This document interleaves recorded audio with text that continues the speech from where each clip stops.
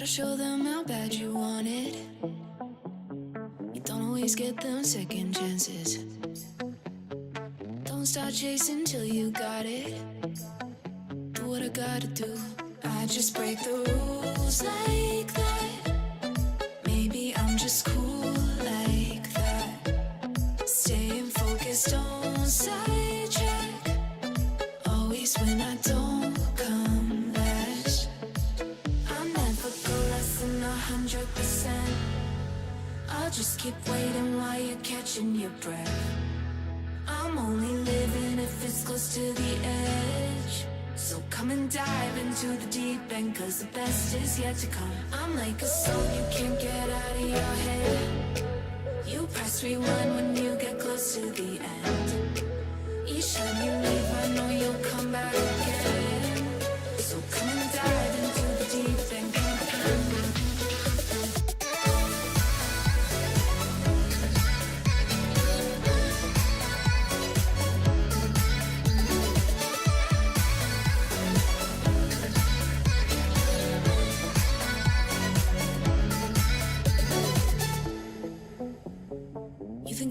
I just started.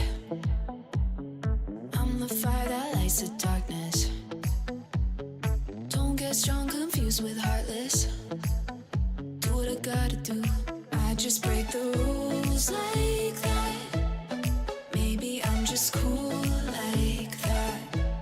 Staying focused, don't sidetrack. Always when I don't come last. I never go less than 100%.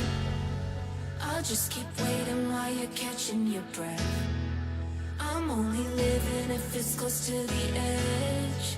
So come and dive into the deep end, cause the best is yet to come. I'm like a song you can't get out of your head.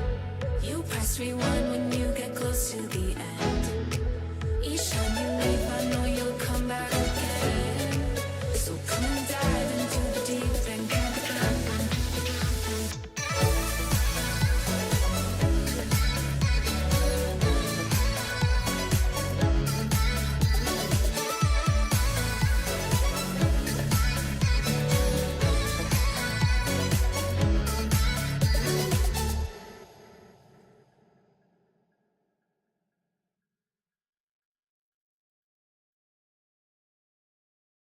Underneath the neon, in them jackets you can lean on. In the drop we can be gone. Like a dream, I think I see one. On the rig, you know I need that. On my neck, your name is ink black. Got your hands up on your hip, like a pin up in that fit. I be lying through my lips, say anything to see it dip. Drop it low, let it show. Do your thing out on the floor. I'ma count to 1, 2, 3, chorus on the phone. I'm better when I'm with you. I feel it in my bloodline. Ice cold with the go-to, but you the one shining bright. Pump it like woo, baby. Better get your thing ready. I'm better when I'm with you. So would you be mine tonight? Too bad we breaking woke pink. Might have taken slow back into the moment when the summer had a summer glow. Body like somebody gon' be missing, they somebody. Zombie. I'm better when I'm with you. I feel it in my bloodline. Ice cold with the go-to, but you the one shining bright. Pump it like woo, baby. Better get your thing ready. I'm better when I'm with you. So would you be mine tonight? Too bad we breaking woke pink. Might have taken slow back into the moment when the summer had a summer glow. Underneath the neon, in them jackets you can lean on. In the drop we can be gone. Like a dream, I think I see one. I'm better when I'm with you. I feel it in my bloodline. Ice cold with the go-to, but you the one shining bright. I'm better when I'm with you. I feel it in my bloodline. Ice cold with the go-to, but you the one shining bright. Pump it like woo, baby. Better get your thing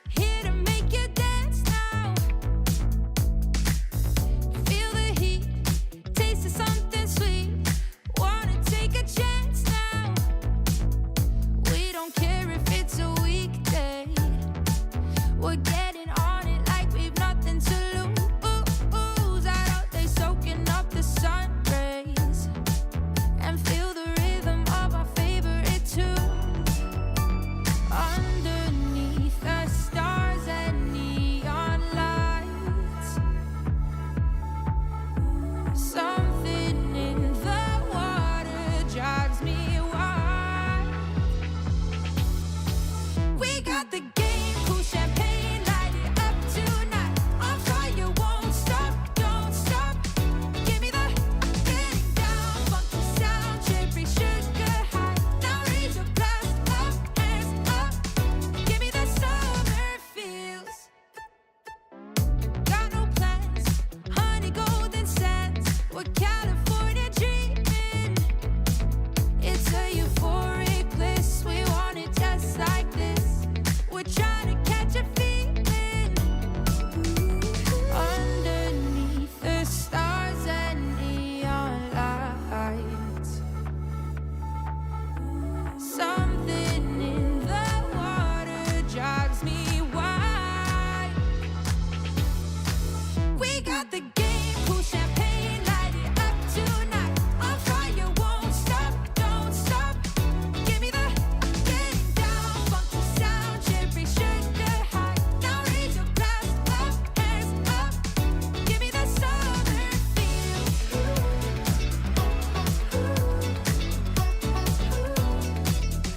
Give me the summer feel.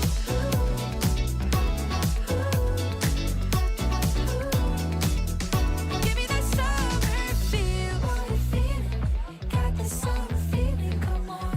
What a feeling, got the summer feeling, come on. What a feeling, got the summer feeling, come on. What a feeling, got the summer feeling, come on. We got the game, cool champagne, light it up tonight. On fire, won't stop, don't stop. Give me the getting down, funky sound, cherry sugar high. Now raise your glass up, hands up. Give me the summer feel.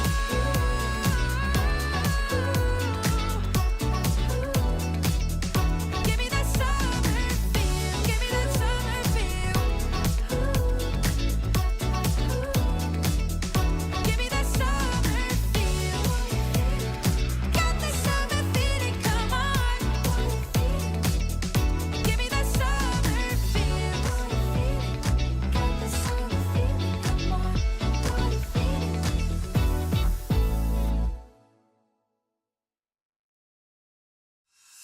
Line up, get on the track, it's us, no looking back. Your love ain't no race, but baby, if I win, then you win too. I close, there's no one lose. Your kiss, I can't wait to taste it. Oh, it's running through my mind, oh. But we're running out of time. Just tell me that you're mine. Gotta get you.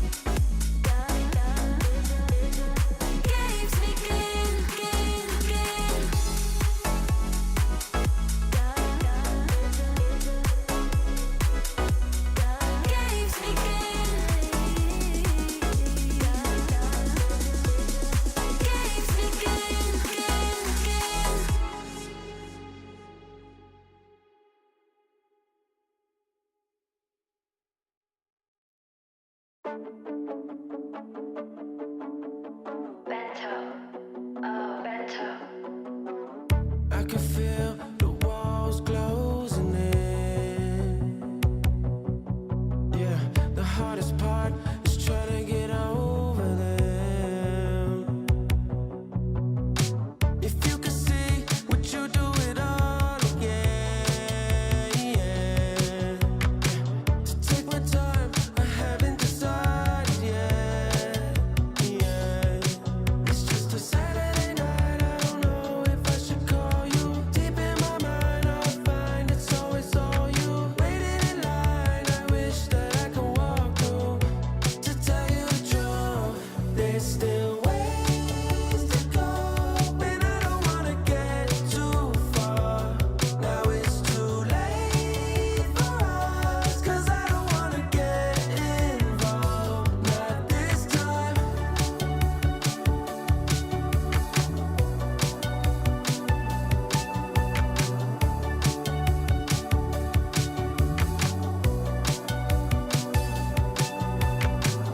There you go, telling a lie again. Messed up my mind, you want me to try again. The next Saturday night, I knew I didn't want you. Deep in your mind, I hope I always taught you. Waiting in line, I wish that I could walk through. To tell you the truth, there's still ways to go, and I don't wanna get too far. Now it's too late for us, 'cause I don't wanna get involved, not this time. Ways to go, and I don't wanna get too far. Now it's too late for us, 'cause I don't wanna get involved, not this time.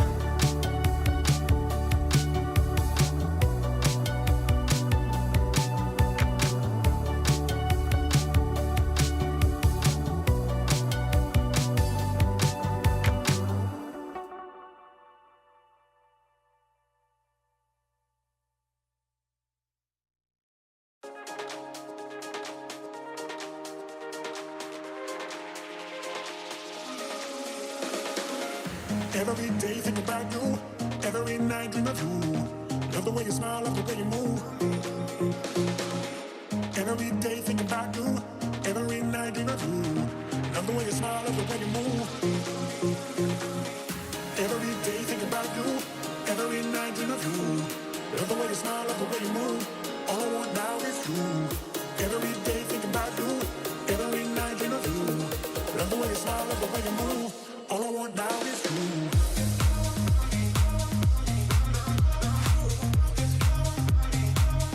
All I want now is you.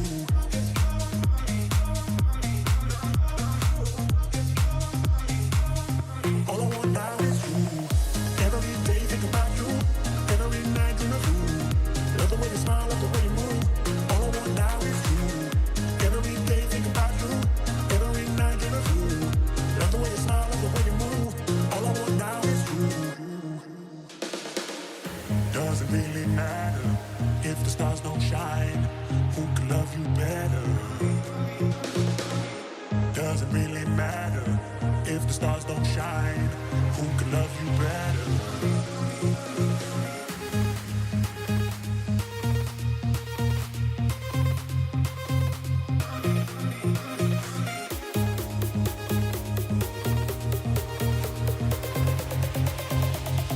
All I want now is you.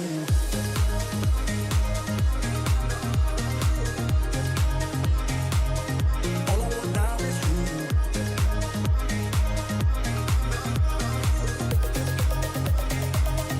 All I want now is you.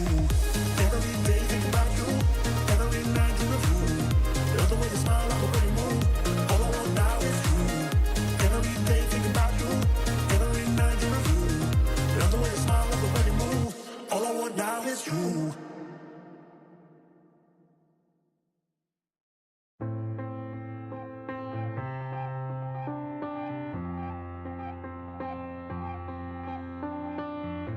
Frustrations keep swelling, I'm spiraling out. My mind's overthinking, I can't hear a sound. Stop looking past me, putting me down. I know I can't be strong, but everything I say just comes out wrong. I'm worried that I'll always feel this lost. What cost? I was drowning in a sea of my doubts, in a sea of my thoughts. Now I'm shouting just to let it all out, just to let it all out. I was falling and I couldn't look down, and I couldn't look down. Now I'm shouting just to let it all out, just to let it all out.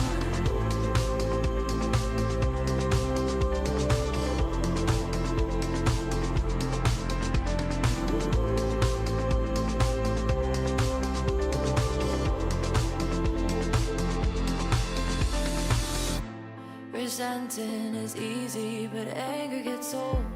Have trouble believing the things that I'm told, and I wish I could go back to the person I know. I know I can't be strong, but everything I say just comes out wrong. I'm worried that I'll always feel this lost. What cost? I was drowning in a sea of my doubts, in a sea of my thoughts. Now I'm shouting just to let it all out, just to let it all out. I was falling and I couldn't look down, and I couldn't look down. Now I'm shouting just to let it all out, just to let it all out.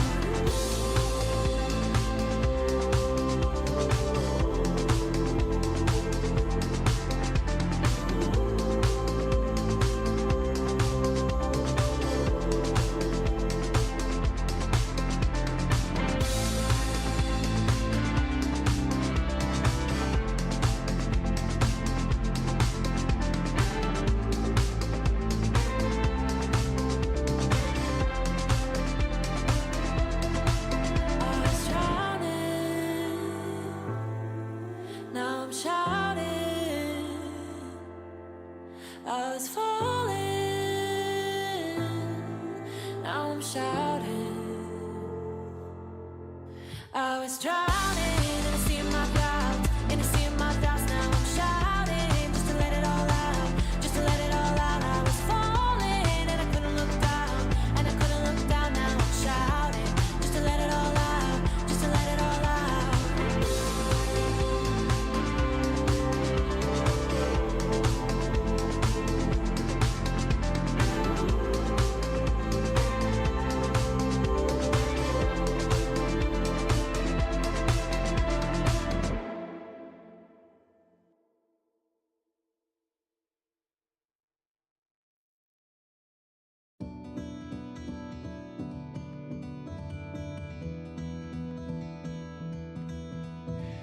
I've been trying to find the words to say you mean the world to me.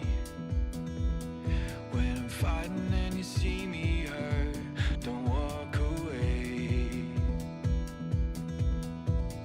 I've been holding on for days, hoping just to see your face. Let me know you're coming back, and I can't wait.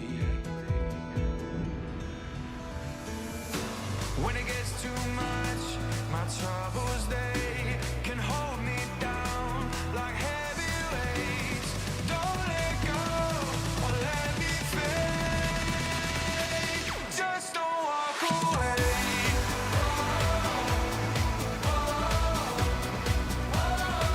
Just don't walk away. Just don't walk away. Hoping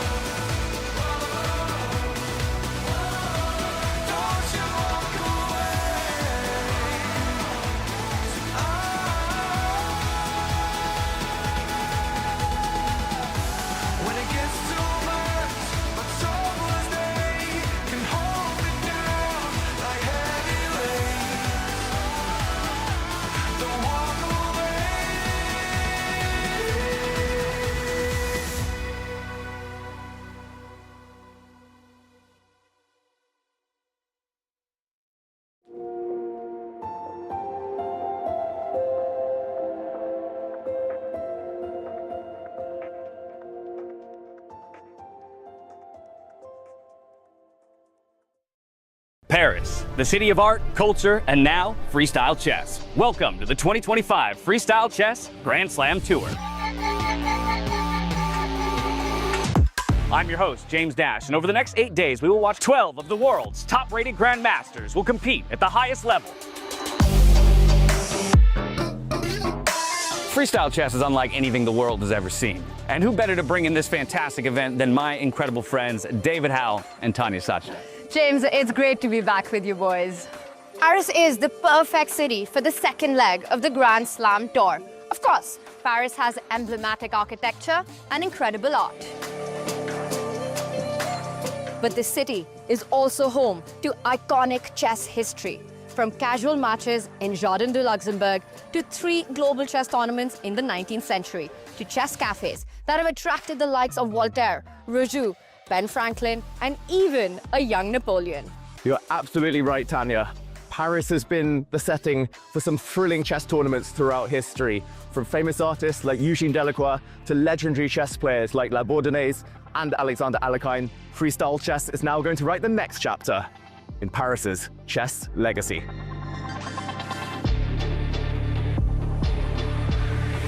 What makes freestyle so unique is how we play chess. The players will compete in Chess 960, which randomizes the pieces on the back rank to level the playing field. Before each game, we will pull one of 960 positions, which the players will then have 10 minutes to discuss. Which forces players to rely on their intuition and adaptability. Every move is crucial. And as we know from the Weissenhaus Slam, drama is guaranteed. With the best players, creators, and commentators in the world, get ready for the second leg of the 2025 Freestyle Chess Grand Slam Tour, live in Paris.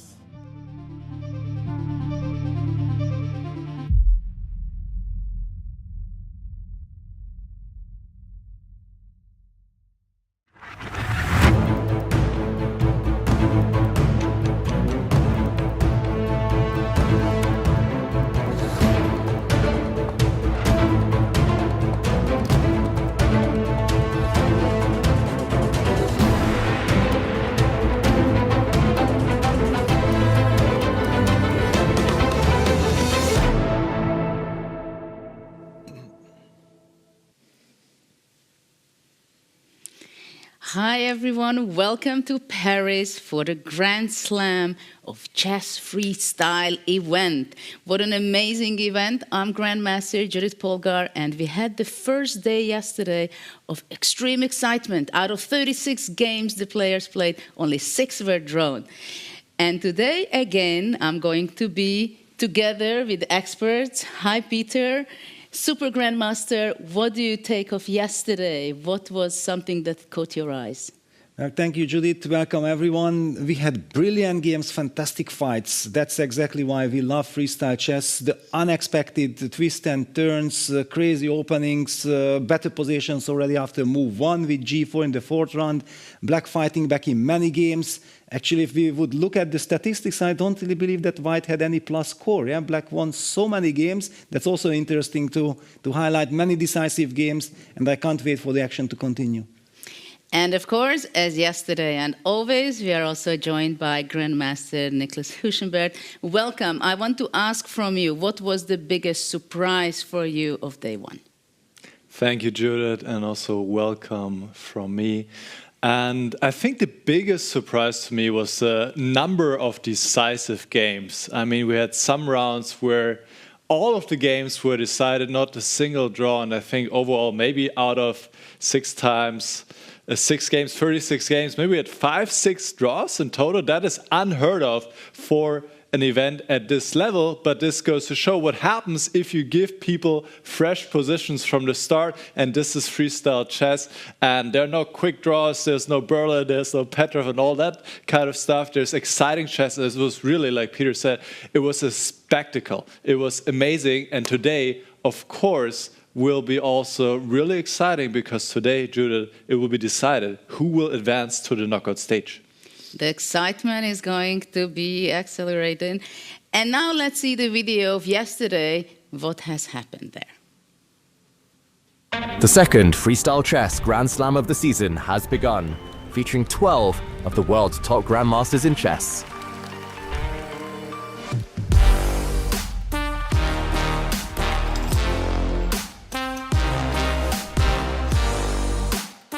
In Paris, the city of art, history, and now freestyle chess.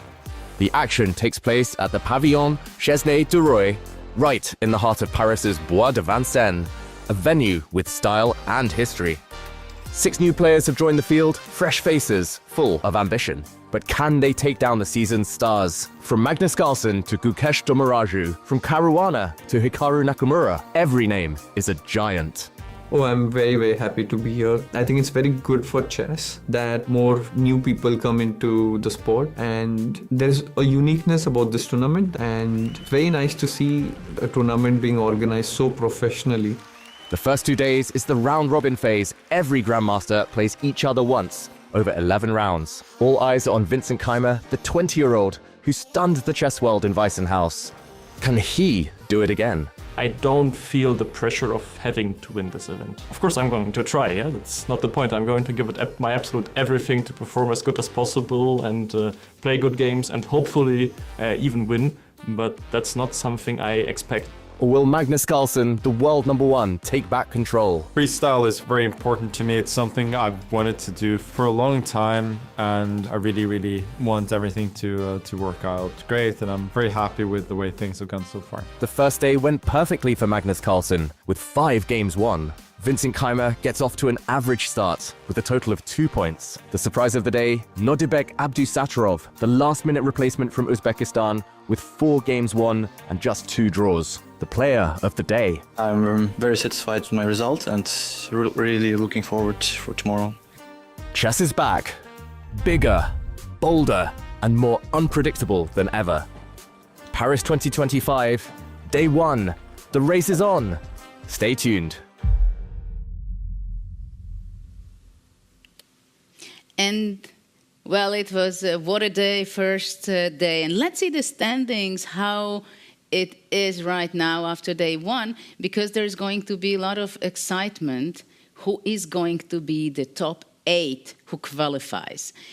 Basically, we can see the Magnus and Abdusattorov, they are leading, and probably the first 5, 6, we can say that they are going to be qualifying, unless they have a really bad day, right? So what we see on the right-hand side from 7 to 12, there can be a kind of a shift. What do you think, Peter? Who might be coming back from the disaster? Especially, I mean, Rapport and Vidit. Do they have any chance? What about Keymer? Yes, well, I think that everybody who comes to today's fights, they are hoping. Yeah, they know that, yeah, if I win 1 game, I'm getting closer, then I will be in striking distance. Vincent is just half a point behind Fabiano and Praggnanandhaa, so clearly he's trying to catch them, but at the same time he plays against Magnus Carlsen in the first round. I also believe that getting a very good start so that your inner balance is there, that you believe that you have a chance, that will really help. In this regard, then the first round of today will be super important. What do you think, Nicholas, about who is going to give a surprise today to us? Let's see. I mean, the first round is already very important, the first round of today, because Vidit and Rapport are facing off. So whoever wins this game, they are coming back a little bit, whereas the other one, if somebody loses, they are obviously having very bad chances. But even for the players 5 to 8, they want to have a good performance, because let's not forget that the players 1 to 3, they pick their opponent for the knockout phase. So you really want to have a good placement so you can have some control over who you're going to play in the quarterfinals. So everybody is going to try their absolute best to advance and score the maximum points today. So we're going to see a huge fight, I think, on all boards. Absolutely. I'm very much looking forward. And now let's see the format. How do they play? What is the time control here in Paris? So day 1, yesterday and today, the players are playing many games. Yesterday it was 6 games, today 5 games, and the time control is 10 minutes and 10 seconds per move. So it means it's really almost a blitz game. And from tomorrow on, when we're already entering to the knockout system, it's going to be a classical game, 90 minutes and 30 seconds, a very different form of the game. And let's move on. What are the prizes of the event? Because, of course, the players are playing to win the game. Score the Grand Slam points, just as well as taking home big cash prizes. It is an amazing $680,000 of prizes for the 12 players. And of course, everybody is very tense and they want to get the first prize. I'm pretty sure that Magnus is trying to get the first prize this event. He could not make it in the previous one, but this time he is going to try. And then let's go to today's matchups. How is it going to be starting today? They are playing 5 games. And of course, the first game of today, it is very important. And as Nicholas pointed out, there is a very serious match between Rapport and Vedit, because they are really fighting to get back, bounce back, and possibly to qualify to the top 8.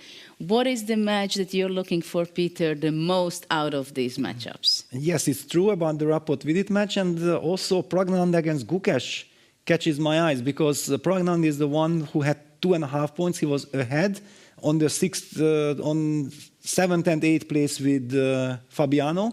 But imagine Gukesh beating Praggnanandhaa, Gukesh catching him, plus giving all the other players who are at the bottom the chance to target Praggnanandhaa, for example, as well. So this is a crucial matchup. Vincent Keymer against Carlsen. It's a very important match in the sense that Carlsen wants to keep his lead. He wants to keep on going. Vincent, at the same time, would love to get a point against Magnus that would improve his chances. Fabiano against Hikaru. That's a crucial matchup. Hikaru is 1 point ahead of Fabi. If Fabiano wins, then he catches Hikaru. Then Hikaru is also falling back to the danger zone. So much intrigue in all the action. Yeah, it's quite amazing that we have 5 games to go today. At the same time, I feel now that we are talking about the matchup, I do have a feeling that this first game of today is kind of crucial for some of the players. What do you think, Nicholas? No, absolutely. I mean, as Peter was just highlighting, a lot of the matchups, they have a very direct implication for the standings, and it's very important for the players on the lower half of the standings to get back. The only one where you have 2 leaders more or less is between Nepomniachtchi and Graf, but all the other matchups, they're really crucial, and also they're just really, I mean, look at these matchups. Nakamura, Kawana, the American duel, Praggnanandhaa, Gukesh, the 2 Indians, Keymer versus Carlson. I mean, I can't wait to see it happening. So this is going to be really, really fun for sure. Yeah, absolutely. It's quite amazing for me that already now, from the first move of today, not even the first move, let's face it, the players will get to know the position only 10 minutes before the start of the game, right? And I retired much earlier than playing freestyle competition. And here we see the players just arriving to the playing hall. Still, everybody is in good mood. Of course, it might be a little different after the round. But we see Maxim chatting around. He has a good position in the tournament. So he knows, he's too experienced. He knows exactly how to be prepared, right? Mentally and emotionally. Here we see Ramesh, Praggnanandhaa's coach, just having fresh air. And Keymer with his girlfriend and with his father. They're just relaxing as well. Yeah, MVL, the local hero, was doing extremely good job on the first day. And I was even, and here we see Magnus Carlsen arriving, I was laughing that there was a matchup up the start against Arjun, and we did not even mention it because they both had a fantastic first day and they are kind of safe. Magnus in very good mood. Listening probably some music on the way. Yeah, beautiful weather. Sunshine outside. Arjun rushing towards the playing hall already. Interesting. Arriving alone? No, he was actually together with me in the van, and also Fabiano with Christian. And some people, the audience might think that, okay, the players, they're just killing their time, they don't know what to do. But actually, I think for chess players, walking around on the fresh air, at this stage of the day, just 10, 15, 20 minutes before the start of the game, it is the best possible preparation you can make, right?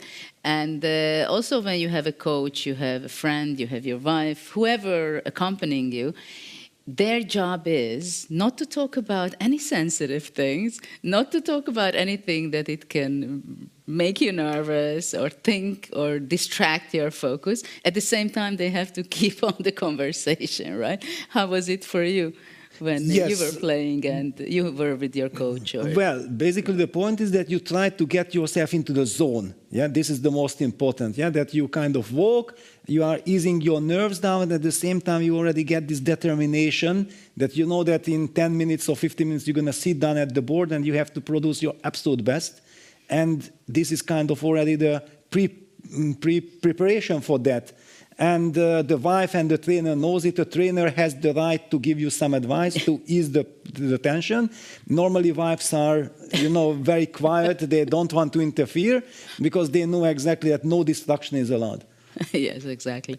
This was the same thing with my husband. He knew exactly that he can just say, there are several topics we can talk about, but he was very supportive, very good from this respect. But of course, the players are very nervous at this point, right? Even if you don't show it necessarily. And but the players are.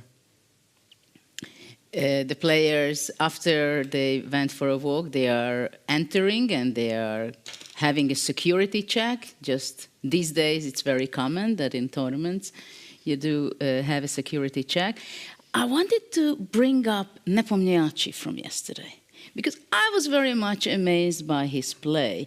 First of all, he played incredibly fast, right? And we see on the screen. Which is shared for us from Take, a great podcast which is running. You can check it. And David Havel was making these stats. And Peter, we were discussing about this, that how objective are these? What is the attacking skill, defensive, calculation, strategy, intuition, and time management? What do you think of this? Because you know Nepo very well, because you were working with him. Yes, well, my first feeling was when Nepo got the wild card, that, wow, a beast enters the Grand Slam, yeah, because I know exactly that Jan is, first of all, an incredible player, secondly, freestyle chess and also the quick kind of control suits him perfectly. We have seen yesterday this incredible kind of the Speedy Gonzalez mode, yeah, that he was on, that he had more time on the clock than he started the game in freestyle, and you don't know what to do on move one. And he kept a very high level. Also here we see that basically according to the numbers, he doesn't really have a weakness. The time management, 94.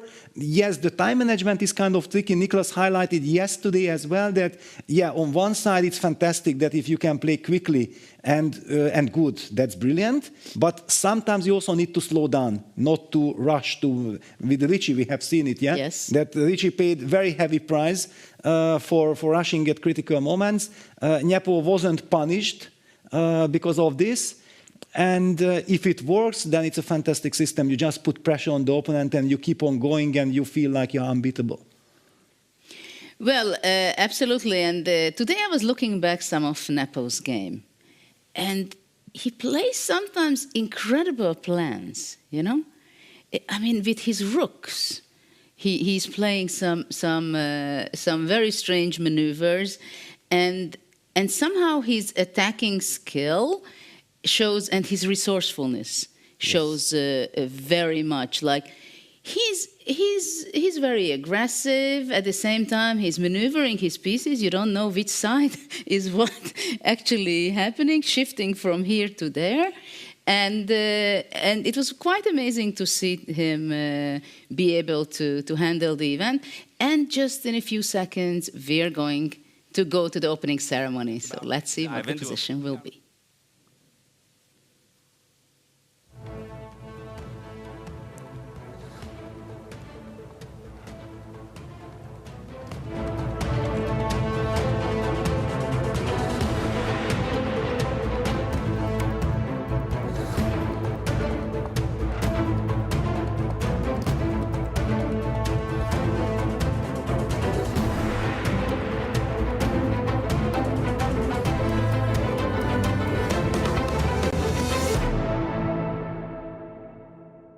action awaits. Before we get to that, let's take a look at some highlights from yesterday. The second Freestyle Chess Grand Slam of the season has begun, featuring 12 of the world's top grandmasters in chess.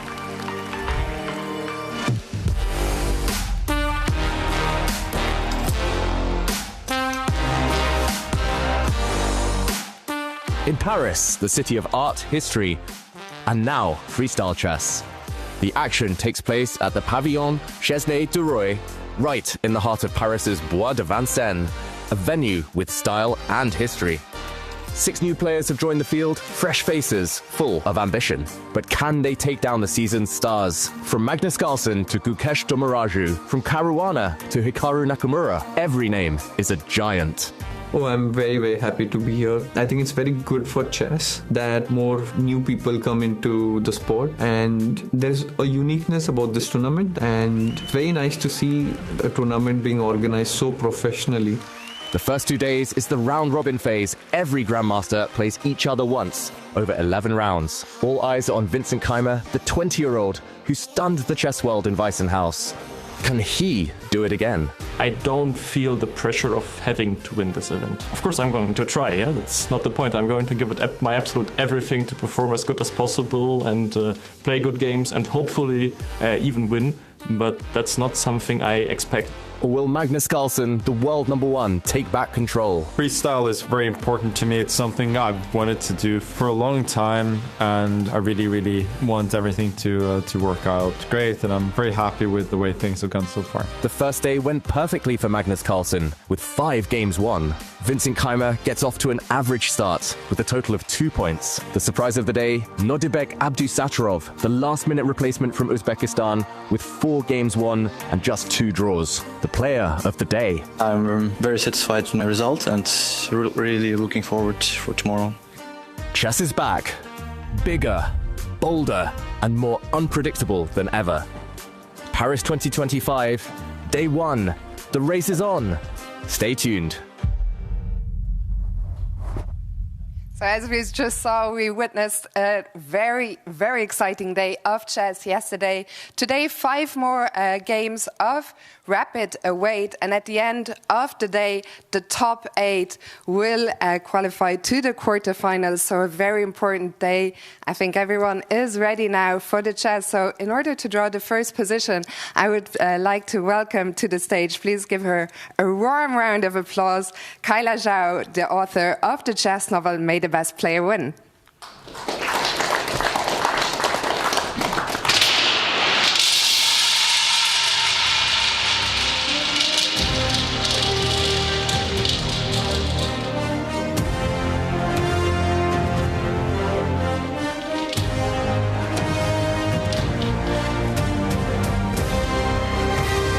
It is 692. Thank you so much, Kyla. Position 692. The players will have 10 minutes now to prepare. So to the players, good luck. And to our guests, please enjoy.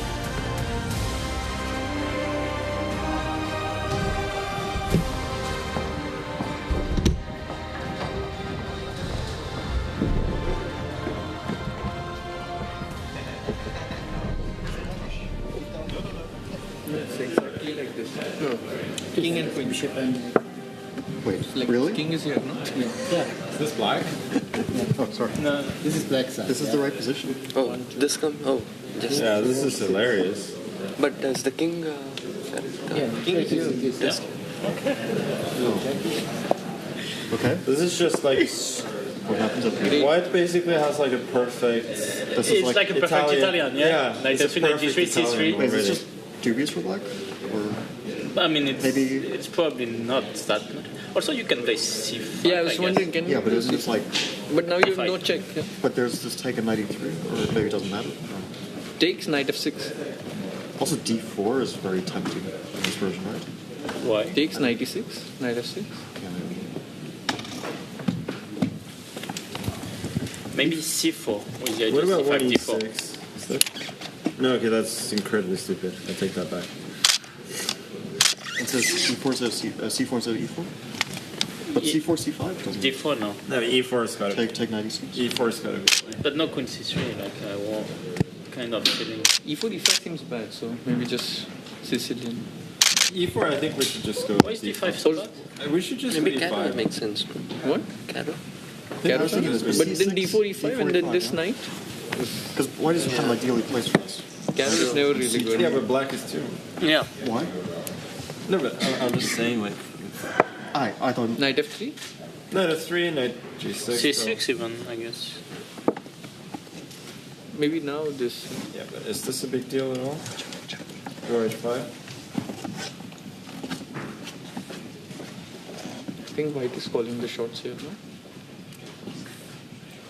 Oops. We're just trying to survive. Yeah, I don't D6? like. Yeah, just play it like that. Yeah, but I white is think definitely better. But Yeah, I mean, it's a good. But I'm not sure. D6, if bishop G5 and knight G3. I mean, black can play knight F6, knight E7. I'm but not quite it's- sure if yeah. white wants H4. No, it's better. H5. But also, what's wrong with e4 d5? Actually, Yeah, maybe E4 D5. So first of all, is E5 a bad move? no, ed. I mean, Yeah, ED should. Yeah. Maybe queen d9, d3. Can we do knight F6? Knight F6. And then C4. C4, E6. c4 e6, yeah. So why is that so good? Pawn takes, knight takes. It's like a very good. I don't think we're unhappy about that. Yeah. D4. Yeah, d4 probably. Yeah. I'm also not sure. Or knight G6, castle E6, yeah. Why not d4, e6? Possibly. I just want to castle. E6 take, I don't understand how that's going Knight to e6. Knight F3. Knight d3 castle. Yeah. Yeah. Wait, can we? What's wrong with Sicily? We kind of. Yeah, I Stop. kind of like Sicily. C3, D4. c3 d5. okay, Oh, knight f6. No, knight f6 d4. Sorry. So let's go Knight F3 first. Wait, C3, knight F6, D4. I mean, there's no. But why not c3, d5? Yeah, c3 d5. Also, it's fine. C3, E5 bad. What's the big deal? Nothing. Yeah. It looks like a reasonable setup. Yeah. Yeah, but you're just a bit worse. No, Knight F3 and D4. Knight F3, knight E6. Or knight F3. Yeah, knight E6 makes sense. And 97 next, probably. Yeah, maybe knight goes to E7. So C3 isn't good. I don't want Knight F3 here. Knight f3 maybe still e5, yeah. Yeah, but this is better for white now. Knight E3, Knight 4. Knight e7. Can we start with knight F6? Yeah. Yeah, but then we go C3. Is E5 not over? You can also go c4, by the way, yeah? I mean, why c4 is why does C6. 0 c4? Because it takes queen e4 check. I think should be doable. C6. Queen c4. But you're like one of the central pawns. No, yes, C6. But then you go e5, yeah, like a good slap. Yeah. Okay. Okay. d4 is... No, D4 is yeah, very boring. So what about this? Yeah, knight G3. Yeah, knight G3 is the most D5 or D5, yeah. But let's say if he just plays this. No, but now? Knight H5. Knight H5. I mean, but how bad is this one? Let's say? Even like... Yeah, I mean, come on. Okay, this we are happy, no? And then I go with d5, knight f6, I win to 10. Knight F5. And because you will be forced to take, and if you don't take, I play h5 and the wins I go to 5. C4, yeah? C3. C3. Chase, f5, d5. Well, I think we can debate it if it's good enough, I guess, yeah. No, but this is... Oh, come on. How king No, it's normal, but I mean, just don't go fucking on h5. D5, yeah? D5, knight F5? No, if I like knight f3, if I feel like knight f3, and we provoke some c6 or... Knight G5, king D10, C4. But let's say, okay, if you play knight f6, what's that big idea? Okay, knight f5, yeah? Knight F5, knight E6. Yeah, if you broke knight e6, okay, let's say we are... Knight E6, knight F3. Yes. Okay. Knight e6, yeah, knight e6 very heavy. Yeah, very bad. Knight e6 is a bit misplaced. I mean, not that much, because he castles plays d5 and then, okay, whatever. C3, D4. Yeah, c6, d4, okay, but, yeah. This has, okay, this has some sense for sure. D5, knight... No, knight D6. Yeah, I mean, so just knight f6 is complete. I mean, just in case, just in case, is this upset perceived or not? yeah, I think so. No, knight e3 is probably not a good. Too superficial. H5, knight F3. Okay, then H4, knight F5. E4. Yeah, I mean, I Yes. think e4. H5, knight f3, maybe, you know, d5. c4 is interesting, okay. C6? C6 or c5. If I go e5, okay, c5, probably, yeah. But maybe not knight g3, yeah? Knight f3, d4 starts. like knight on e3 blocks our bishop, yes, we sort of committed to another knight move, yeah? If we get this d4, maybe... Knight on g3 we are we want, but then I'm not sure. Also e5 maybe? Yeah, e5 should be quite decent, yeah. But then go e3, d4 probably, yeah? Knight f6. So some... Knight e6. Castles, knight e6, e3. I'm not sure. Yeah, this will just draw e3, like castles, d4 takes, d5. Yeah, probably everything comes off. No, I like e4 looks like principle, yeah? Yeah, e4 I mean, if we like can dragon take that, then it's good because we are like first. Yeah, no, I think e4 is probably. E4, C5. Yeah, e4, I'm not c5 sure is the question. Always, already like. Yeah, this side is weak, huh? Okay, but our main concern is like d5. Yeah, so d5 is happening, we are not happy. So let's like play around with it. It's like once again. What about knight e3? d4, knight e3. Maybe knight e3 first. Okay, if you go like c3, the problem is d5 immediately. Yeah?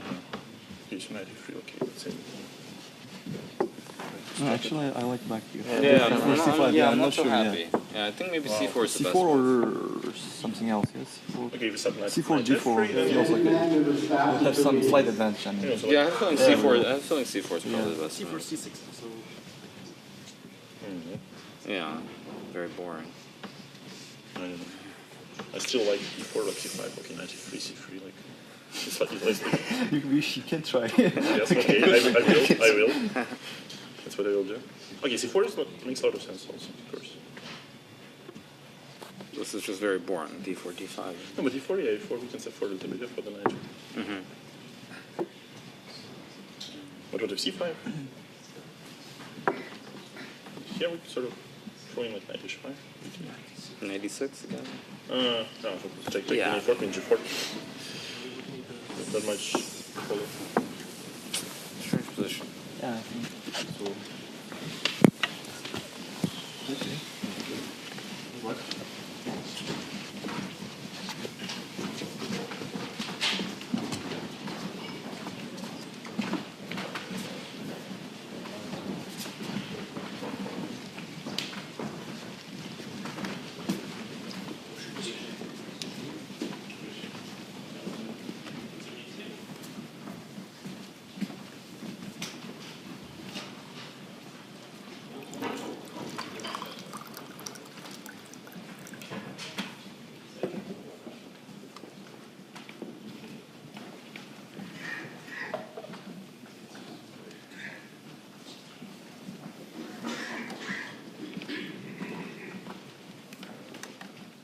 We are ready for round 7. You may start your clocks. Good luck.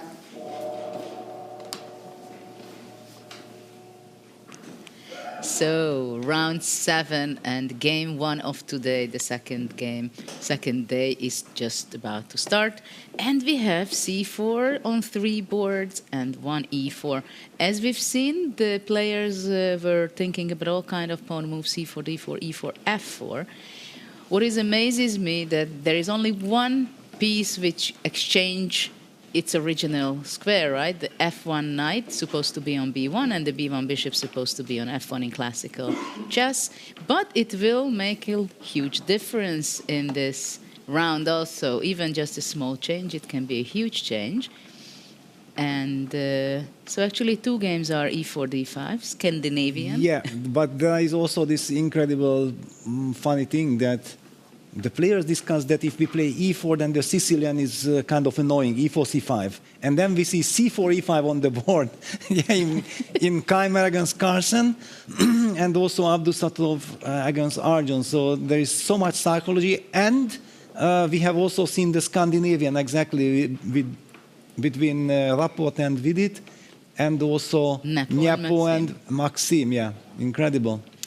I like to throw the opportunity for Nicholas to share his thoughts because he was analyzing, and I think he has more to say to us regarding the evaluation of the starting position and also what was objectively considered the best move. Yes, objectively the best move was d4 apparently, which was discussed by the players but not chosen in the end.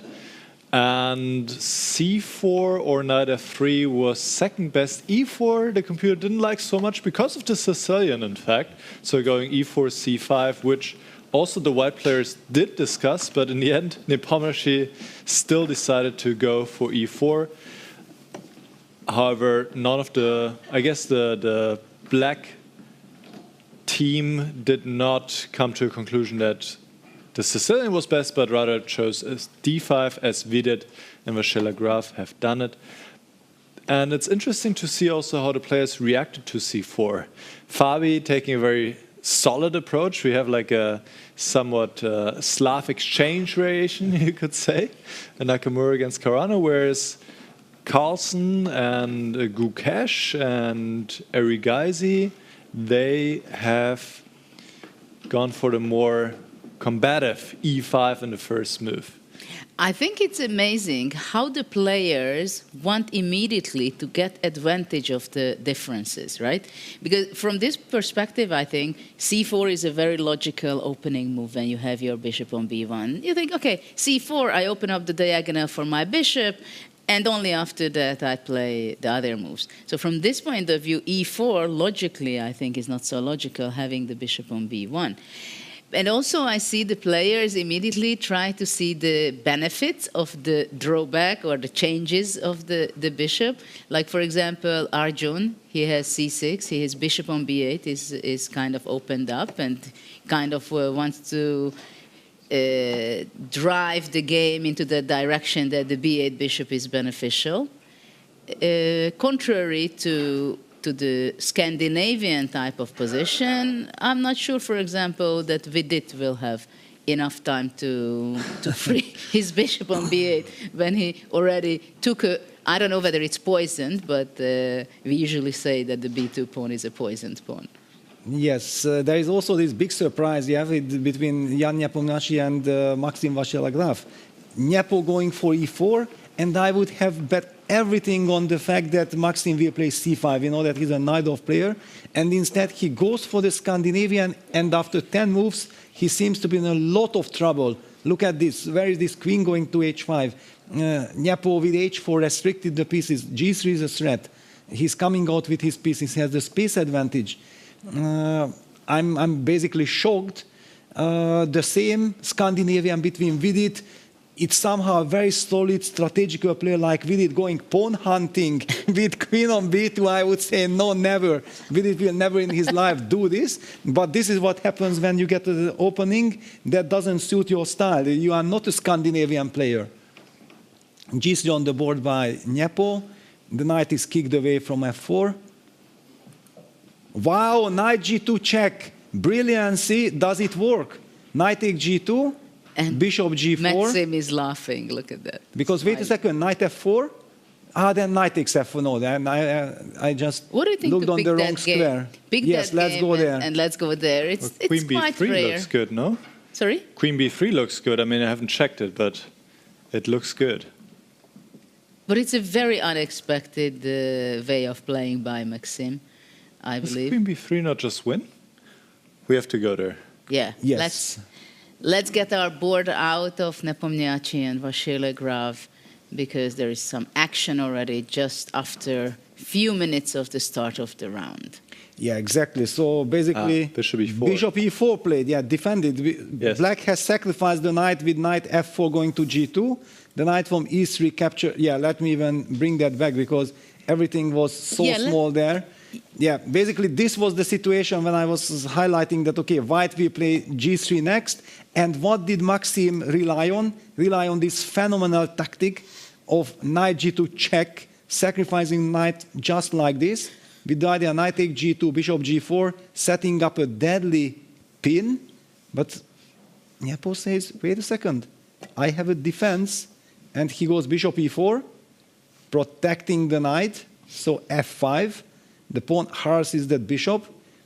Jan goes knight e3. Computer agrees. Thank you very much. I don't need a piece. I need a better position. And after f takes e4, knight takes g4, queen takes g4, knight g5. Basically, it's over. Black will lose a pawn, and his pawn structure will be compromised. The gamble didn't pay off for Maxim. Yeah, but this knight g2, I mean, I understand that on some beautiful moves you can't resist. Yes. But it didn't seem to work. Yeah, and Nepo is not the right person to to play jokes like this. Exactly. No, such jokes will never work with Nepo. Yeah, queen d7, total desperation. You have to keep the queens if you're already losing a pawn in order to maybe at some point break with e5 and get quick short castle in. However, I'm not seeing black to get enough counterplay here. The computer says white is borderline winning. We kind of agree with that. What a shock. And it all started, let me just go back to the very first move quickly, e4. Of course, Maxim would have played c5, stay his course. He's a Sicilian player. Instead, he went for the Scandinavian with d5 and got punished by Nepo. Well, in this game, we see that how easily you get out of your balance. You make quick moves without control. And then things can go wrong so fast, right? I mean, look at the time. They both have nearly 9 minutes left, and white is practically, well, I can't say winning, but it's a huge advantage. Probably shortly the e4 pawn will fall off. And actually, the g6 knight is just horribly placed. Yes, it's completely out of the game. White has set up this wonderful pawn chain. That's why Jan was, in fact, already on move 7. Going for h4, it got the exclamation mark, yeah, that immediately targeting the knights, and that's why Maxim felt, you know, being so creative. Can you imagine? He had like 9.5 minutes when he already sacrificed knight g2. So what a genius he is, yeah, that he spots all this kind of. After h4, we would be sitting there. Oh my God, what are we gonna do? And Maxim goes, wait a second, queen a5 check, bishop d2, queen h5. We have to show this in slow motion. g3, kicking away the knight, and clearly the whole point of Maxim was knight g2. Yeah, now it backfires. It does not work in this game, but it just shows that what a beast and what a creative player he is. But h4 is very impressive. Yes, absolutely. Very impressive, which means that Nepo is really a player who is ready from scratch from the very beginning already. He has such an open mind for creativity and moves, which is not necessarily so common. I understand that these days with the engines, since AlphaZero showed up years ago, it is very common to play h4. If you don't play h4 in a game, it's like you're old-fashioned or something. But it suits him very much that he can play basically anything in freestyle chess. And it might work out. Of course, now there was a question for white. How is the best and most beneficial way of capturing the pawn on e4? Bishop e3 was a sensible continuation also. So there are a lot of options to choose from. Yeah, he opted for queen e2.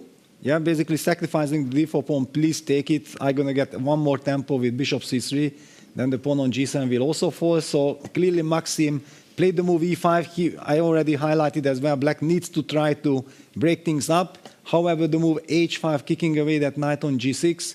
Knight goes back to e7. This is not going to end well for the black side of this action-packed game. I also feel like both players try to impress each other. Who is faster? Yeah, it's like a gun shootout in the Western times. Incredible. Though Maxim is resourceful, I'm not sure I'm so happy with white to push h5, because the knight was standing so badly on g6. Yeah, probably he wants to go some h6 and then knight takes e4, threaten knight f6 check. That's why he I think made a move. I believe he pushed h6. Okay, that makes a lot of sense. Yes, he made h6 move. However, on none of the boards it updates yet, so I'm a little bit scared. Not that we run. And wait a second. Okay, no, we will be dealing with this a little later. Yeah, so h6 was played. Let me make the move. G takes h6 happened. And now we are expecting move knight takes e4. There's also a queen h5 check, but then black's knight can go back to g6. Probably this we don't want. Knight takes e4 is very tempting. Yes, and it's on the board. Knight takes e4. Played by Jan. So threatening the deadly fork. And do you castle to the king side? Do you castle short here into the mating attack? Probably you have to, not because you are happy. Well, it would be a whole different story if the bishop would be on c7 and black would castle alongside. Exactly. Then black would be in the game. Yeah. But Exactly. that's again the dreaming category. Black has no time for that. Short castle is not very tempting, I must say. Did he take queen takes d4? Really, yeah? No, I think he castled. Yeah, there is no rook on, yeah, of course. Yeah, while we have the technical issue, we have to focus very closely the game so that we see the, maybe we can even zoom in. No, then we can't analyze, but we can't analyze. Well, it looks like completely crushed. Yes. Black is completely crushed. It's a free attack. White hasn't sacrificed anything, yeah? Bishop h6, rook h6. No, the big problem for white is that there are too many tempting moves. Yes, and you actually also don't want the game to last very long, yeah? You just want to finish it off. Come on, I have to find the knockout punch. Well, he did already the difficult part. Now the technical part comes. Well, sometimes it's not that simple, but I think rook h6 is the best. Because not only knight f6 threatens. Well, wait a second. We need to zoom in because there is action. There is, yeah, let's zoom in. Yeah, maybe we zoom in on the players. We have a first But result, hold by the on. way. Hikaru Nakamura against Fabiano Caruana was drawn after a very solid opening. Ah, so in fact, after a6, g6 was played. Okay, now the computer tries to... This is a whole different story and much more logical. But it doesn't change much. Yeah, I think knight takes e4 was anyway played because this we know.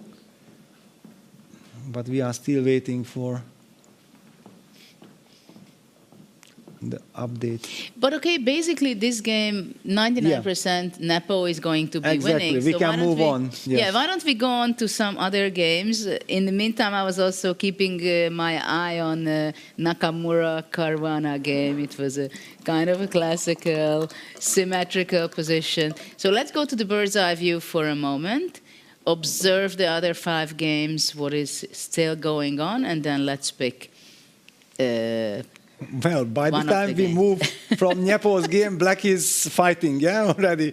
He managed to sacrifice an exchange. He gets at least some kind of a game. Of course, objectively, it's lost. Computer still says that White is winning. So probably what happened was knight f6 check, rook f6, bishop takes f6, knight takes d4. That was the position that we left. I'm guessing queen e4 will be the move. Sometimes it happens, right, that the position looks awful. Yes. And then after that, you can recover from that it doesn't look awful, but the problem is when you start calculating how many pieces left on the board, your material down. Yes. I feel that this is the same thing what happened with Maxime. That now the position looks not so bad at all with having your knight on d4, but there is an exchange down. That's a slight problem. Yeah, well, I also realized the move that I suggested instead of queen d3, queen e4 runs into queen e6. Double attack on the bishop on f6, and then queen takes c4, and maybe Black is already absolutely fine. But so then, be careful. Queen e4, queen a6, queen g6. Wow. hg, h7, hj. Does it work? I think it should. Does it work? Who knows? But okay, let's forget about this game. Let's take a look at the others. For example, Richie is sacrificing some more material. How much did he sacrifice? Well, only 2 pawns. He has some initiative. Okay. What about Vincent?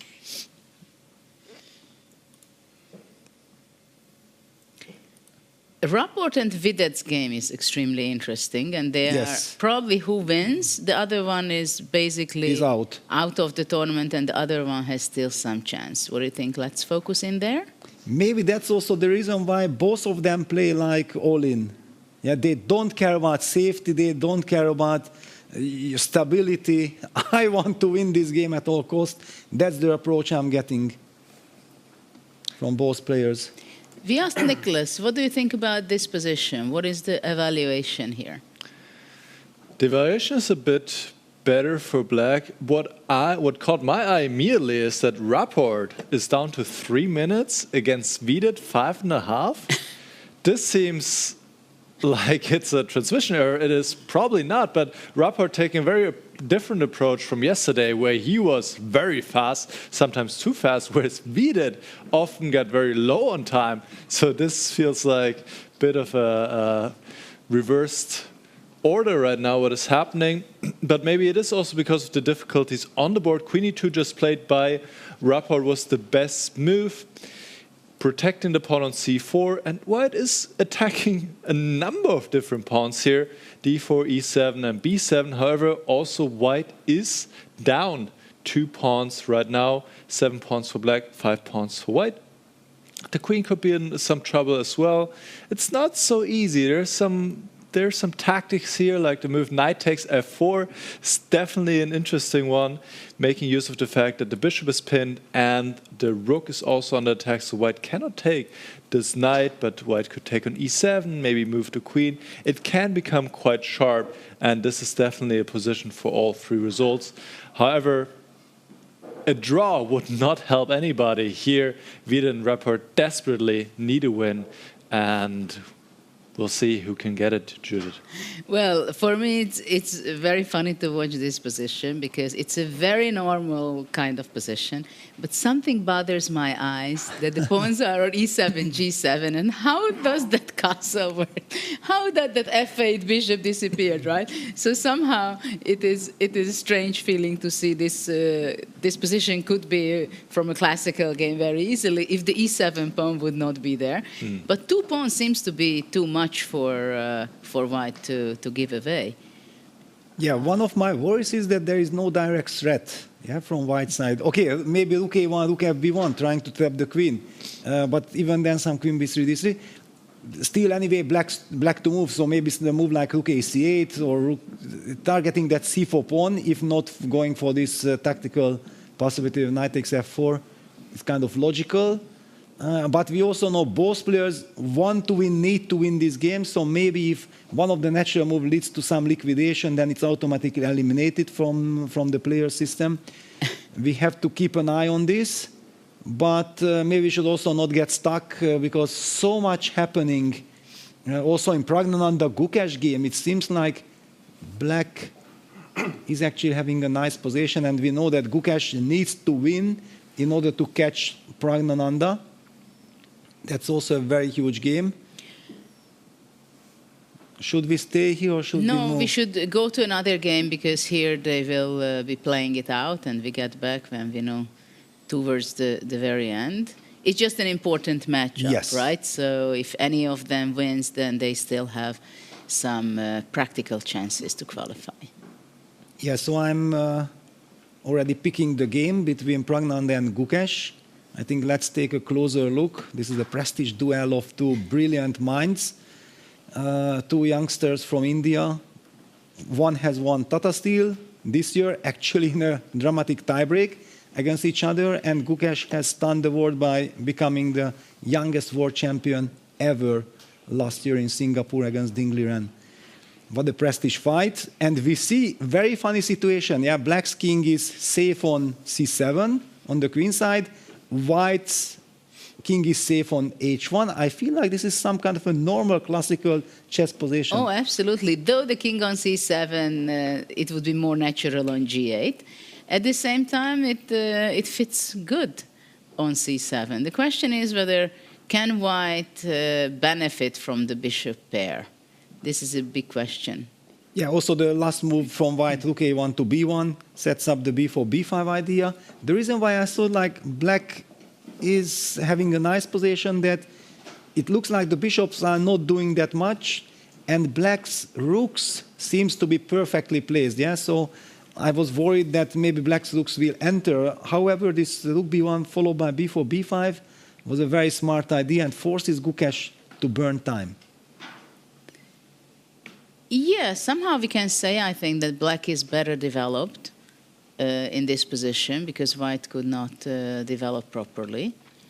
And, yeah, the question is whether I was also thinking to play bishop c5, b4, bishop d4. Yes, Centralizing exactly. the bishop and then knight d5 I'm ready to play. At the same time, after bishop c5, of course, b4, bishop d4, b5 would be on the board. Yes, and if we have to push c5, then we weaken the light squares too much. That's why I wasn't 100% sure. Also, bishop c5 was my first reaction, but I wasn't so happy. And knight d5 played, yes. So for the moment, stopping the move b4. But white just insists. White plays the move bishop. Is bishop b4 a strategical move? I think here bishop b4 should be a very good move. Bishop b4, because we can't allow white to play b4. A trade of bishops would benefit black. Then suddenly also black's rook from a8 can join the party with rook a d8. I like bishop b4 reaction a lot to get the black square bishop eliminated. And then But also no, the e3 square would be very big. He played for the me. move rook a d8, and quite quickly, I don't really get it. Isn't white not getting b4? b4 has a tactical refutation. That's the reason why. Does it? Queen Gukesh d4 or what? does not mind it. What is the refutation of Yeah, d4? I'm puzzled. I'm slightly puzzled. Let me update. Yeah, so rook a d8 is the last move. That's the current situation. The heart rate, incredible. Such tense position, 80 versus 91, come on. This is not old school. Old school would be 130, everything would be burning. Will white play rook c1 or something? Yeah, Nah, b6, bishop d2. coming back. Okay, coming back, yeah, trying just to weaken soften the pawn structure, but still, one more time, bishop b4. Bishop b4, right? Yes, bishop b4 seems to be in time, and then black is just way too active. Also, bishop c5 can be unpleasant, and b4, bishop e3. Yeah, but that feels too sophisticated, and already time trouble is there. I would keep it simple. Yeah, just bishop c5 played. Karpov would have played bishop b4 instantly. I can tell you. Gukesh played bishop c5. Yeah, which controlling the e3 square. Yeah, so b4. But bishop I like is, bishop b4. Don't misunderstand me. Yeah, I yeah. like bishop b4. a But lot. maybe bishop c5 is even more ambitious. Yeah, we know that these youngsters they function a different way. Yeah, for us, at least I'm speaking in my name, that whenever I feel that this is very nice, nothing can happen to me, it's good, and I might even be better, risk-free, I automatically take it, especially in a short time control. Yes, that's how I'm guaranteeing also safety with the time management. But these youngsters, they always want to find the best possible move, and that it comes at the cost of burning too much time on each move. But now Praggnanandhaa has been going down in time. He's under 1 minute, and he has a very difficult position, I must say. Very unpleasant to play, I think, with white. Yeah, he has to hide the bishop to e1. Yes, bishop e1 is Giving played. up a pawn already on f4. Yeah, forget about this pawn. Okay, it's not my pawn anyway, yeah, but yes, I simply knew that I can't trade the bishops, because if I trade the bishops, I'm strategically lost. Okay, so what if I'm saying, I just take the pawn, which is not important at all, Okay, because I b5. want to go rook e3. I'm closing my eyes, b5, and hope for the best, but expecting the worst. Let's see if Gukesh dares to take on f4. Of course, after grabbing the pawn on f4, bishop g3 shows up at some point. And he goes bishop d4. Yeah, he wants to make sure to use this e3 square, maybe with the knight, maybe the rook. Black has perfect harmony, and white is just 1-2 tempi short of creating counterplay against black's king on c7. The e3 square, it's all about the dark squares. Exactly. So the question is, after bishop d2, what is the plan of Then Gukesh? maybe bishop Knight c3. Or finally bishop d2? Well, that's what we are thinking, but probably we are wrong. Bishop e4 played. b4. So he wants to get rid of his horrible bishop from c2. He's also done to... But isn't it knight e3? I'm not going to take some materials? But knight is... and rook c1, rook e4, yeah? That's your reaction. I don't know. Yeah, that's something to calculate. Knight e3. Okay, maybe I just play rook f2. Rook f2, what can you do? Yes, and then trying to hope that I can activate that rook. I don't like Good for white, I have to admit. I don't like it at all. I'm even thinking about all kind of strange moves like knight d1 or something. But then rook c2. I'm activating, I'm hitting the c6 pawn. Knight e3 played. We're going to see rook f2 blitzed out. There we have it. By the way, Rapport is just checkmating Vidit right now. Wow, that's a huge win for Richie. We have to reveal the secret. By the way, also, Jan Nepomniachtchi has already beaten Maxim Vasilaglav. That Richie received reinforcement today. Jovanka, his wife, arrived. And I think now Richie will be very dangerous.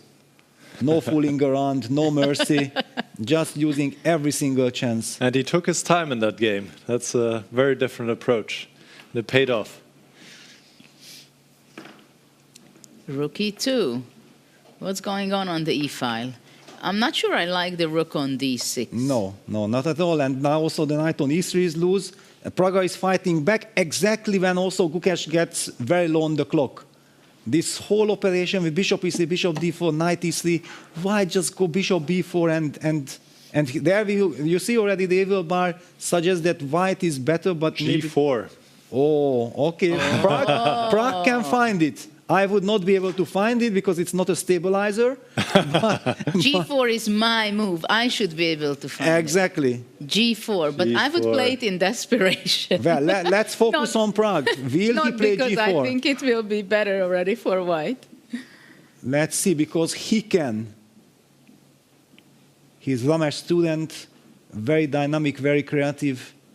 He should be able to find. Maybe we zoom on the players because they go already very much on seconds. On the board, of course.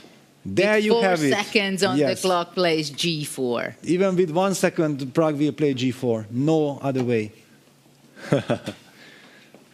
But the heat is on. Nothing has changed. The rook c1, the game is just very sharp. Queen e6. With few seconds on the clock, how do you play this type of position? Very difficult. Very difficult, yeah. So many factors. Bishop b1, somewhere the panic also sits in when you don't know exactly what to do. The 40 seconds that Gukesh has extra on his clock right now could really make a difference. But while he's thinking, Pragg is also thinking. Yeah, that's his benefit. The only problem that maybe he already missed his golden opportunity. And I also want to point for our audience that suddenly there is an iPad you can see next to the chessboard, and the reason is because the players are not allowed to offer a draw before 40, move 40. So there they can follow and control not to offer a draw. It's not that any of the players would want to too much, but that's the reason they have the iPad to see which number they are. Pragg is fighting for his life because now after the trade of queens, it's clear that Black is calling the shots once again in the game. But there are some tricks, there are some pins. When you are down to 18 seconds, you can very easily lose the control. Why bishop f2 is such a bad move? I don't see it. Oh, it's not a bad move, just a miss. He should have taken the pawn on h7, but that would obviously. Disqualification on the spot. Yeah. Once again, he should take the pawn. In fact, here, no, but he will never do this. Yeah, he will never take on h7. Rook e1, it's logical. Yeah, insisting on the pin. Fischer regretted capturing a pawn like that. On h2. I think all generations learned it forever. You don't take pawns like on h7 unless you're an engine. But this is the problem. Now you cannot use the pin. It was super solid strategy by Gukesh. But now maybe it's time to take on h7. Yeah, he takes on e3, so we gonna see a... It was unnecessary to capture it yet, I believe. Well, but we're gonna see an opposite colored bishop endgame. How many rooks do we trade? I think Gukesh... Wow, he trades everything, so he relies on his very active king and the weakness on b4. Well, he's also going to win one more pawn. Exactly. Bishop, and now white takes on h7 because there is no other chance. But a pawn on b4 is a problem, because on a dark square, black will attack this pawn with his bishop. Will he take the pawn or bishop d2? Oh, you can take on f4 first. I think the other one doesn't run away, yeah? Yes. And then whenever bishop d3, black plays b5, fixes the pawn on b4. Yeah, he takes on f4. And now bishop d3 with the idea going b5 is kind of almost saving, but I believe black can just block that pawn on b4. King is coming closer, so Pragg will just give up the b4 pawn and try to run with his king, and b5 is played anyway, not allowing white to push b5 and then double the pawns. White goes h4. Yeah, this is lost because white cannot even create a pass pawn. And the heat is on. Gukesh is fighting back. Pragg gets into the danger zone.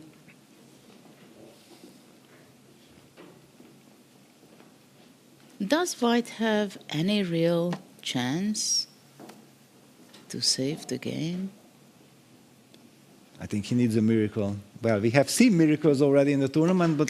This king d6 move is interesting. Yeah, king e7, yeah. I don't know how useful it... Oh, king e7 and g6. G6, okay, fg.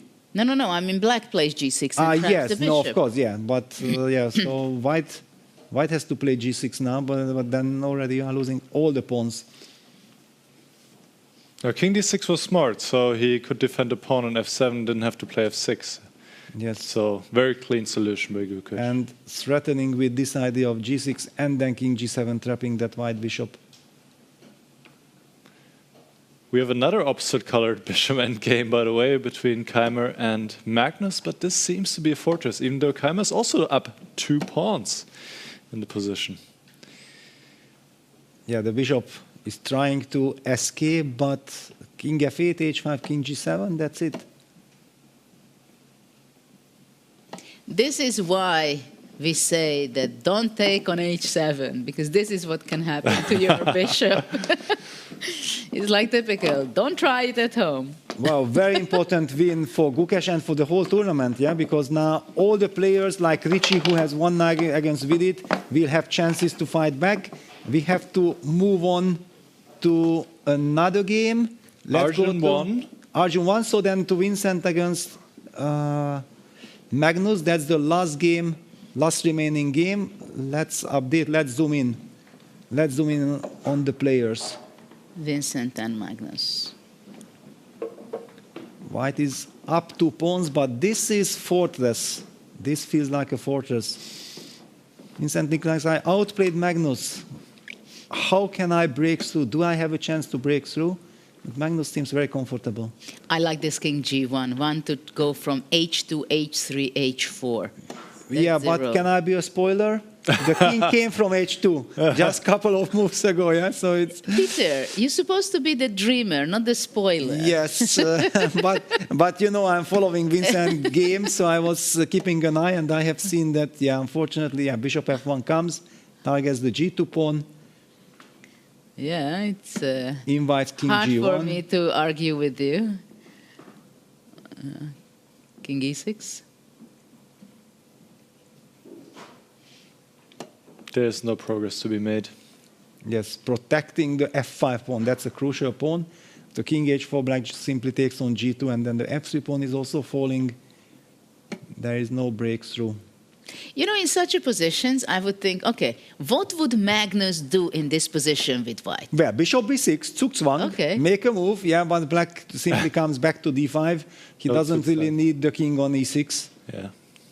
But White cannot hold target. on, there is a Zugzwang. Really? f4. Yes. What do you do? I'm already terrified. And then I go king h4, king g5. Yes, but okay, I'm... Yeah, the problem is you have... yeah, I have too many options. By the way, f4 is on the board. That's why I'm not arguing with you. I will just wait for Magnus to... I'm expecting the move king e6. But yeah, not that we confuse the audience. Yeah, but for example, king e6, king h4. Yeah, if you don't take on g2, let's say, but you go bishop e2. Yeah, but I can also just put the bishop on g4, bishop h3, bishop king d5, and I just sit. And I'm good at sitting, yeah? You switched to be the spoiler. Yes, I'm actually famous for it. Famous sitter. Yes. Yeah, and Magnus So just sits there. All right, you are doing what I'm usually doing, but I'm not gonna give you a chance. Change of roles. Yes.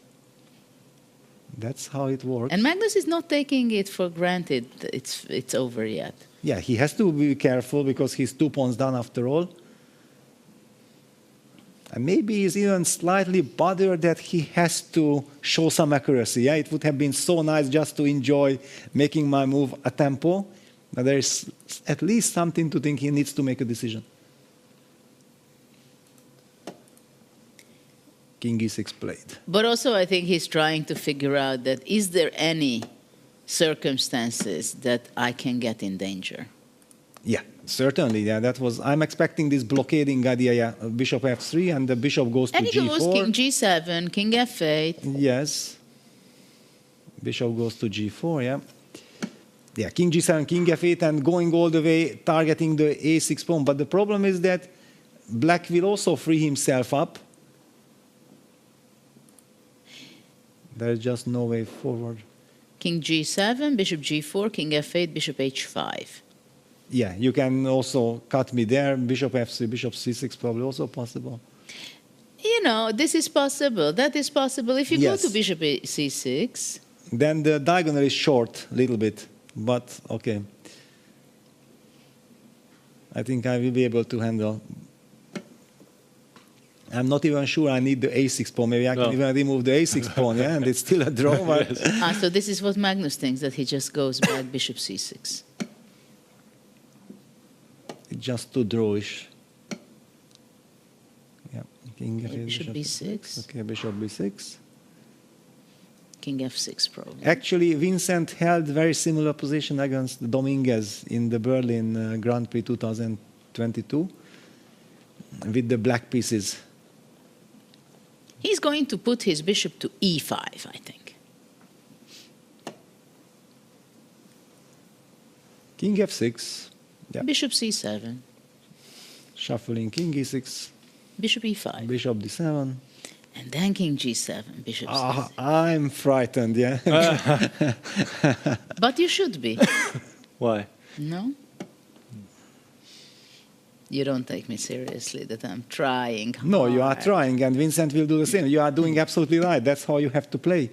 The only problem is that the drawish tendency is too high. But I'm sure Magnus is not happy that he is on the black side this time. Yeah, he actually blundered a pawn in a position where he was maybe already a bit better. He just blundered a pawn. So this is why he got into this. So he blundered a pawn and still it was somewhat drawish.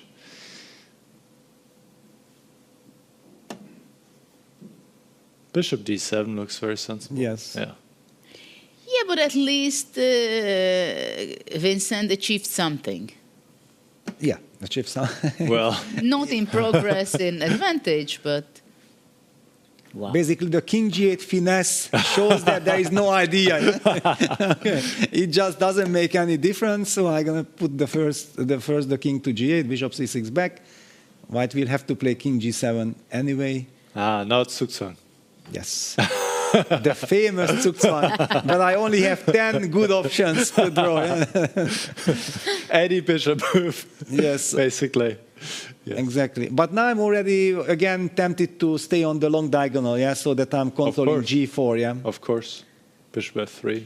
Yeah. Or bishop g2, king g6, bishop f3, just making sure that white will never get this g4 break. With the king on g6, for example, g4, fg, f5, that could be very dangerous, tricky, Yes. but we will never let that happen. No. Bishop f3, yeah, that's why Magnus sits on the right squares. Bishop c6, yeah, just stopping the only anti-square of white's king. Bishop is beautifully blocking the anti-square. And basically the only break white has is if he comes back with the king and then a timely g4, f take g4, f5. That would be dangerous, but Magnus always relies on the bishop f3 defense so that he guards the g4 square when the king comes back because he doesn't need the bishop anymore on c6. Then white is not able to enter with his king. That's the story. And the draw offered by Magnus. Yeah, that's it. Magnus passed the test. draw. And probably both players can live with the result because Vincent stays in the race for trying to fight to survive the rapid section. And as Arjun won against Nodirbek, Magnus takes the lead. Yes. Again, we have 2 white wins and 2 black wins. Yeah, that's what I'm meaning, that somehow in this rapid time control, it doesn't seem to be like white is having any real advantage. Yeah, it was a very interesting round. I think we can say that we had the closest to classical chess starting position today out of Weissenhaus and of these games as well. And we've seen it also with the Hikaru Fabiano game in the final position that is very much like, actually most of the positions which we have, it's completely could be from a classical game, right? So this means that changing one pieces with another one in a starting position, it does change it a lot, but not completely. And so what are the highlights of this round? It was that Richard won against Vidit, so that was essential for him to be able to fight. So here we see the standings. Magnus took the sole lead. Nepo won, but even this, it's only catching up to Abdusattorov, who's to second place. And then we have Eric Gaisi, very important victory for him. Maxim also sharing.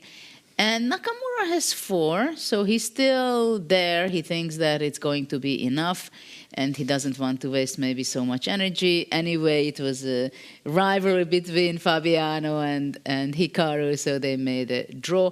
For Hikaru, not Hikaru, Fabiano, he's very much there that if he plays very stable today, he will be qualifying. And then look at this. This is the real business, yeah? Thanks to Gukesh's victory against Praggnanandhaa, he caught up with Praggnanandhaa. They are sharing the 8th place, the last remaining spot to qualify. And then Vince and Praggnanandhaa, Gukesh are sharing 8th to 10th. And Richie, thanks to that very important crucial win against Vidit, is very much in the race also for the 8th spot. We will see hell of a fight there. Absolutely. Very exciting things happening already in round 1. And now let's see the highlights of the last round. Inside me and you turn to reality. All of my worries and fears fade away with you. There is no limit to all of the things we can do. Let's go, take my hand and hold it tight. I won't ever stop dreaming. Eyes closed, jump right in, we'll take 'em tight. Let's go, 'cause I got that feeling. Give me that, give me that, give me that, give me that feeling. Never stop dreaming. Give me that, give me that, give me that, give me that, give me that.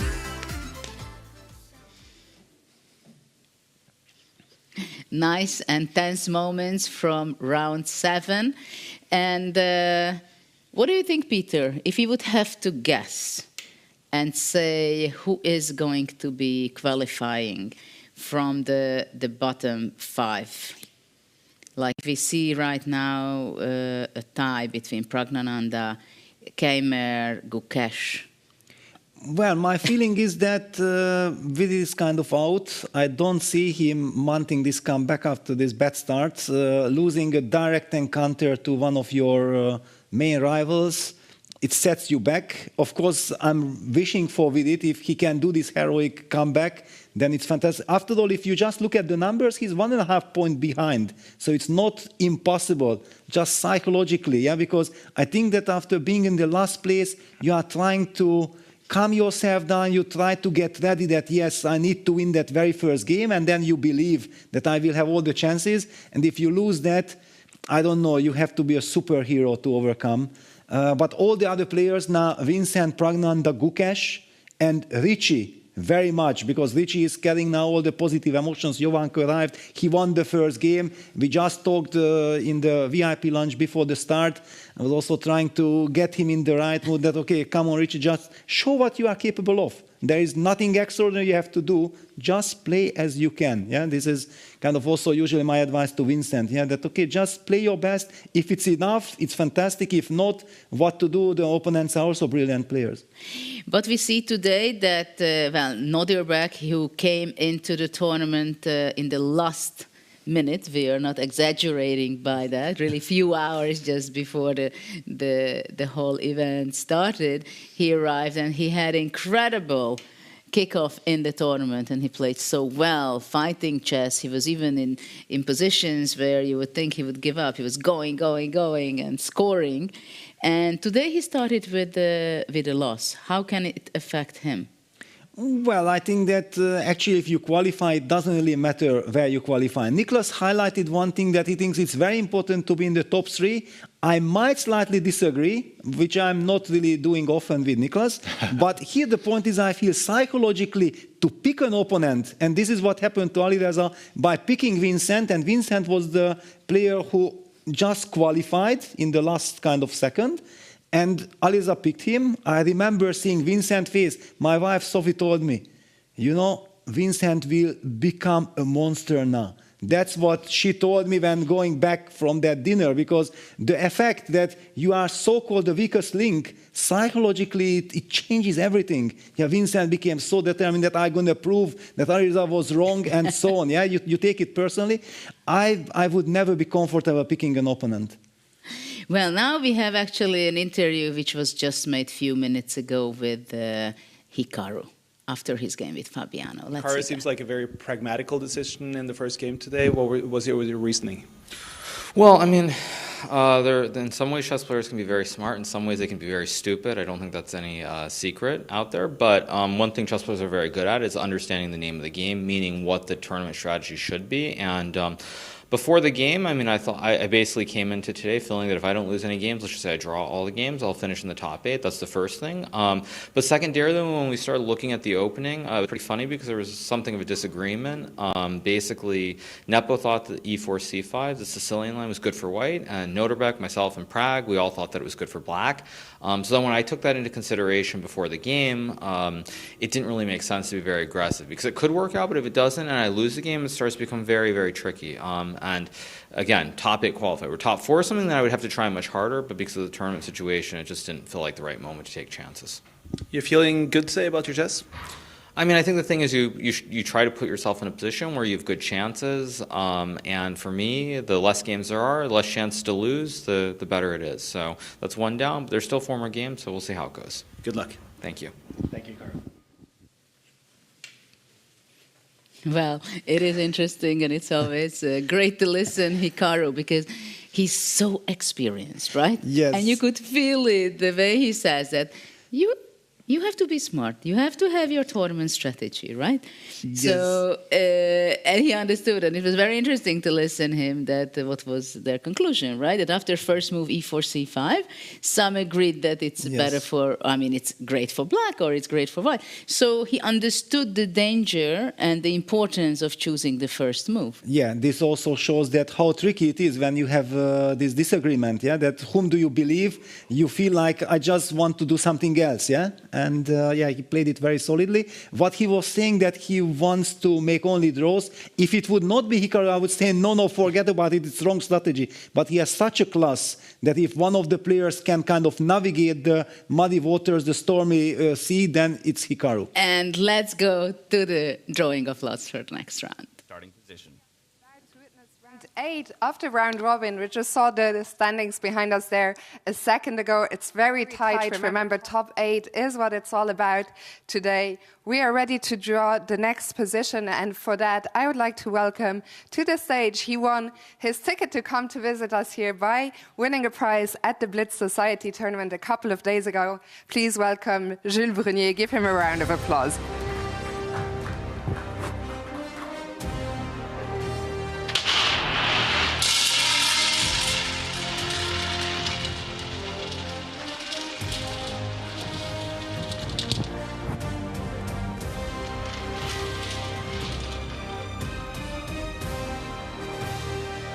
The number is 636.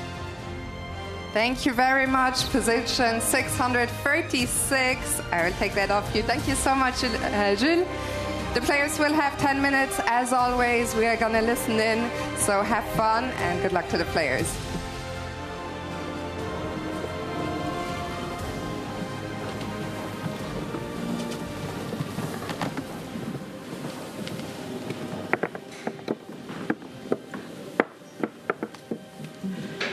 Still feels like an almost normal position. Yeah. No, but the rook was on F1, right? Is it? One was rook on F1, one was on A1. It's correct, okay. Is this correct? Correct, okay. That's quite normal. Yeah. B7, G7 is also... E4 is a really critical move, though, right? Because maybe there's... Or maybe... So what, these are the two, B7 and G7 are weak, but you can't... I mean, F4, F5, Bishop D4 is already quite F4, okay, F5... F4 makes sense. Bishop D4 or E4 is also... Oh, maybe not. E4 queen H5. No, but this looks very critical. Yeah, but Bishop D4 is actually quite annoying. I mean, is this just really just good for white? I guess the bishop can't be attacked. Bishop either. D5. Bishop D5, Bishop G7, G8. Even rook F7. Rook F7 as But maybe because just yeah, go back and then B2, here. yeah. No, we go back. Yeah, you just go back, yeah. Wait, here or here? D4. D4 probably I'm better. C3. Yeah, D4 makes sense. I think you should take the knight. And bishop. Queen takes H8? Because then B2 is hanging. Yeah, yeah. Is that 4 D5 only? Strange. E4, yeah? No. E4? Take a knight to 6 and Queen queen. E2. Feels better for white there. There's also... Yeah, just even D4 is coming and... D4, C3. And the bishop on B8 is stupid. C5. No, but... Oh, yeah. No, this should just be great for white. F4 maybe F6, yeah? No, D, yeah, so... So what's this? Okay, so it's typical, no? E4, F5, yeah? Same. E4, E5. Wait, E4, E5? E4, Take E5? and Queen H4? Oh, no, but knight E7. Yeah. But also E4, E5. F5, right? Yeah, this is... D5, D3. But D5, we also have... Bishop C5 or Yeah. something? Knight E7. Even knight D6. I don't understand why this is good for us. I think this is good for white. Just Why? development. Development? Again, I don't know. structure again. Or knight B3, maybe. But we don't have to play F5. No. Maybe knight D3. Knight G3. Knight G3 looks reasonable. Knight G3, actually. And knight B, the knight belongs here, I think, right? Most likely. Because we can also prepare D4. Yeah, we're kind of... Or what is C6? Hinting at people. I think C6 we can at least take F8, knight B3. Should be a little something, no? I like F5 though in general. I think that white is really suited for F5. I mean, C6 helps our cause. For sure. Yeah. No, this looks good. But this is certainly like, a little bit less intense. I do like F5 though. Yeah, you like F5? I mean, knight, like here, if C6 and C6 then F5. Like, okay, okay. Yeah, or maybe okay, knight okay. B3 first, I don't know. Maybe this is... Or... Can't black go E4? Takes. And C6, D5. Yeah, this... Yeah, I think knight G3 is a lot. But even after knight G3 maybe Knight E4. C5? Knight G3? E4. E4, rook F4. C6. C6, rook goes back. D5. Knight C5 which one? Yeah, knight D5, like knight Yeah, knight C3. C5 makes I sense. think But still knight D6. No, it's guarded, it's guarded. No, but But still, is it yeah, like- it's still a check. It's still a check, yeah, it's But I still don't know a if check. it's so annoying, but okay. It doesn't matter. Super solid for us, no? Yes, it is. Please, kind of 66 D5 like looks like solid, but maybe worth it. Yeah, it was. Huh? Okay, like two bishops, but okay, it's a matter of taste, I guess. Yeah. I mean, okay, here, but okay, his bishop is also not so great. Yeah, like, What do you play? okay, like play chess. I don't know. C6. Shook quite. Okay, maybe it's worse. Yeah. Maybe A6. I don't know. Bishop A7. Okay, but do we have to play F5? I mean, we get into some complications, yeah? Do we have something more, like, Okay, stable? Okay. I think Like what is D5, yeah, I also think in D5. If we go D5, because then we go like knight D6, F6, yeah? This will be the setup. I don't think it's... And then we give this, no? But I have a knight on D6, right? Oh yes, let's say on D3, yeah. C3. C5 would be right, it would like... My castle played D3. C5, C5 always? Okay, just not an idea. Maybe knight G3 for E4, yeah. Bit strange. So, yeah, this knight, E4, E5, we will have a problem, yeah? What about F4, F6? Just E4? Yeah, D5. Yeah, but with this check we can take back, yeah?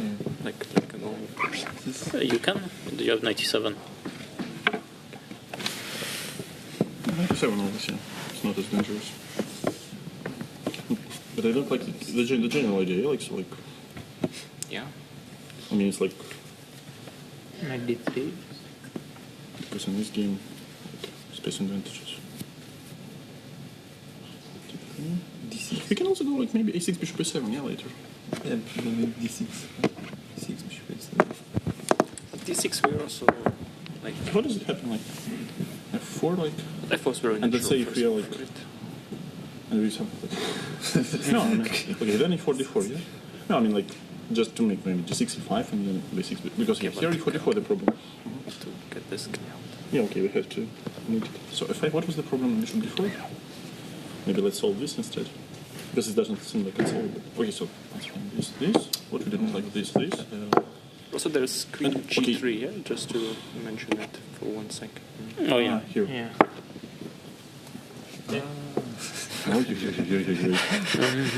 Okay, before G8, then you take.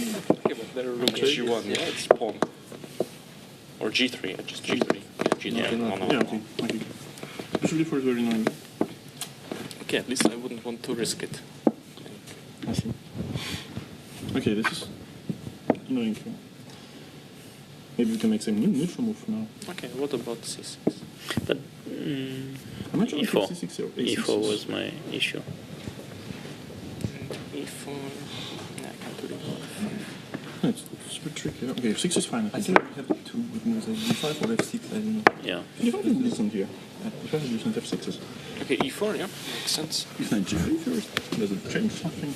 I mean, like... Okay, I'll play E5, yeah? Here, it's like... 2 minutes to the start of round 5, like, takes. number 8. So, D4 maybe. No, looks... no, F6 looks alright, yeah. Okay, I should also consider this, yeah? Yeah, but here I thought C6 and Okay, D4. but this will be kind of okay, yeah. Let's play this Let's see, question. D4, F6, D4, just in case. D5 now. No, but D5, the problem is Knight that... G3. Knight G3 and... Okay, 5 But is even like came down and then E4 is coming next one. So knight D6. I think this is not good, yeah? Take and... Ah, there is a check. There is a check. Take check. Knight E4. Okay. Okay. Okay, but then actually what was wrong with starting with D5? Nothing too wrong. Just knight B3 and C3, yeah. Something like G4 maybe too deep, yeah? Okay, we can play knight B3, yeah, against knight H.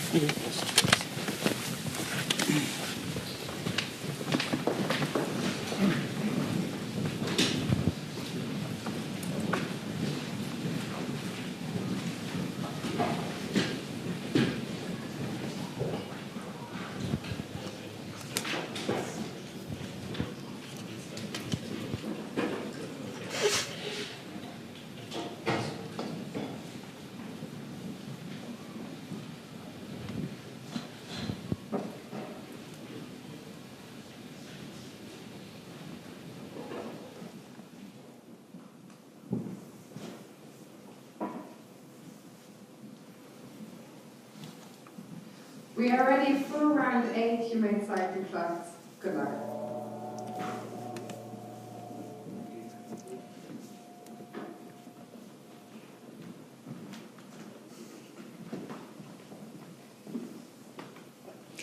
And round 8 just began. And immediately I think I will pose my question to Nicholas.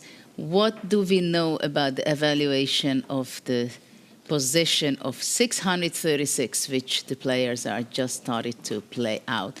I see that all the games started with f4. Are they correct?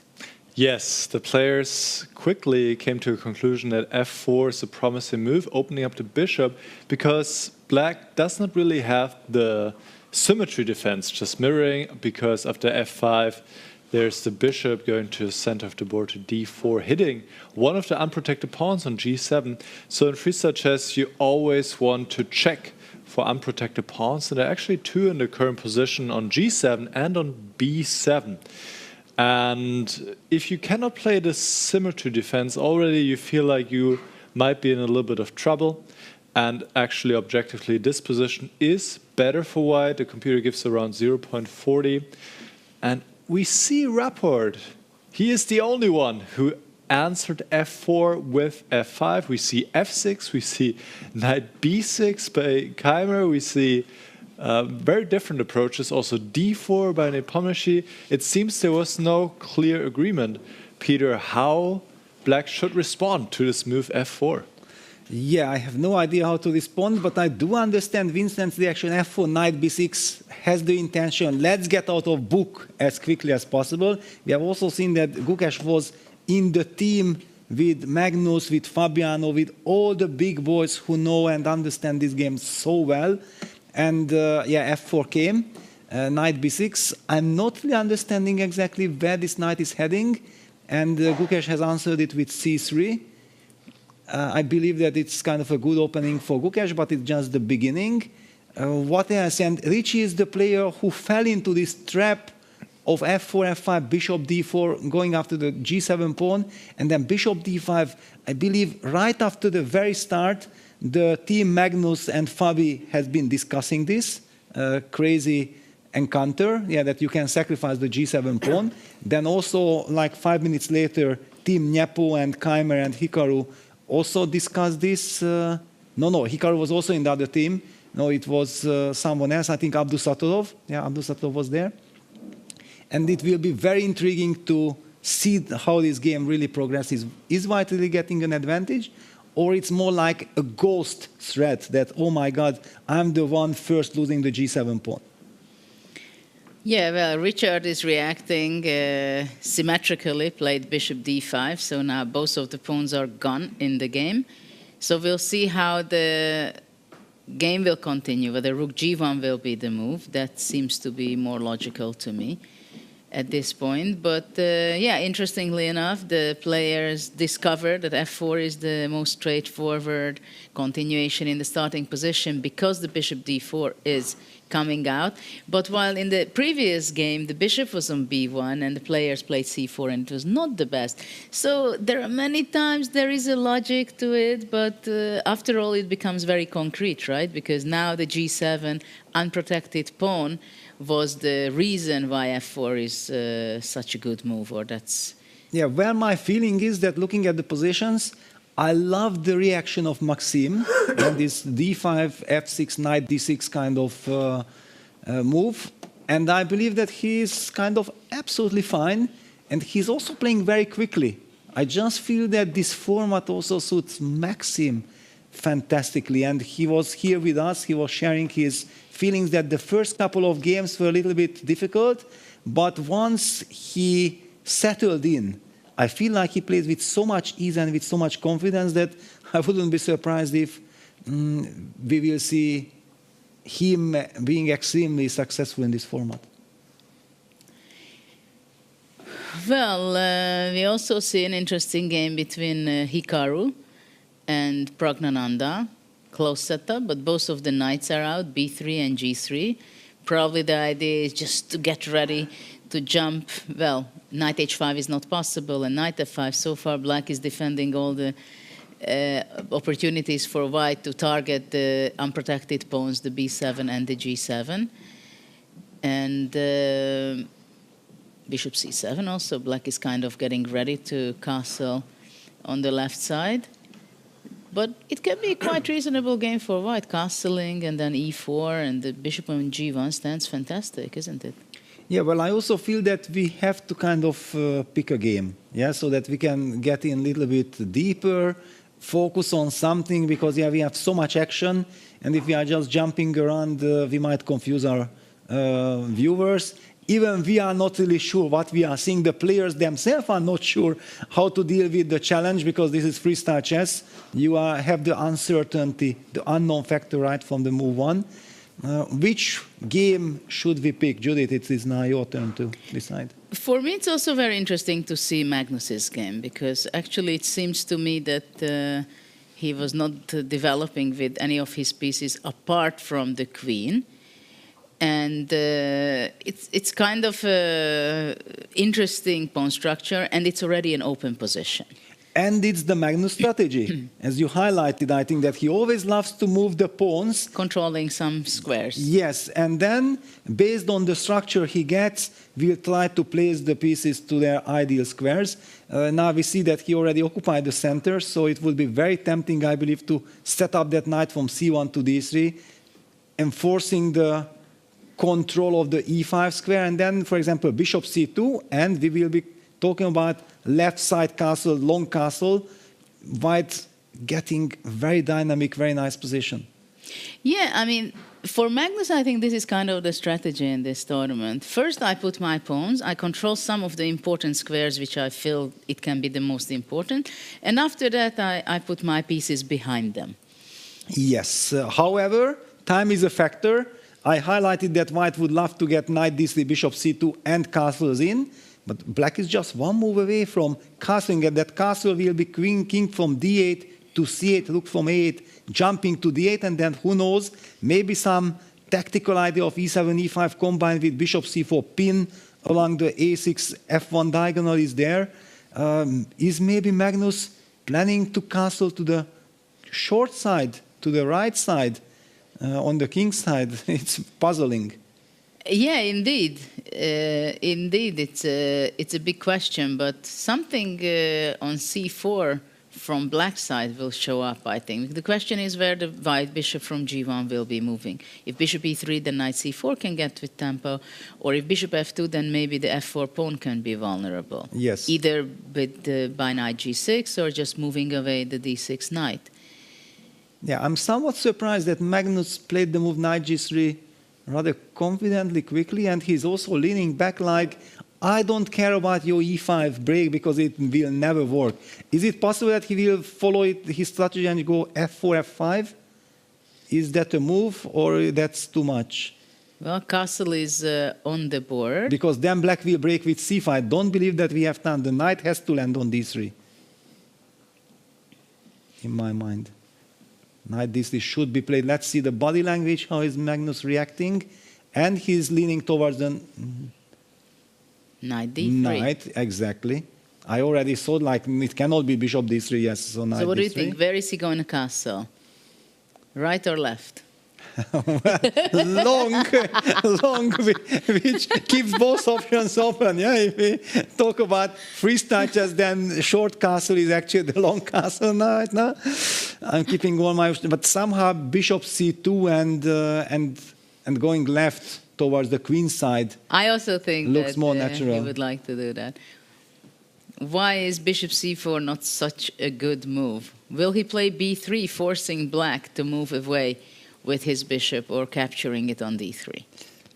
No, he will never capture on d3. He will never give up the light square bishop. But well, on the other hand, if you want to go back to a6, or you want to go back to f7, what is the idea behind? Well, to weaken the structure. Of course, if you can afford, and Magnus says no, thank you. I don't want to weaken, because he also knows Nadir back. Yeah, he's such a dangerous player. Yeah? He's just waiting for you to make a weakness and jump. Wait a second, heart rate 0 means that the system is not working, no? Absolutely. Yes. Absolutely, but Magnus is extremely calm, and he just puts out his pieces and goes long castle. Yeah, long castle means that, yeah, castling to the left side. Or he's going to play rook e1 first. What do you think about that? Putting pressure on the pawn on e6? No? No? It's not Magnus's style to rook e1. No, it will never happen. No. he's an estate. He doesn't want to give the chance for some knight g6, knight takes f4 tempo. You also mentioned this f4 pawn is vulnerable. We want to keep it there. Let's stick to the original plan of getting our king to safety. Time to castle, you say? Yes. I don't think that black can take on a2 because b3 comes. Yeah, those kind of moves can be something to regret. Yeah, how does Magnus do it? Yeah, he just makes natural moves, and after move 6, he already establishes a very nice grip, and also type of positions where he knows exactly what he aims for. And I think this helps so much that it's not like some random better position. He knows exactly why it is better.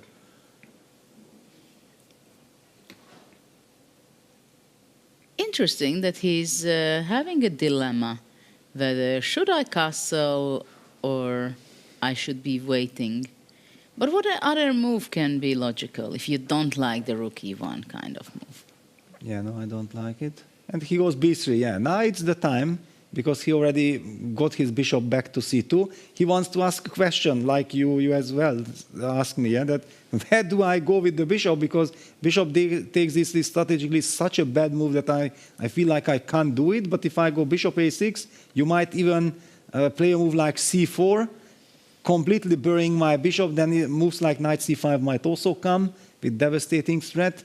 Black is just in a very bad situation here. But can black do now knight b5? Yes, okay, but... and after you defend on c3, I don't know how exactly. Yes, I wasn't sure, because king d2 already one time backfired in Rich's game against Vincent. Yeah, it was actually objectively good, but you can never be sure with a king like this. Because after king d2, maybe bishop a5 is a move. Yeah, of course. Yeah, this king d2, bishop a5 business. It's a little bit too murky for my taste. Of course, knight b5. Of course, knight b5 on the board. Yes. The good news is that is knight e4 possible? Then you have to calculate all these f5 ideas. I don't know exactly where this boom, boom, boom leads. I think queen e2. Though after queen e2... You mean queen d2? Queen d2, yes. I'm sorry. Yes. If queen d2, then bishop d3. And no matter with what you take back, I go c5. Yeah, you break. Yeah. Yes, queen d2 played. I don't really understand why Magnus went for this adventure with b3 unless he really calculates like a machine and understands that these are no big issues, nothing to worry about. So on bishop d3, what white is capturing with? Bishop? Actually, maybe just bishop. Yeah, bishop takes. And after bishop c5, just simply a4. Push it back. Yeah, yeah. And it's very wow, hard to bishop crack. a5. What else? Yeah, but against king d2 it was understandable, but after queen d2 I just couldn't believe. So will a5. b takes c4 be the move? So after bishop c3, just giving up the queen, c takes b5? Yeah, that's lovely. I even thought like black should take with the knight on c3 to create some... King e1. Yeah, king e1. And there is a pin. The a5 bishop is... Exactly, that's why I'm not a believer. Yeah, bc, knight c3, king e1, we are just walking away. Maybe it's time to ask Nicholas, what is the evaluation on the computer level? Well, the queen sacrifice just happened, and now it's up to Nicholas to highlight everything. Yes, so up to the turf, true to his style, goes for a sacrifice. Very dynamic play here. We saw the double question mark on the screen. However, after b takes c4, bishop takes c3, of course, Carlsen cannot resist a queen sacrifice like this. Peter also immediately highlighted it. Looks great, but it wasn't the best choice. He should have moved the queen here to e2 or to c1, which should have given him a clear advantage. For example, knight takes d4, rook b1. And yes, black has some compensation, but the white position is quite stable, and white is up a piece and pretty much winning. So after c takes b5, which was played instantly by Carlson, so sure he was of this decision, bishop takes d2, king takes d2. He has 3 minor pieces for the queen, but in this position, also with the king on d2, this is far from clear. The computer gives a slight edge. However, I think up to the turf is quite happy how this developed. King b8, and now after rook a e1, which is a mistake here given by the computer. Now c5 seems to be a strong move, opening up the queen to take the pawn on b5. And honestly, it's a big mess. Instead, we see knight f7. Just goes to show how difficult the position is. Every move is a bit of an inaccuracy here. And still, knight f7, bishop b3. Now it seems like white established some control. There's some harmony. Still, I'm not so happy with this king on d2. And I think it will be a great fight, Jude. Well, thanks for updating us on this, but it was so clear that Magnus is going to sacrifice the queen. He loves doing that. It was my first intention also that, okay, just give up the queen because it's good. But exactly, when you said queen c1 was just simply much better and simpler because the king on d1 with having the bishop and knight in the center, black really doesn't have any serious counter chances. But on the other hand, maybe objectively it's not the best to give up the queen. At the same time, from practical point of view, it's extremely difficult to find all those exceptionally accurate moves with black like c5. It came to my mind while you were showing us the line. But it's logical that when you have your knight on h8, you want to bring it to f7 and hoping that you show up. Well, and now c5 appeared, yeah? So he had c5 on his radar, but he felt like, I have to activate that knight from h8. This is the human feeling, yeah? You know that you have to do this. And yeah, now we see all this knight takes c5, queen takes b5 on the board. Well, knight takes e6 is very tempting because we are getting out of the pin. Now queen takes c5 is a big threat due to the pin. And the knight takes e6 not only forks the rooks, but it also protects back on d4. It's just a very nice kind of stabilizer. It looks extremely good for white. And probably it looks better than it is, but it looks amazing for white. True that the king on d2 should be better placed on b2, for example. I would be more happy there. Yeah, queen b4 check gets a question mark, but it was very human that you want to touch this king on d2. And also it's very difficult to understand why queen a5 or rook c8 or some other move would be much better, right? Yes. I mean, the players don't have enough time to figure out that what are in connection with some other ideas that where your pieces has to be standing. And Nodirbek also has to decide when to spend time. And he decides to give a check and spend the time while Magnus is thinking where to hide with the king. Well, now again, right? King c2 or king d1? Yes, yes, it's logical. I mean, it goes by intuition, generally speaking. But what if Magnus just goes king e2, king f3 to surprise us?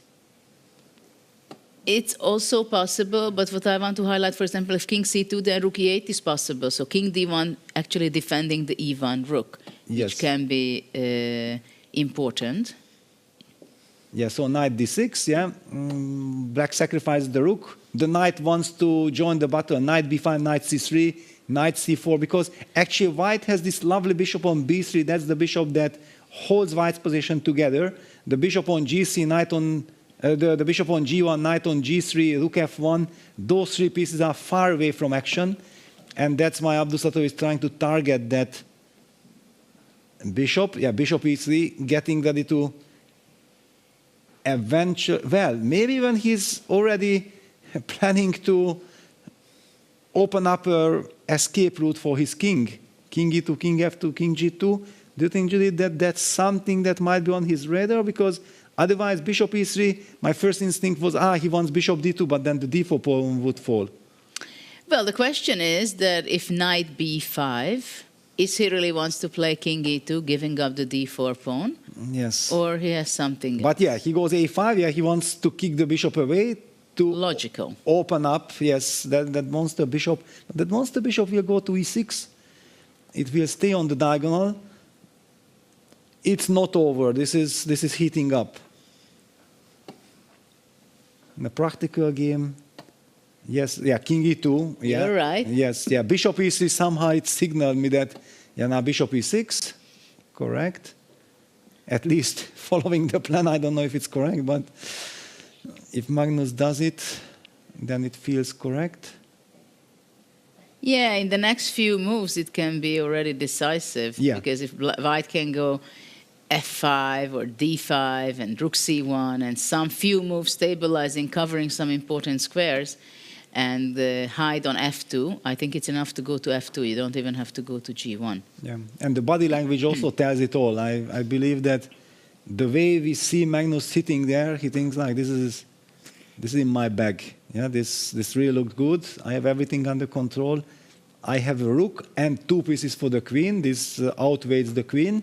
And also, slowly the piece harmony and the safe king will bring the perfect harmony that Magnus so much loves and enjoys. Well, probably just king f2, giving up the d4 pawn. And then rook b1. Yeah, that's kind of a very tempting option. Just play king f2, knight takes d4, and then harass that queen with a tempo, because black's queen is also overloaded by defending the knight on d4. I just don't see Abdusatov creating enough counterplay in time. He's just one move too short. Yeah, I guess Magnus is really comfortable being the leader of the tournament, having this fantastic position. And he doesn't want to give this pawn. Why is he so greedy? Wow. Well, probably he thinks that he can afford it. That's the reason. He just wants to cement this bishop on e6, making sure that black's rook will be out of the game, and believes that since now his king is already very stable on the king side, just one move away, the queen-knight combo cannot do any harm. Well, with such a pair of bishop on e6, e3, and you'll show off with your rook on b1, c1 probably, it just looks so deadly dangerous. And we did not talk about the g3 knight, which eventually might get into place through e4 or f5. Exactly, it just looks very bad. And there are going to be less and less counterplay for black. That's the biggest problem. Not only that it's very dangerous for black, but as the king is escaping through f2, it means that black has very little. Queen b2, check king f3. I even feel that the f3 square is the perfect square. Now white doesn't need to think about the king anymore. It reached its final destination, and now the knight and the rooks will start to join the party, and then it will be over. And I think after queen a2, even d6 is possible. Some nice tactics, queen e6, bishop a7, and then reached with the pawn to d7. Nicholas, is it completely winning for white already? Yeah, I think the biggest issue for white was for a long time the king. And now that the king has escaped to f3, the king is fairly safe. White has good harmony for the pieces. The black pieces are not really threatening, especially the rook on f8 is not in the game at all. It's not really having any impact. And at this point, it looks really, really good for Magnus. I think also with the time advantage being up 4 minutes against 1 minute here, he should win this game and be very much on course to win the round robin. So he is in good shape. Nordebek, the sacrifices were very interesting, but he didn't really have the best follow-up. And then in some critical moments, he missed some chance to keep the king more in the center. And now it seems Magnus will cruise to victory. Judith. Yes, and I think we can maybe switch to some other game, because we see that most likely what will be the outcome of this game. And I think it's Magnus is the person who is going to finish off this the way it seems it should finish, because he has a huge advantage, winning position. So which other game should we be picking? Gukesh Vincent, for example, seems to be very interesting. And very important for the tournament standing, yes. Let's zoom in to and let's get to the game between Gukesh and Keymer. Let's see what's going on there. Yeah, white is a pawn up, already has been a pawn up for quite some time, and also up on the clock. And this eternal weakness on a7, that's why he was unable to castle, could not solve his problem, because this bishop from e3 was eyeing the a7 pawn. With a5, b4 pawns, white got a grip. And Vincent down to 8 seconds, he sacrificed with another pawn with knight e5, trying to create counterplay.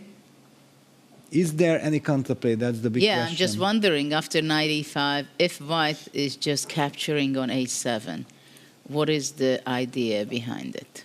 It's not that I would know better suggestion. I think probably c5, yeah? That's a trick, maybe. And that's why the move king c2, so that the rook is connected with the queen. There won't be any trick along the a file. King c2, king d7 played. So, which means that bishop a7, in principle, already it's possible, because after c5, bishop b6, and after if captures, then the a1 rook is already protected by the g1. If we just highlight that the same line like before, after takes, white can recapture, because rook takes a1 can be answered by queen a1. That's why it was so important for Gukesh to play this move. But Gukesh goes h3, he stops knight g4. Interesting. But isn't it that he's overprotecting and playing prophylactical? Yeah, but his position is so nice. Yeah, everything is under control. That's but why it's only one pawn. Yeah, only one pawn. Okay, rook g8. Yeah, Vincent goes all in. He tries to create something. Queen f2. Looking Maybe eventually. to keep the control. The point is that whenever the rook, rook g7, trying to go rook f7. If the rook moves from a1, then suddenly queen a2 can enter, yeah? If you move that rook, queen a2, knight c4 in time trouble, that's one of the things that white should never allow, I believe. But it's not so easy with white, because you have a b2 knight, which I understand that it protects the king and also the very important c4 square. At the same time, black is much more active. And the g2 pawn, finally it's taken. But now I think queen g6 is possible, threatening with e3 and attacking the g2. But then knight e3 comes. Sorry, bishop e3. Knight.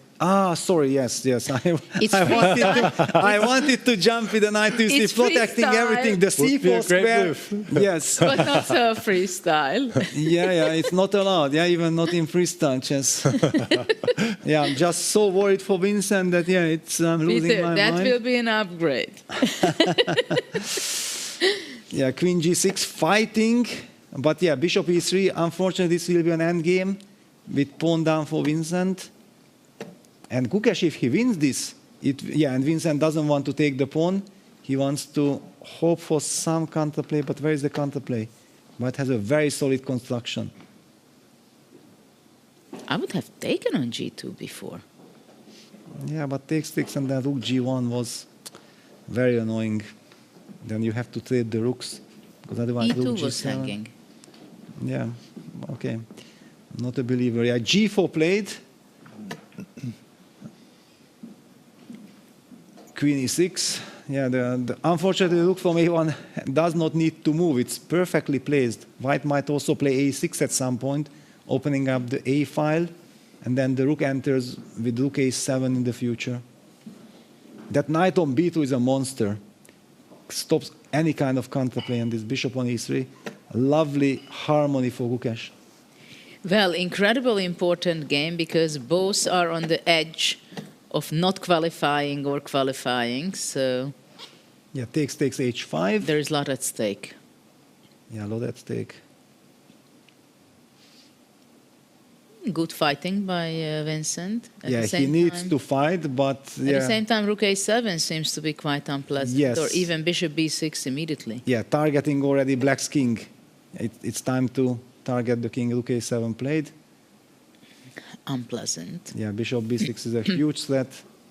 Probably it's game over. Yeah, back there where he gave up the pawn on a7, I thought a6 would have been a better try.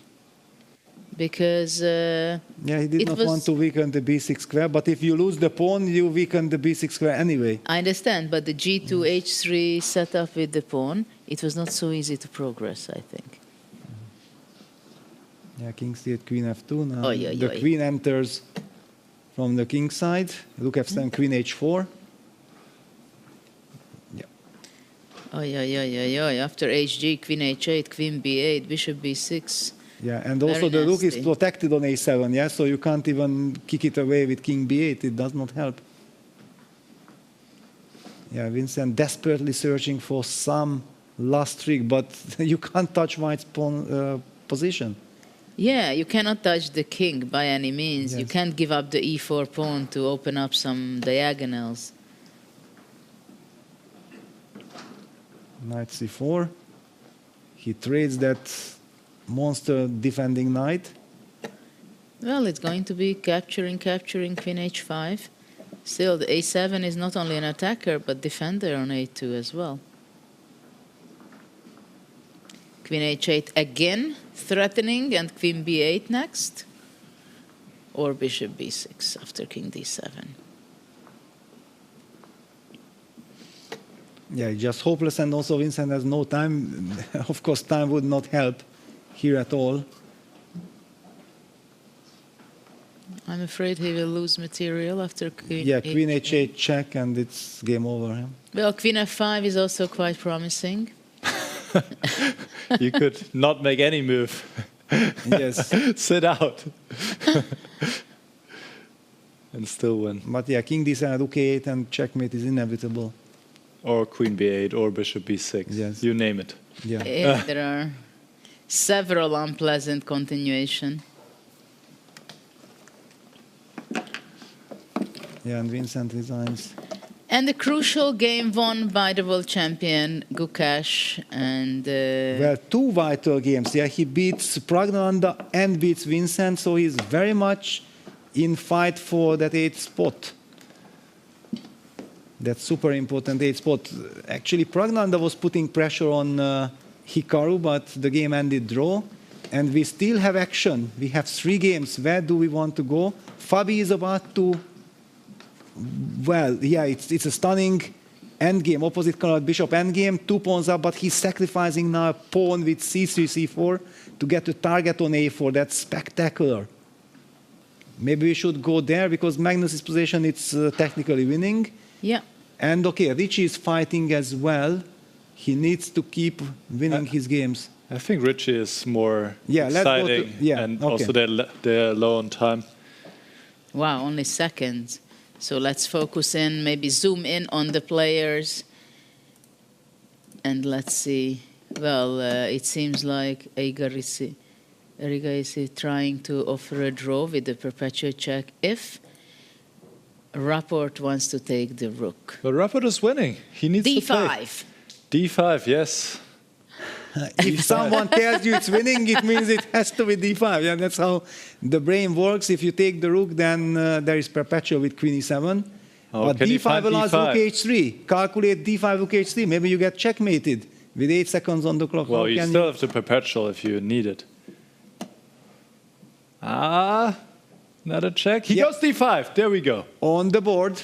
The only question is, why is it so good? Rook h3, queen d1, and queen h5. Yes, Judith. Ooh. Spot on. Spot on. Yeah, that's the only thing. Otherwise, you get checkmated. But Richie has to see this. Okay, He first. can gain some more time. Yeah, very professional. He can gain a lot of time, actually. Yes. Giving checks all along the first and second rank. Yeah, queen d1, queen e2, and then queen h5 at the end. Yeah, collecting all the 20, 30 He should go back seconds. to c1, c2, d1. No, it Goes was to queen d4. d4. All right. Maybe he wants to go king f7. Wow, but not that's as good. tricky. No, That's queen tricky. Then some h5 queen is- d8 or I don't know. But then you lose the rook slowly. Yeah, king I told f7. He should have gained some more time, first of all, giving some more checks. Tranquilo. Yes, there was no rush, but king f7 is still winning. Because queen d8, queen f2, queen f1. Exactly. Yeah, that's why we can't play queen d8. We cannot activate the queen. By the way, Jan Nepomniachtchi won against Vidit, so this is pretty much elimination for Vidit, unfortunately.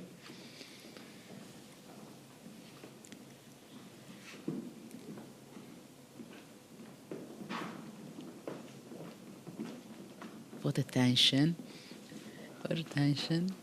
Yeah, we are searching for a move. But I don't see a move. How important situation is for Rapport if he wins again. Yes. Then maybe he will win more games and tries to get into the qualification area in the top 8. Mathematically, it is possible. Absolutely, and practically it's very much possible. He will be just half a point behind. Fabi needs to win, and he is doing some incredible job by trying to convert this opposite-colored bishop endgame. You can see how nervous Rapport is because he knows this is a big chance. Yeah, big, he big needs chance. to. Yeah, he needs to win this game, and then everything is the door is opening up for him. 6, He's not happy. 5, 4, confused, 3, 2, make a move. And made a move. Oh, you can always give some checks. That's a good part. Yes. You can But always after give some that, you have to checks. make a decision. Yes. Now, Rook h7 check is a big threat. He needs to deal with that. What is he? Is he repeating? Oh my God! I thought he repeated already too often. Okay, now he has 40 seconds. He goes Rook Rook e7. Rook All right. e7, okay, protecting. The queen from c2 protects the g6 pawn, so setting up the escape route, Rook h7, king e8, and then if the king gets to d7, it's pretty much over. So You know, with these guys, it's never over until they shake Yes. hands. Yes. But the problem is I wanted to suggest queen g5, but then again the rook on h3 will be hanging, yeah? All these crazy checks and What then about F5? f5 and... You figure out my tricks.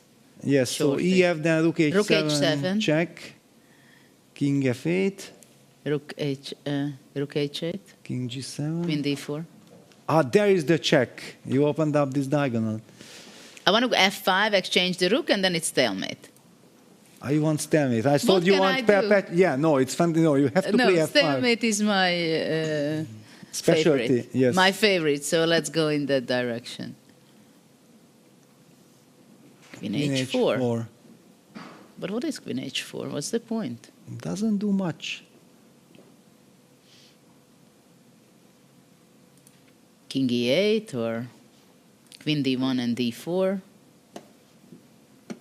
Maybe he wants to go queen h8, of course. Wow. So sharp. In the meantime, I think that Maxim is saving that game against Fabiano. But all eyes on Arjun against Richard.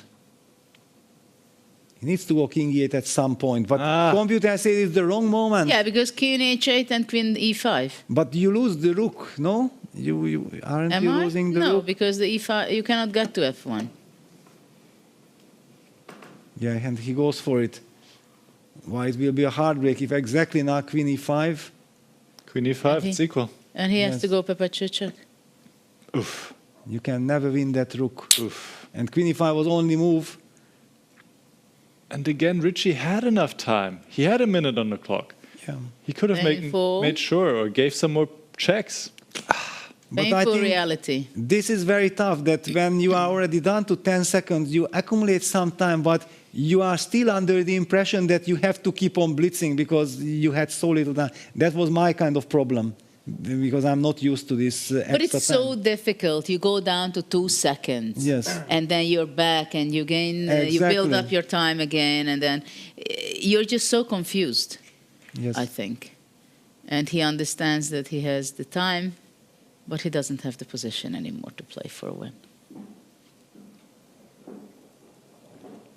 Yeah. Chess is a rough game. And this could really make the difference for him in the end. We'll see. And it's not the half a point, actually. It's more the whether The psychology, yeah, you lose the rhythm, you lose the belief. Yeah. It comes in a package. You have very little time to recover and reset your mind that, okay, I have to start from scratch. Yeah, Rich is shaking his head. How could I have missed this? And draw agreed. Heartbreak for Richie and his fans. Well, and this is not the only game which he did not win, where he should have, and he had the opportunity, and he was so close to it. We have one more game which is going, so let's zoom in on Fabiano and Maxim. They are still playing, maybe not for long, but... No, it seems like they just agreed to a draw. Yeah. Ah, yeah. Yeah, Fabiano tried. And in this round, I think we have a record number of draws, Yes. because 3 games were drawn, and now White is who won today's round of 8 because White won 2 games and only one was won by Black. Let's listen in. Okay, so what are, probably we are going to be able to pull up the standings shortly, so we see what is really happening on the cross table, because there are a lot of tension and a lot of fight over the qualification positions. And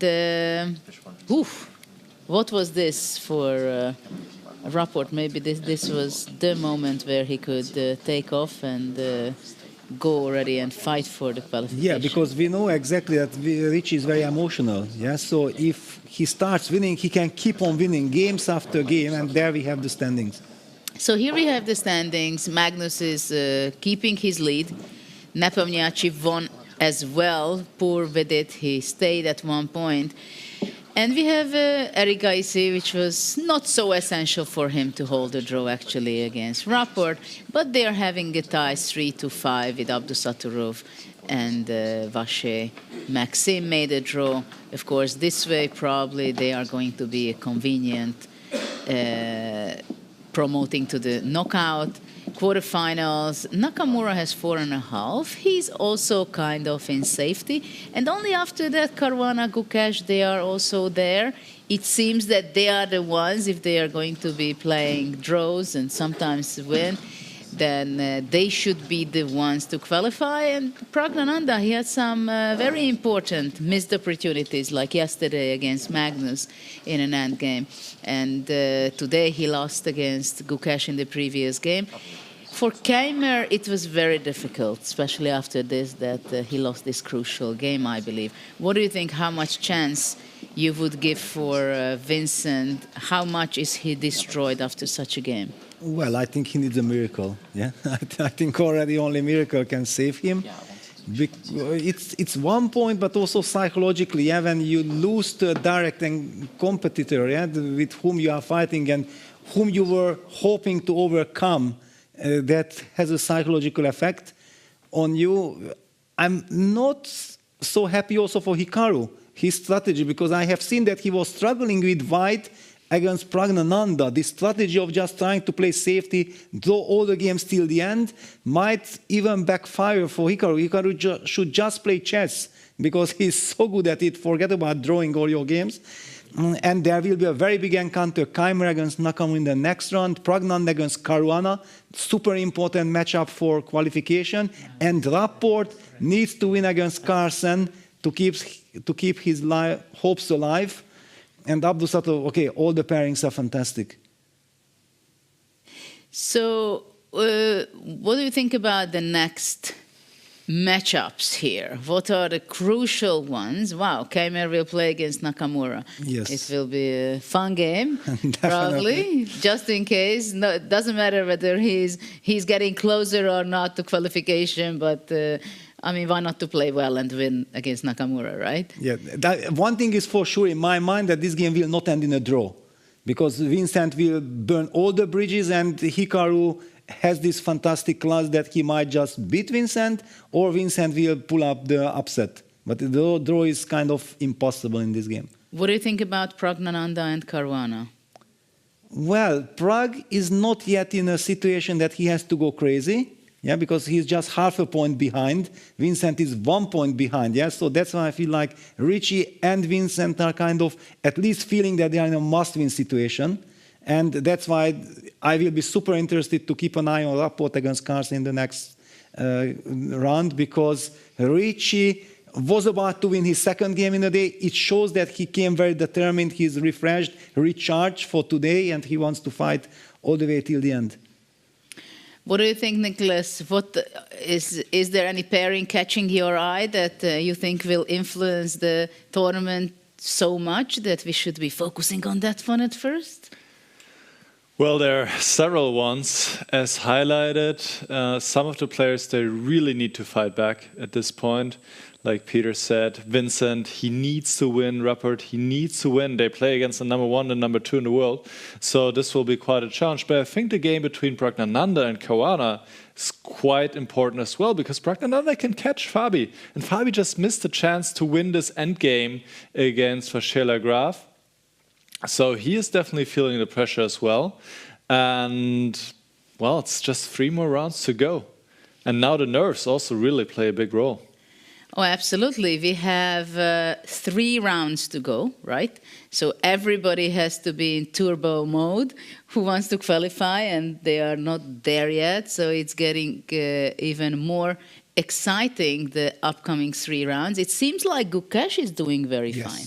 And that's exactly what crossed my mind. Exactly in this very second, you mentioned that, 2 out of 2, by being 1.5 out of 6, after the first day. So one could have said that it's a devastating blow. The previous event didn't go according to plans, and Gukesh is not playing well. The freestyle probably already doesn't like it and everything. All of a sudden, he comes, he wins 2 games. The sun is shining, not just outside in Paris, but deep in his heart.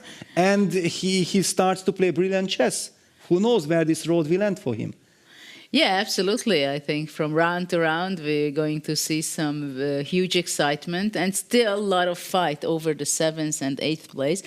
And of course, if we are lucky as chess lovers, we might see a playoff for the qualification posts on the 8th spot, let's say. There are all kinds of scenarios where we can see some playoffs, either in matches or in mini tournaments or something. But we have a fresh interview which was made now with Magnus Carlsen, the leader of the tournament. Let's see that. Magnus, that was a fun game to watch. Yeah, it was fun to play as well. How would you summarize it? I mean, you end up with a queen sacrifice at one point, and what was the thought process? I'd missed the previous move that he'd made, and I thought I was doing quite well. And after I missed that, it seemed hard for me to coordinate my pieces properly. So I decided, this looks quite interesting, and I thought it was not a bad practical decision at all, even though I suspect objectively it wasn't that good. But I think he went astray quite quickly. I managed to not only activate my pieces, but also win some material, while actually retaining like the positional advantages of my position. After that, at some point, I thought I was coordinated and it would be easy, but he managed to find some resources, and I couldn't really find anything better than to sort of give back a little bit of material to coordinate my pieces. I think, in retrospect, that was a good decision, especially as I'd found the combination there that would win me material back and force an endgame that was winning. So overall, very, very happy. I think my opening play was not good, but after that, I'm happy with the way I navigated everything. You look more awake and a little sharper today. Do you feel the same way? Yeah, I feel a lot better today. Good luck. Thank you. Are you curious to play freestyle chess but don't know how to? No opening theory, no memorized moves, just pure strategic creativity. But how do you navigate 960 possible starting positions with confidence? That's exactly what I'll teach you in my Freestyle Chess Masterclass. You'll learn how to develop your pieces effectively, recognize key positional patterns, and avoid early disasters. I'll break down some of the best freestyle chess games ever played, featuring Magnus Carlsen, Alireza Firouzja, and Fabiano Caruana. Freestyle chess is still in its early days. This is your chance to get ahead of the competition. Sign up now and let's take your freestyle game to the next level. Join my Freestyle Chess Masterclass today and save 20% only during the Grand Slam.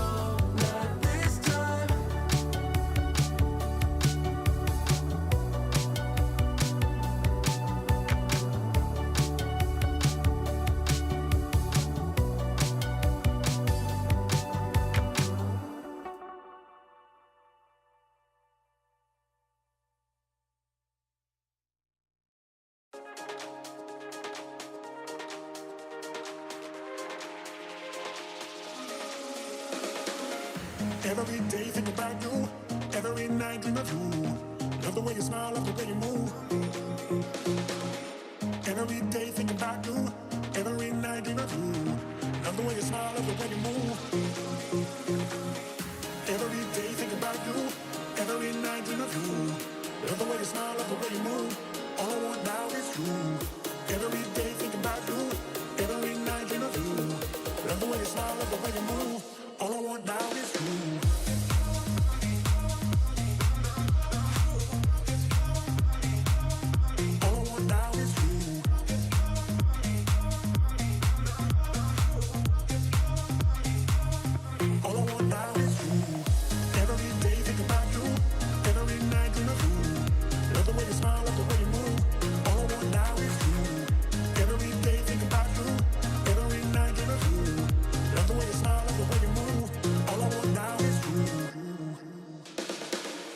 Doesn't really matter if the stars don't shine.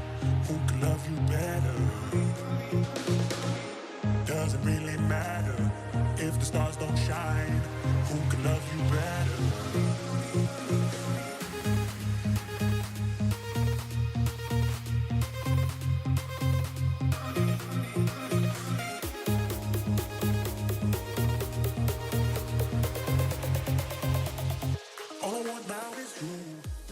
Welcome back. So after 8 rounds, we have a sole leader in Magnus Carlsen. Meanwhile, the fight for the top 8 places rages on. We are ready now for the next draw. And in order to help me, I would like to welcome France's first ever Grandmaster, as well as the owner of this magazine, Rapport, which I'm sure you all know. Please give him a warm round of applause, Bachar Quatli.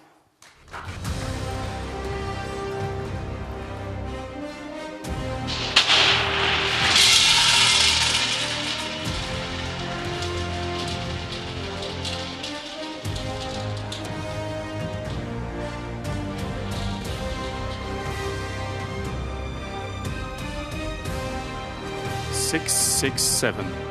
And you just told me that Rapport is 66 years old, so that is a funny coincidence. 6, yeah, which is to, yeah. Thank you very much, Bachar. The players will have 10 minutes to prepare. We're gonna listen in. Have fun.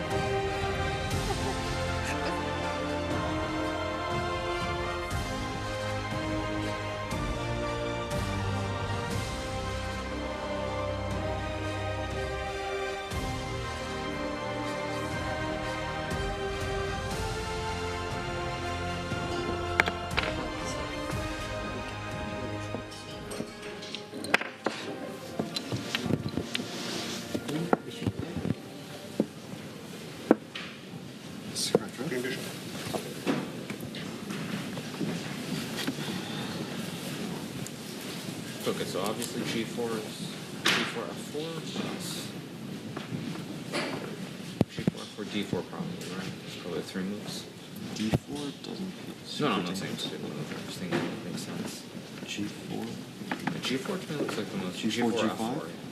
Yeah. Okay, so say F4. Let's just start. Because you can always play G3 or G4 later.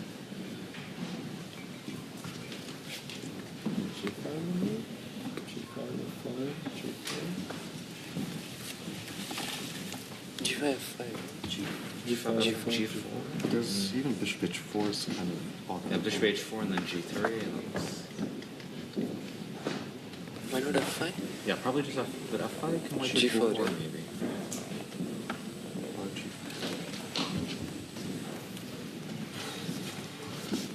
G6. But G6, G4? Yeah. It might be dangerous. It looks kind of ugly. Oh wait, maybe we should play F5. Yeah, F5, G4, G6, GF5, Queen G7. Queen G7, okay. Yeah.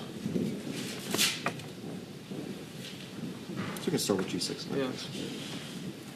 But maybe F5 makes more sense. But G6, no, but G6, E4. E4, yeah. But I mean, white kind of has to play G4, right? Or even G4, G5 we can play, no? With the same idea. But at the end there's probably a bishop H4. Like knight C3, yeah. takes 6 and takes and bishop H4 maybe. Maybe not. Looks dangerous. Yeah. Knight's also coming to D5. Right? Yeah, this looks quite good. But isn't it this? So G4 force. No, but why not just G takes a 5? Knight C3, take, and bishop H4. But there's knight G6. Bishop H4, knight G6. Ah, knight G6, yeah, okay. Okay, so there's knight H3 instead of bishop H4. Oh yeah. Maybe a bit impressive, right? Mm-hmm. Maybe not a big deal. Bishop G6, bishop H4. Rook E8. Rook D5, knight C6. Knight B5, knight E6. Is there no other alternative? I mean, it's still a bit better for it, huh? Might be better for white for the start. I mean, does he go G5? Can you go D5? Can you play D5? G4? G6? Something like this. I don't know if it's any good. Yeah, it's not important. I mean, but probably, yeah, you have to go here, so otherwise E4. G4 is not correct. And then G6. And then G5. Or G5. G5 also maybe. G5 or 5 again is the question. But at least it is. But it's very difficult to get it out still. Yeah, maybe G6. Okay, G5 what's F5 wrong with E6. what's wrong with G5 F5 and like E6, D4 Bishop C6? What's wrong with this? Maybe with Bishop C6 nice move. Oh yeah, this looks reasonable. Right, and B1 is bad. Maybe we even do it on the first move. F4 G5, F5 D5. Ah, like this. Yeah. You mean? Oh, sorry. You want to play F5 or takes? Grab G5 also.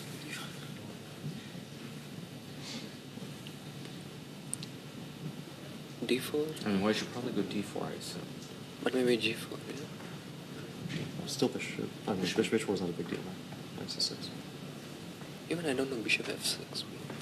Ah, even that one. Yeah, maybe that's scary too. But scared of that structure though, because Yeah, knight is. yeah, that's I think maybe that's not so maybe. good. But why don't we start with D5 now, at least to see what his intentions are? This is our plan. But I mean, white has to play G4, G3. There's nothing else that makes sense, right? G3 is not Yeah. dangerous, right? G4 Shouldn't is more be. dangerous. That means also for G4 we can start D5. Yeah, also. Okay, that's Yeah. lost. Ah, G5 is hanging. Okay, I didn't see. Knight on E6 in general is Yeah, we're following the 3 years. absolutely awful. Okay, so then just here we go. G4. Okay, that's good. Yeah, do all the pieces, and D4 is next. Yeah. You have to somehow consider G5 here, I don't know. Okay, but you think? I don't know. F5 I really like because okay, I restrict the knight. Okay, let's try G4. G4 makes sense, but let's say okay. Play bishop H4 But first, then also G3 to kill my own Well, bishop. E4, yeah, we can just. Here. Play E4, Knight C6. Maybe we don't. No, it's still like But like, knight E6, D4 anyway. We don't care. like to take care of my bishop first, though. G5, bishop Bishop H4. Bishop H4 and G3, no? Yeah. Yeah. But I'm afraid like we will be soon like without a bishop here for the whole game. If we can't win on a7. Yeah. Then G3, attack on a7 twice, yeah. We're forcing like F6. But F6 Okay, kills maybe our bishop forever. tend to He plays bishop 7, bishop H6. Yeah, I mean, you can just take and go G6, yeah. Yeah. It's not that big of a deal, maybe. Yeah, Or Knight maybe- C6 first, yeah. Whatever. Why do we need to take it? Yeah, like, I mean, we can take it later. And we white. No, like, I mean, seriously, like, something like it's almost like, Why are you H5? but it's like, whatever, like, we'll be superior in the center, no? Okay, maybe it's more important, no? Right? Like D4, E4, and Okay, but maybe the problem is we're not. D4, I don't know. What's this? I really like winning. No, this is like completely winning for it, no? I don't know. Maybe not. It looks super good, yeah? It looks playable, but You can do all these things after taking the pawn. Yeah? Lucky's castle. Yeah, I mean, okay, it's a matter of fate, of course. Yeah, let's just take the. Not. First, it's committal. So Knight C6. Then probably G6, yeah. So this bishop belongs to what? To G3, to F2, and it's helping for D4. So we I mean, normally want E3 plus D4 here, yeah, with this setup. It's So keeping pleasant, but it's not. the bishop sharp, maybe E3, yeah. Yeah. Yeah, because we have a problem with this knight. I mean. Maybe But knight if we- C6, D4 is Yeah, I stuff. think we should push D4 as soon as possible. Maybe even now, though, yeah. Okay, now it's Why like not D4 after Knight C6? Because we're threatening D5, yeah? Yeah. Yeah, yeah. so So G5 was the problem once again, yeah? What did you go? What did you go to G5? F5? And then G4? I mean, Bishop H4 I don't play. I don't play. Knight C6. I have a stupid idea. G3 F6. Because in the end he did Bishop is worse. It's slightly worse, but yeah, it just worse. Too much tempo. Oh, big maestro. Yeah, that's even. Maybe not that bad, yeah. D5 is next, yeah? Wow. Gentlemen, round 9. She spoiled all No, we the... take on. We take on G7 and go knight E3 and then Bishop H4 and knight D5. This is huge. So he has to play Bishop yeah, G6. yeah, that's good, yeah. Chop chop knight E3, yeah. Yeah, okay, that's good, yeah. It's very good. Okay. Oops, I'll report.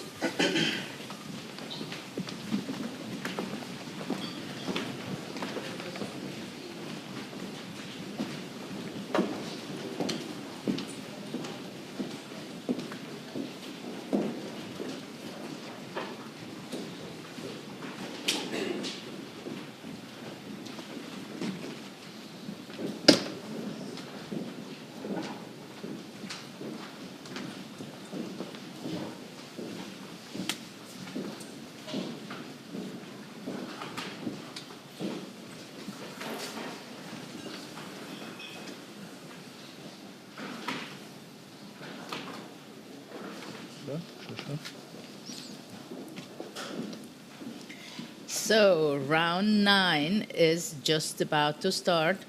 All the analyses were done as it is before every single round. We are ready for round Now the 9, number may start. 667 position will be played out by the world's best players. And let's see, and F4. F4 on move 1. What about Rapport? And 6 out of 6. And I want to give the word to Nicholas. Are they correct to play F4? Was this the best move? They are correct to play F4. However, after D5, which is the best response by Black, G4 is not best because Black can play D4. Nobody has played this, however, so far as I can see. Magnus is still thinking. We see a lot of G5. Magnus also goes for G5. G5, F5, D4 is better for White. The direct D4 would have been the way to go when Black has already equalized. It's so difficult. Well, so we have very similar positions on every board. This is a theoretical battle. Yes. Between teams. It's not an individual tournament. Forget about the standings, and teams matter. Yeah, the team spirit. Wow. This is the funniest round from visually every board. You see almost the same position. We have not seen this before. This is crazy. And it also shows that they kind of anticipated that F4, D5, G4, then I have to play G5, F5, D4, and it's a very interesting position. Well, after this round, I maybe should offer to the organizers that not to make this group analysis, because this way, look at that. Yes. I mean, the guys, they just agree so much that we have the same structure for now. What is the evaluation, Nicholas, after move 3, like after the F4, G4, G5, F5 position, which we had in every game? It is actually in Richard's game. It is a bit better for White. Yes, it is 0.40, 0.50. So it's definitely more pleasant for White with the space advantage on the right side of the board, but very complex it feels like. Very complex, very unusual, difficult to navigate. So I think we are in for a lot of interesting games in this round for sure, Peter. But wait a second. There is one thing I haven't seen Richie being in the White's team. Yeah, it was Vincent discussing there, Praggnanandhaa was there. Definitely Richie was, probably he was thinking by himself and came up with the same conclusion. Yeah, so getting out of the group does not guarantee that you have, this is kind of a probably mindset of the players that F4, G4 grabbing space on the king side is tempting. But you see again, the bishop on h1, and immediately in the second move they go g4 to open up the diagonals. So somehow, unconsciously, it's also there in the player's mind that I just can't see that bishop being blocked by a pawn immediately. But I would ask, Nicholas, from you, is d4 really the best move in move 3? In because move it's so 3? unlogical that the bishop on h1 and black opens up playing d4. I understand that bishop c6 is kind of the plan for black, right? It is clearly the best move, in fact, yes. Because you need to grab some space, and yes, it is. There was good analysis on both sides, but like the direct d4 instead of going g5 first would have been even better. But this is, I mean, the human way is to open up the bishop first and the diagonal on h8 and then play d4. So it's quite understandable they went for this. Okay, so what about picking one game out of the many, which they are quite similar for the moment, though I see that, for example, Maxim against Vidit, they are already proceeding forward. It's already... Well, look at, according to the evil bar already, Nepo has a strategically overwhelming position against Arjun. How quickly things can... Maybe we can go to that game because there we had seen the most action, and to understand what really happened, that it looks so bad for black already according to the computer. Let's go to Nepomniachtchi against Arjun, because true, there are quite a lot of moves happened by now, and it seems like maybe it is dangerous for the black side. Wow, and the last move was e4, e to e4, computer gives a question mark to h5, and all of a sudden, but this is so counterintuitive, yeah, that going e4, locking out your bishop, but Jan knows that there is no way black can afford to keep white's pawn structure intact, so black has to take en passant, d takes e3, knight f takes e3, white activates the pieces, bishop takes h1, queen h1, knight c6 on the board, and probably the reason why it is so good for white that white does not need to castle, because this is a very harmonious setup. He might just go a4, activate that rook without castling, while black cannot really do this because white has this monster knight on c4. Is this the idea? Phew. I'm trying to understand what, who is who, what is what in this position, why white should be so good. Yeah, but I think this fact that white does not need to castle to get harmony, because his position is already harmonious, but black is having problem, and also the bishop on h8 is buried. So I think this combination of these two factors. But what are you going to do with your rook on a1? Just come out with a4, rook a3? Well, rook a3, then rook b3, and checkmate somewhere on the long diagonal. Some dreams. Yes. Also, rook can go to b5, because the knight from c6 can never really move. I feel it's very awkward for black. And this is one of the reasons why black needs to super careful in the other games, not to rush like Arjun, because you can end up in strategically very bad position. Okay, but the g3 bishop, which seems to be very powerful at this point for white, will be pushed by h4. Okay, but then you give me the g4 square. Yeah, it comes at a cost, yeah. That's why we love to be white here. So you're happy to have your knight on c4 and e3. Yeah, yeah, and somehow this construction, yeah, that everything is compact. The black bishop, if that black bishop could move to c5, it would be a game changer. But also the knight on f8 doesn't really have good squares, because that knight should actually come via e6 to f4 or to d4, but this monster pawn on f5 buries that knight, and the knight d7 direction doesn't look really attractive. Yeah, a4 on the board.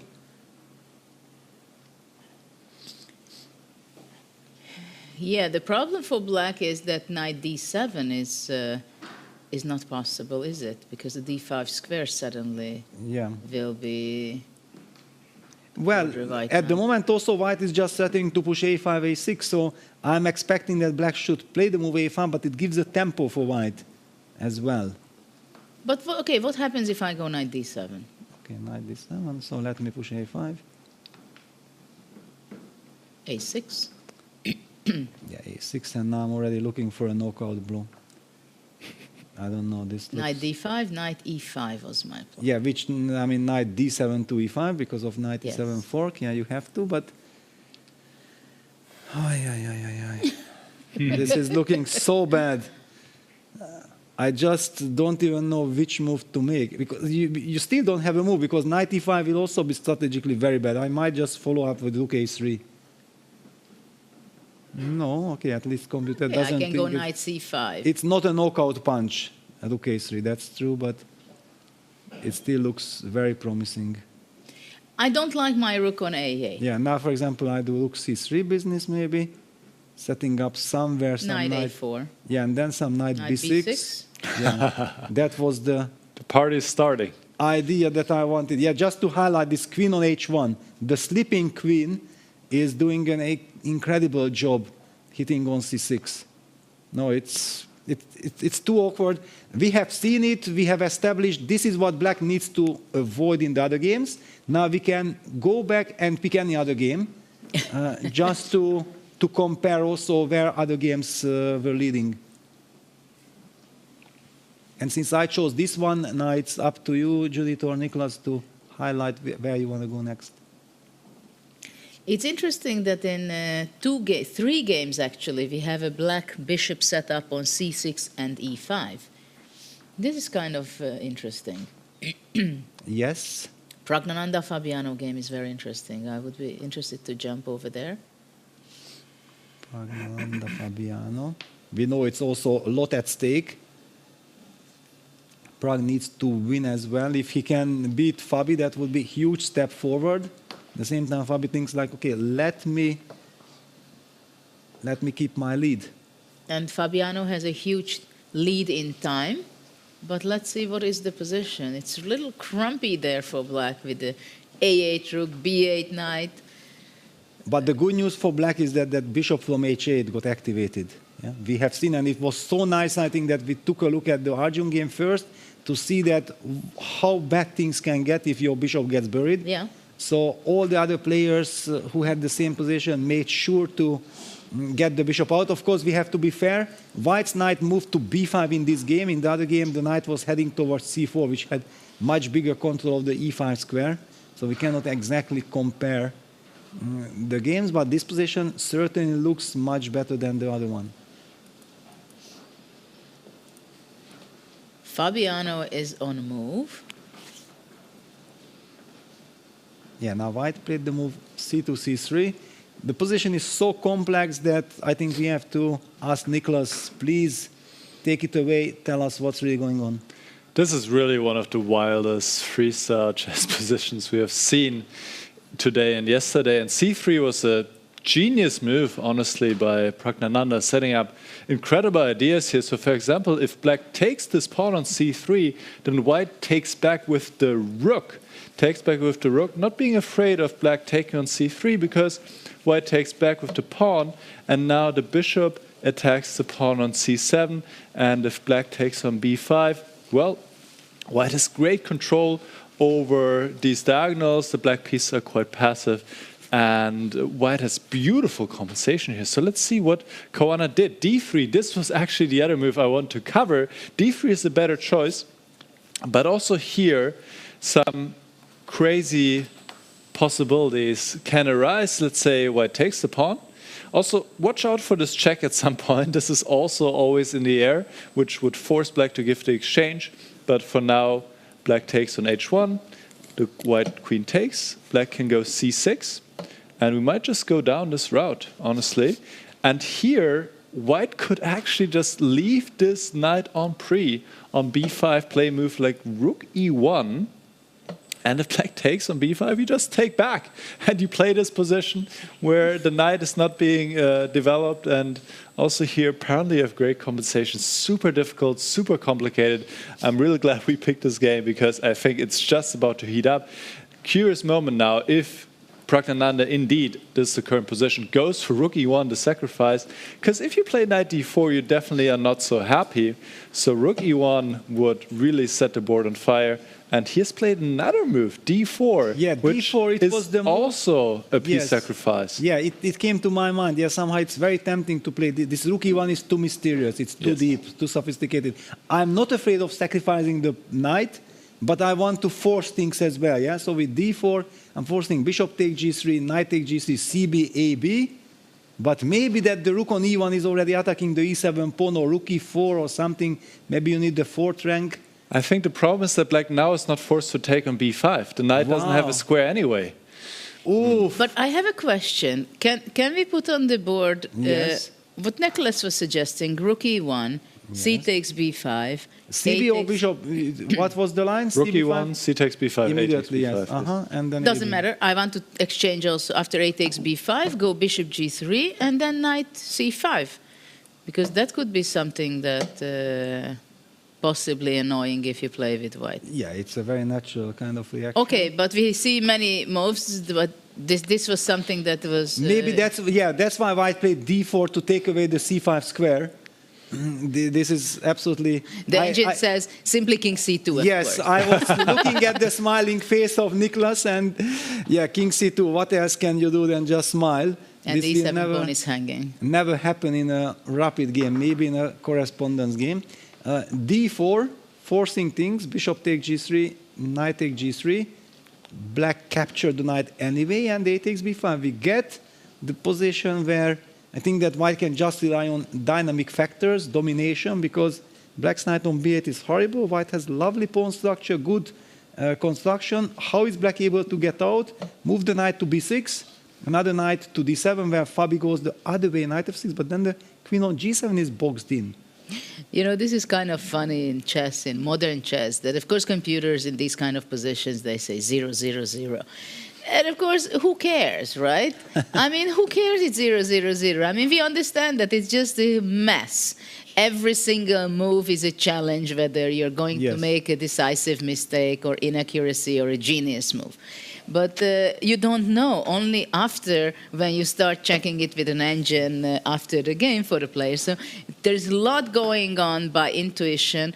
And of course, with white, it's an amazing position to play, don't you think so? It's like looks you beautiful. feel like a you king. feel beautiful, yeah. Just if you already mentioned this evolution, then the former Soviet evolution of such positions was that we have to drink 2 liters of vodka before we can, we can evaluate it. Yeah, it just shows that it's so complicated.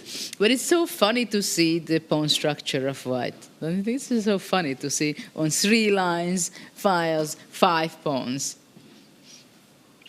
Yeah, it's very unusual. What a pawn phalanx. Yeah, I would love to play with white, but sometimes it's also easy to get carried away. Let's not forget that actually black can castle all the way to g8 with the king to the short side, giving up everything when he gets perfect harmony. And that's why Fabi decided to move the knight to f6, not to b6, so that he's already making sure that his king side does not need to worry. Well, king side, future king side, not yet.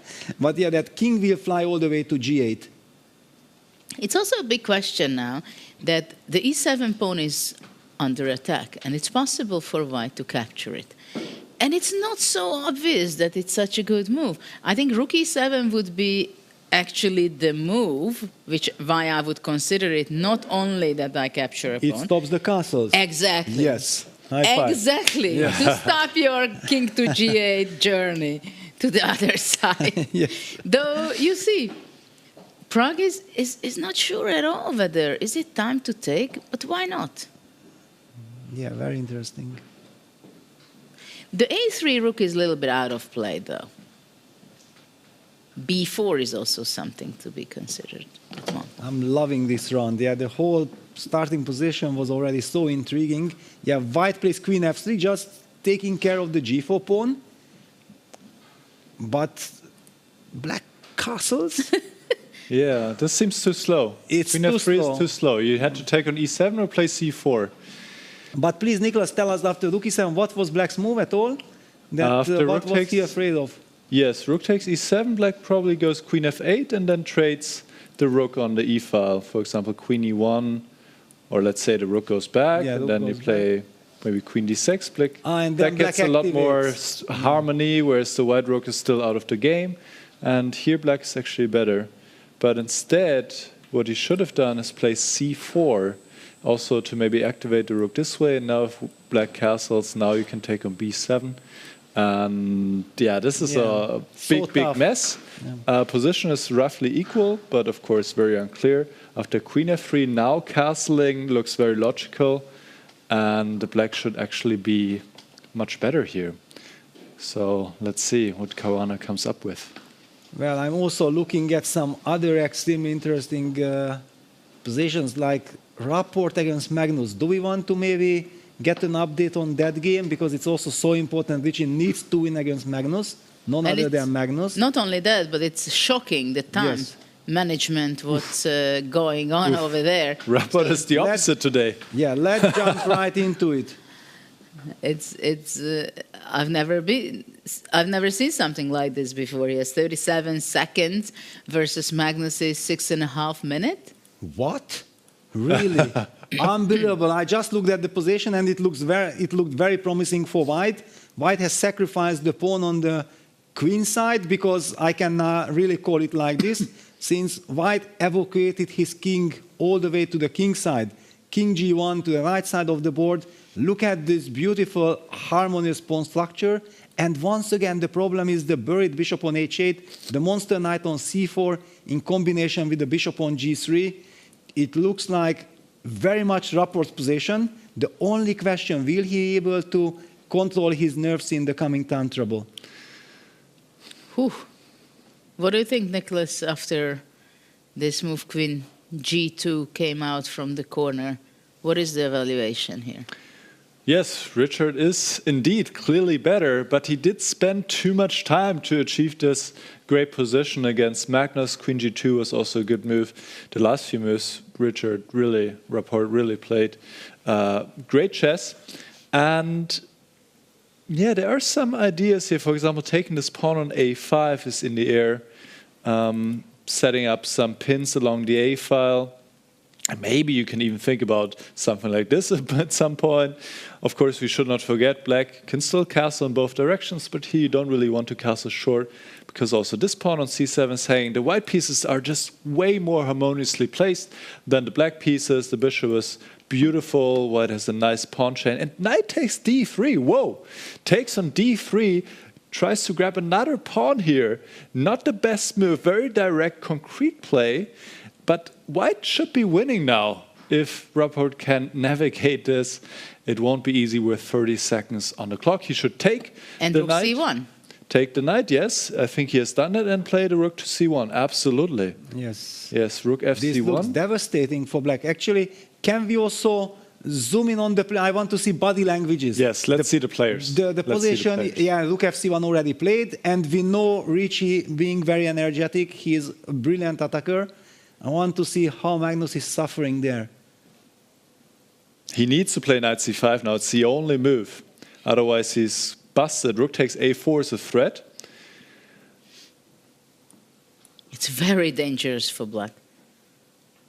On the other hand, Magnus made sure that if I survive, I will have a good position. Oh, and to point out, the rook on d8 has already moved to d5 and back, so black cannot castle short anymore. He cannot evacuate the king all the way to the right side of the board. Very important detail.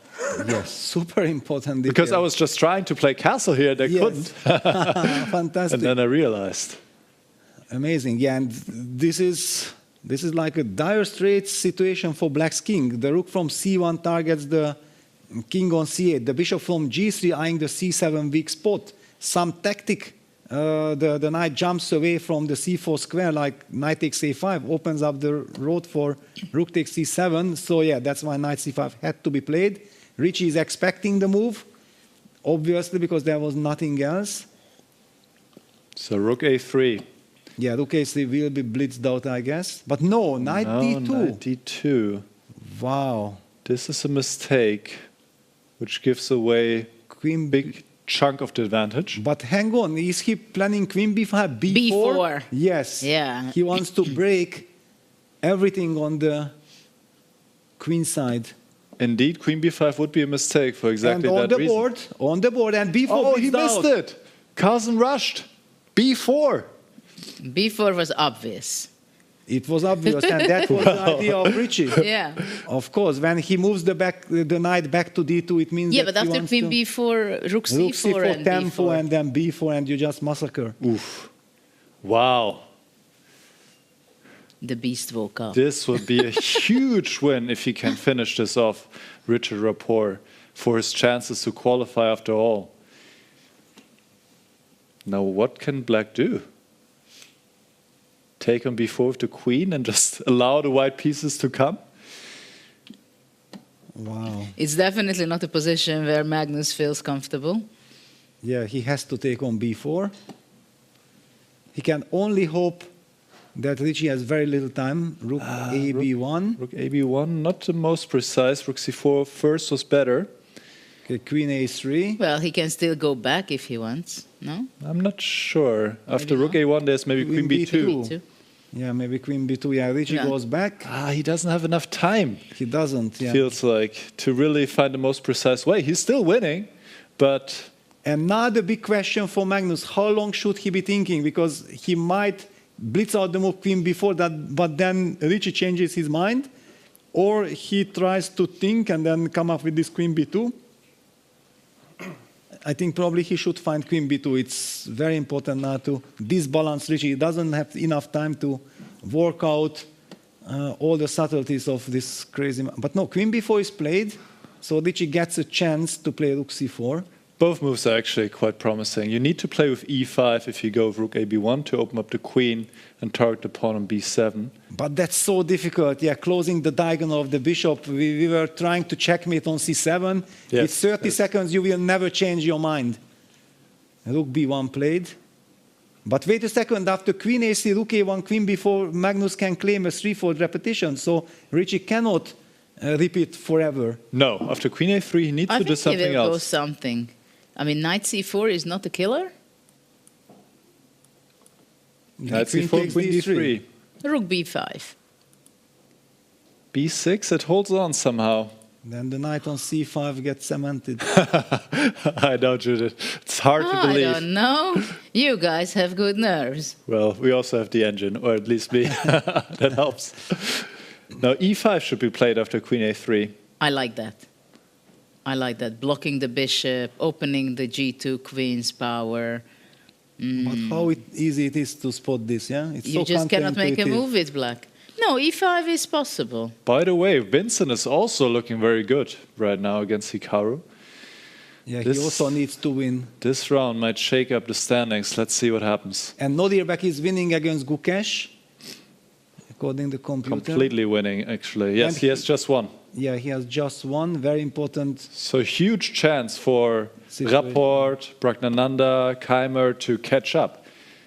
And he goes knight b3. Wow. Also a good move. Yeah. Also a good move. Queen a3 knight we see. Richie has to go for it. Yes, he knows. He cannot repeat moves and take a draw here. He needs to try. He needs to try. And he's such a beast with initiative. He'll win this. He will, yeah. Knight a6, only move. Yeah, but on the other Not hand... a very tempting one. Yeah, but Magnus is, of course, so good. Yeah, and he will play knight a6. Yeah, he's about to make the move. And Richie will need all his skills. Yeah, knight a6 on the board, e5 blitzed out. There we go. The idea of opening up the queen, targeting now the b7 pawn. This is... Isn't knight a5 a threat? Rook a7 protecting. On the other hand, knight, very easy to get nervous with white. You feel like I need to find the knockout blow immediately, otherwise I might lose the... But there is no knockout blow. There is no knockout blow. The computer wants to go like queen f3, play f6. Ooh. So you play it positionally, but how can you play? I want to go queen d2. Queen d2 played, yes. G5 hanging, A5 hanging. And now suddenly the computer says black is better. Yeah, black has also kind of Don't defended. Watch the bar. Enjoy the game. Enjoy the show. Yes. No, black is not better yet, but definitely the advantage has decreased a lot. Yeah, with this knight a6, rook a7, a4. Okay, a4 is a big mistake. Knight big a5? mistake. Knight takes d4 is possible. Oh, wow. Knight takes d4 and the queen is trapped. Can he find this? Very difficult. No, probably he will go knight a5. Now he goes queen a5. Oh no, this was not ideal. Now e6 is crucial for black. e6 to not allow e6 for white. This? Because, how can you find the move queen e6? b4 runs into rook takes c7. Yeah, that's the kind of idea from white. And king b8. Still goes on. And then e6. Yeah, Yes. I'm just guessing that's why black has to play But e6. also now rook takes c7 is a threat already. Because the rook on a7 Yes. is undefended. Carlson. After e6, it's also rook c7. Yes, but this is okay for black somehow. Of course. e6, will it be played? He Yeah, he finds it. goes e6. Bravo. Oh. Brilliant defense by Magnus. Driving Richie crazy, but by the way, also Magnus has caught up with the clock situation. He also Yeah, has but no more e6 time. was so important. What about knight c5? And look at the body language of Magnus. Yeah, like he feels that I'm about to save the whole this crazy construction together. Knight F6 c5, is also- b6, unfortunately. Does not work. He takes on e6. And then Gaining what? 10 seconds. This is that kind of move, right? Yes. He takes on Rook c7 c7. now. Apparently this was a worse version than not taking on e6 Yes. first. Queen but a2. Queen a2 is possible. Queen b4 is strong. Queen a2, knight d2, or what is it? Yes. Amazing defense by Magnus. Yeah. Amazing game.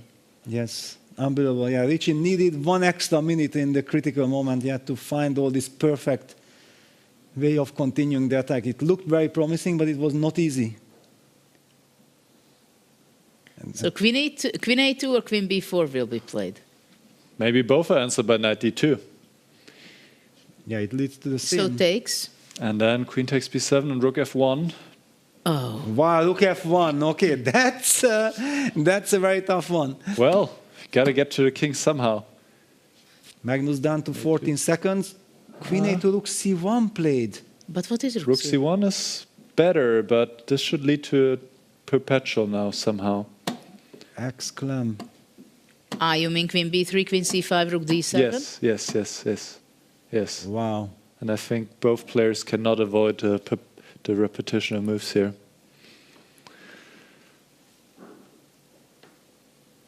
What a game. Unless you sacrifice the queen with queen c3 in this position. But I don't think Magnus feels the need to do something drastic like this. He does. He does it. Wow. Wow. Incredible. Yes. He likes to play on. He likes to play chess. Yes. Wow. But also he has such a stable construction, and if the bishop, I wanted to say, if that bishop comes to life, but the same applies for white. Yeah, black goes rook d5. If black can provoke d4, then everything is fantastic. Then white's bishop is Unbelievable burned. decision by Magnus. Well, he's also leading the tournament. He's very comfortable. Yeah, And he so- feels that he has a good day. Yeah. He's in He form. said in the interview. He's stable. Yeah. Yes. Like he feels good, so he feels that he can stretch and try things which works only when you have a Exactly. good form. But unbelievable decision.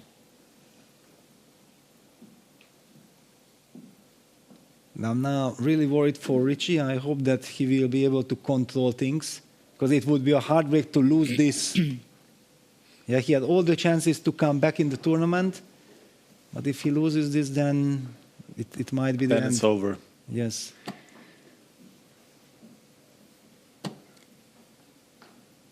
B5. But with Queen A3, made sure that the bishop is not able to reach F8.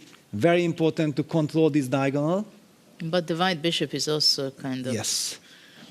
It's like a Carlsen type of structure. Yeah? There's rook d8 getting ready for bishop f8. It's so much more easier to play with black. Now that this knight on c7 is seemingly passive, but it protects all the weaknesses and the king. Yeah. So how can white stop bishop f8? No way. And if bishop f8 comes, then practically it's very tough. Queen c1. Bishop f8 will be played. Is he planning d5, bishop b6 trick? Is that the trick? Probably, but okay, black can play king b7 first. Just eliminate all this, sacrifice and on the board. Yeah, sacrifice g5, rook d7, and then knight gets to d5. Perfect harmony. Now a3 is possible. What? A3. Wow. My goodness. What a That shocking is so move. brutal. It's like you're making fun of the opponent. Well, it's the only move to not be worse, but I think Magnus saw it coming, otherwise he would just give up the pawn on g5. Wow, really? Did he see that? But Yeah, rook he's d7 about is to play also it. looks good. Yeah, look, He's about to play it. He's just double checking. Yes, about to. Wow, and Richie did not see this move at all. Did not see it coming. It was a shock. And now black is better. Black is clearly better. Double exclam. Oof. Magnus Carlsen working his magic. Incredible game. Very impressive. Unbelievable how he managed to. He takes on d8. Defend. Yeah, he's in a state of shock. But now black's just up a piece. Yes. He should have at least brought the queen back. Yeah, but it's so difficult to control your emotions. Oh my goodness. Well, probably he wants queen e7, taking the h7 pawn.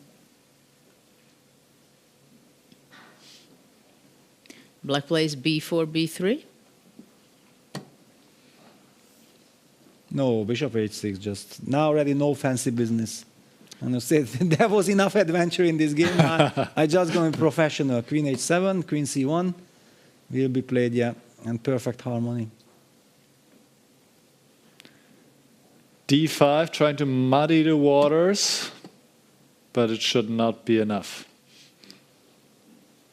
Logical try by Rapport. Queen f4. And all kinds of drama in other boards as well. Fabiano is apparently winning, but in a big, big time trouble. Well, he's up at knight and rook, so he will win for sure. Yes, okay. Vincent is also looking very good. So is Vidit, but it comes too late. Yeah, Vidit is bouncing back. We might see another 6 decisive games in this round. Just amazing. Yeah, he unfortunately, this knight on c7, what a monster this knight is. Yes. Protecting the king, guarding the e8 square so the e-pawn cannot really promote. Now even queen e4 check probably is good enough. Yes, that's it, basically. On the board. Too many passed pawns for black. h4, bishop to d4, can white fight? But bishop g7, opening up the way for b4, b3, b2. Yeah, white is too slow with his counterplay on the king's side.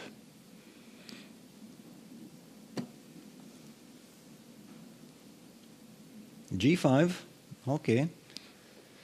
b4, h5, b3, h6. The game continues. Did Magnus relax a bit early? He needs to bring the king now. King c6, king d7. Take care of this e7 pawn so he can also use the knight. And with the king, knight, and bishop combined, the pawns on the connect pass pawns should be tamed. And on the board, yeah, masterfully played. Too good. h5, king d7. Just like against Vidit, when Vidit had those pawns against Magnus and he was bringing his king quietly closer to the dangerous pawns. Very much the same technique.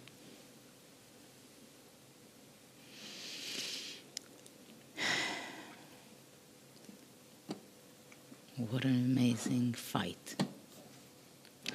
Richard could have won this game and the previous one, and instead it seems like he will be pretty much eliminated if he loses this game. Heartbreaking. Yeah, the feeling is that he's playing such a good chess. Yeah, so creatively, dynamically, but he's not rewarding himself in the end. Yes. This is the painful part. And now g6, knight f4 check. Yes. That's a big problem. That is a big problem indeed. Yeah, poor Richie. Playing brilliantly and then losing like this. But you also have to give credit to Magnus Carlsen, of course. He could have taken a draw, would have been a good result for him, maintaining the lead. But he wanted more, giving up the queen in his second consecutive game, by the way. Yeah, and he could have also get checkmated if he's not as good as a defender as he was, yeah? Yes. Who else would have survived this? I don't know. Crazy. King e3. Richie is still hoping for a miracle. He But can B4. eliminate the e4 pawn and then somehow the b pawn as well. The Yes. king is close to the b pawn, and we still have the h pawn as a And hope distraction. that Magnus doesn't know how to check me with knight and bishop. Well, Richie will resign. He will not play that position. Why not? No, here you don't play. No, it's not kindergarten. What do you mean? Last time it was 2 knights. Two nights, of course. 2 nights you play, yeah. 2 nights you play, right? Because that's a draw. Of course you play, you show off. But no. No, but yeah, it's poor Richie. No, there's nothing to do here. Black will just win both pawns. White cannot get to the b3 pawn, and that's it. Eventually, White has to give up the bishop. We get to the endgame knight bishop against king, and this is a win for Black. And yeah, I don't think Richie wants to see it. Yeah, he plays king d2. Okay, he will try as long as he's not losing his pawns. If he loses the pawns, then it's pointless. Then it's pawnless, yeah? Yes, exactly. Yeah, Vincent is about to win. Fabiano has won this big game, the clutch game against Praggnanandhaa. So Fabi is easing forward. Vincent is fighting back. And as we highlight, the Hikaru just resigned, that Hikaru, the strategy of drawing my games, no, you cannot draw your ways. Look What? at that. Knight d5, bishop a3, bishop b2 is coming. But it's still... But according no, to bishop f8 was the way. Bishop f8, he got the chance. Bishop g7. Oh no! And he rushed it. Oh, he could not believe it. He could get the chance. Now he will play bishop f8, but it's too late. Now king e8, king f7. And the knight reached the destination. Oh no. Yeah, you always have to be ready to grab the chance. Look at Magnus's face there. He kind of looks like, I'm sorry, but this is life. Yeah, he's coming with the king. He wants to go bishop. Checkmate. But he doesn't bishop have, b2. He no, wants. but knight b2. The problem is he can. Exactly. If white would go bishop c5, wherever bishop d4, it's a stalemate. But he can't make it. He can't make it. Yeah, bishop b2, bishop takes b2, h8, bishop h8, and stalemate. But the problem is Yes. bishop b2, knight. Yeah, just to highlight. Yeah, bishop b2. If black takes with the bishop, then h8 we are able to sacrifice all our material. Bishop has to take the queen, and all of a sudden it's stalemate. So chess is a beautiful game. Unfortunately, Magnus will capture with the knight, and then there is no stalemate idea.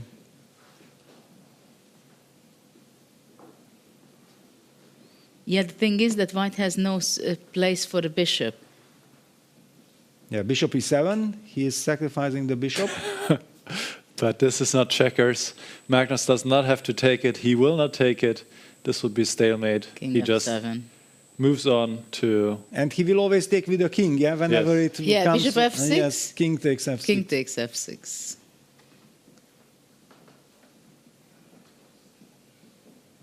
Whenever bishop f6, then And if you king go takes. bishop h3, let's say bishop d8, king g7, bishop g5, king h7, bishop f6. Then you don't then bishop g7. The thing is, and then king g6, bishop f6, king Yes, f5, and you exactly. just But you can also move the knight. move the bishop also, and yeah, you can move everything. Yeah, bishop g7 will be played. And Richie resigns. Oh no, this hurts. This really hurts. Congratulations, Magnus. Fantastic defense, amazing play afterwards, but we are feeling very sorry for Richie. Absolutely. It was, but it was the old Magnus making decisions, that playing out. Let's hear what they say. What a round, guys. What a round. 6 decisive games. Let's see the standings, how it changed the standing, those 6 decisive games. This was one of the most painful game which we just witnessed from the white side. So Magnus 7.5, even this way, because Nepo also won. it means that he's still only half a point ahead. He really wants to win it alone. And Abdusaturov together with Maxim, they are 6. And Arjun with 5. Caruana 4.5 tying with Nakamura because Nakamura lost. So this today is not the day of Hikaru, it seems. And then Gukesh is number 8 together with Keymer. Yes. And Praggnanandhaa 3. So...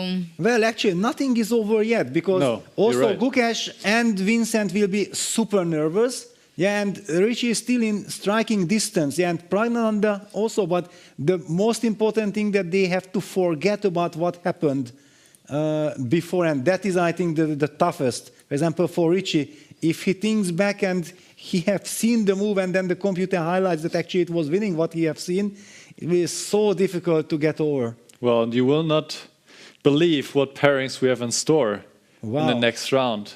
Because Gukesh will play against Rapport and Praggnanandhaa will play against Keymer. Wow. It cannot be any better. Whoa. What a round we had. And we have 2 to go. 2 to go. So... Vidit actually lost. Vidit was completely winning at some point, but it was a crazy time scramble. We don't know what happened there. Yeah. And that was important for Maxim. He blundered, a huge blunder over there. So, yeah, it's not Vidit's tournament, that's very clear. And if Rapport would have won, yes, he would be there tying and fighting. Oh, so let's see the next round matchup, which is the 4th round today. And this is what we have. Caruana against Vidit. Of course, Vidit is playing not well in this tournament, but it does not mean that Caruana will have an easy game to go. Arjun plays with Maxim.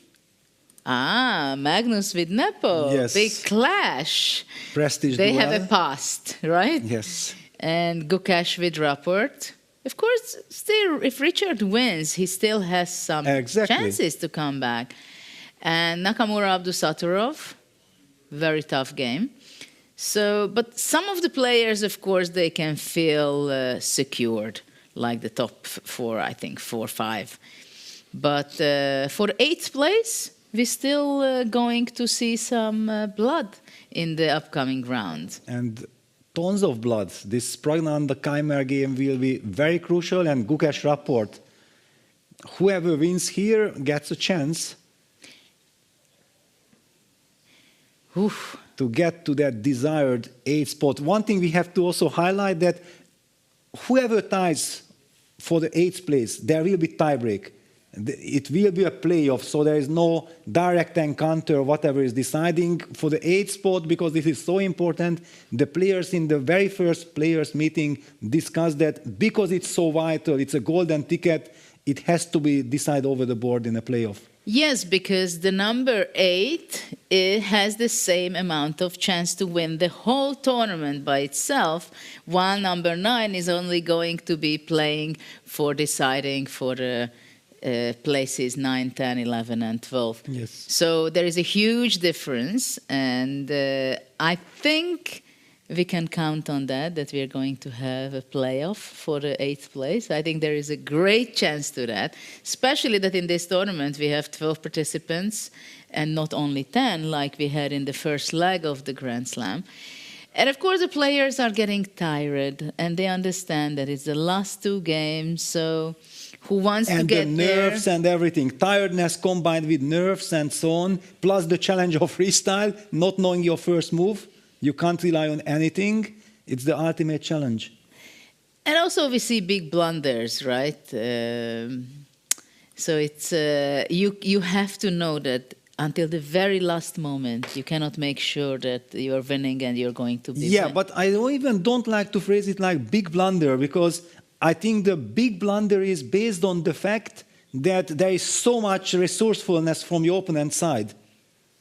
Exactly. Well, anyway, we have a very quick interview with Magnus again, what he has to say to us after his victory over Rapport. Magnus, who needs queens when they play chess, right? Yeah, exactly. It was, crazy game. for sure. I think my play was certainly too risky. I think he was definitely like much better to winning. Yeah, then he was running out of time. Probably was a bit nervous. Things got a little bit out of hand.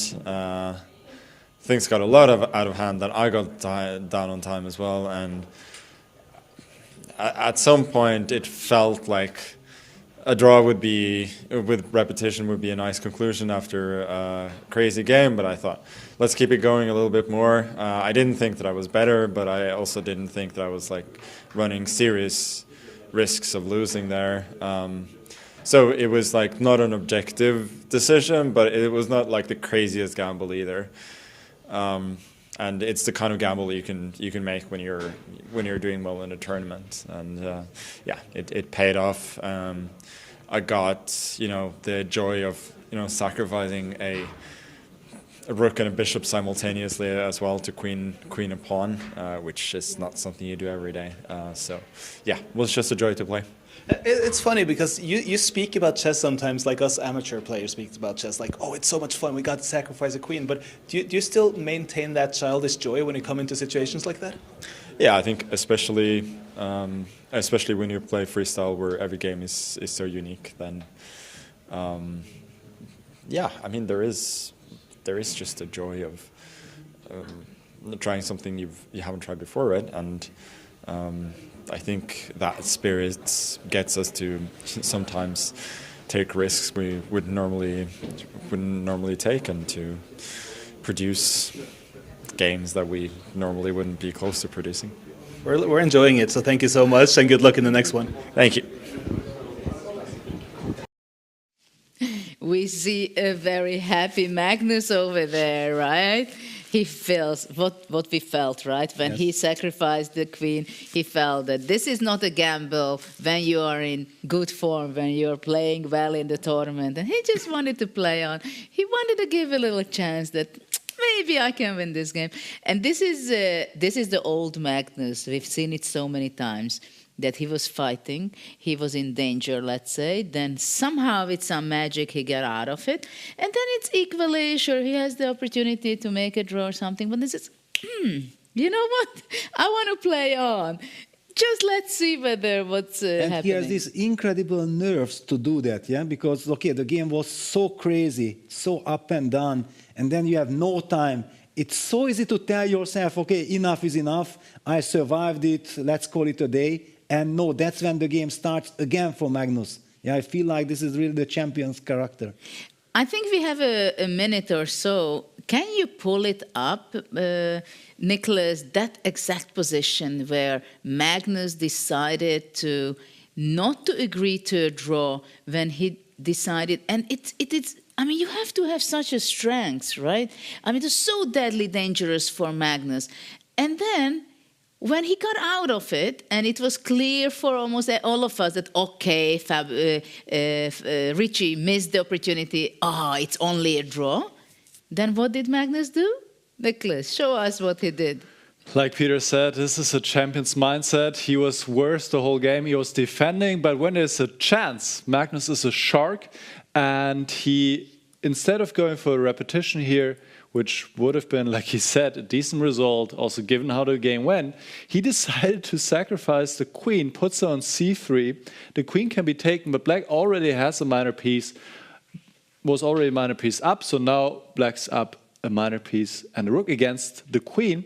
But the main point is here that the knight is beautifully placed, defending all of the weaknesses and also supporting the pawns, protecting the king, very important against the queen, that you have good king safety, and the light squares are weak.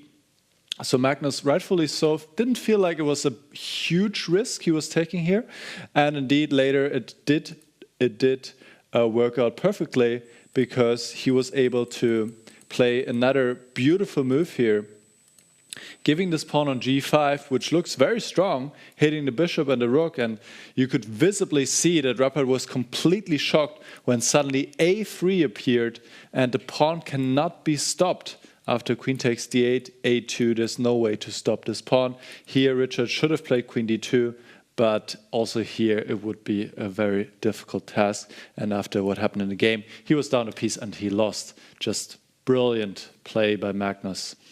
Absolutely, and I believe it's not only that he made a decision of Queen C3 and, okay, he found an opportunity that the game is winning. No, it's only about the fact that he's ready to play on and take the opportunity that suddenly the opponent psychologically is completely devastated. And you just, what to do? I have seconds, right? But just in a few seconds, we already go to the lottery. Let's see what is the next position for the next round. Welcome back. We have 2 rounds to go. The situation is very tense. Remember, only the top 8 will qualify to the quarterfinals. We are ready to draw the next position now, and for this one, we have a very special guest. He is a 2-time French champion. He was the second of Magnus Carlsen in every one of his matches, and of course, he was the winner of the 2012 Mind Games. Please give it up for Laurent Fressinet.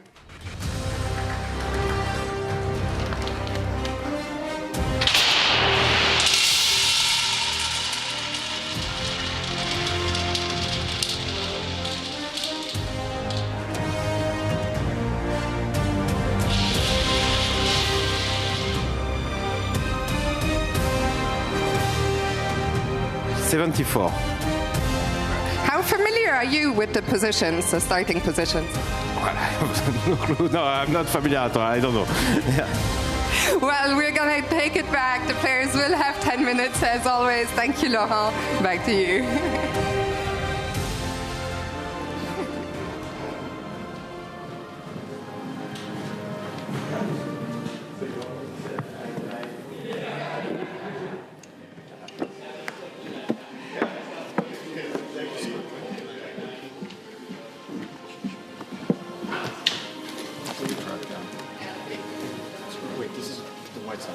Yeah, we're white side. So what? Okay, so A7, A7, A2. Not really. But I just need some guard. So F4, I assume, or this is not. You can't grab this pawn. C6. Or wait. I see. Yes, and it's not really hanging. Okay, so it's not actually hanging. I mean, we don't have to start with him. Right. Okay. No, but F5 makes sense. If Queen S7, Knight C6 is no good, then F5 makes a lot of sense. So E4 is also. Yeah. E4. E4, F3 comes in. Yeah, E4 makes sense. What about F4, F5, Knight C3? Yeah, of course, it's a question. F5, Knight C3. G4. G4. Maybe G4. Why is G4 so special if I play like G6 or something? It doesn't feel very special. Good.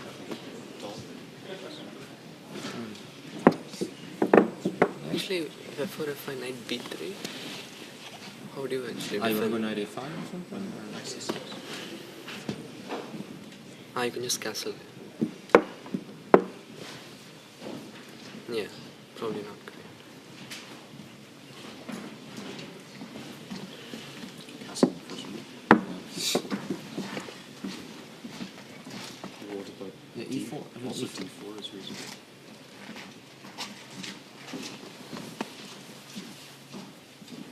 D4, D5.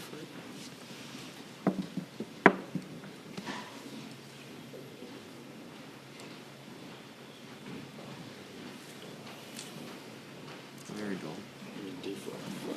Yeah, D4, F5 also.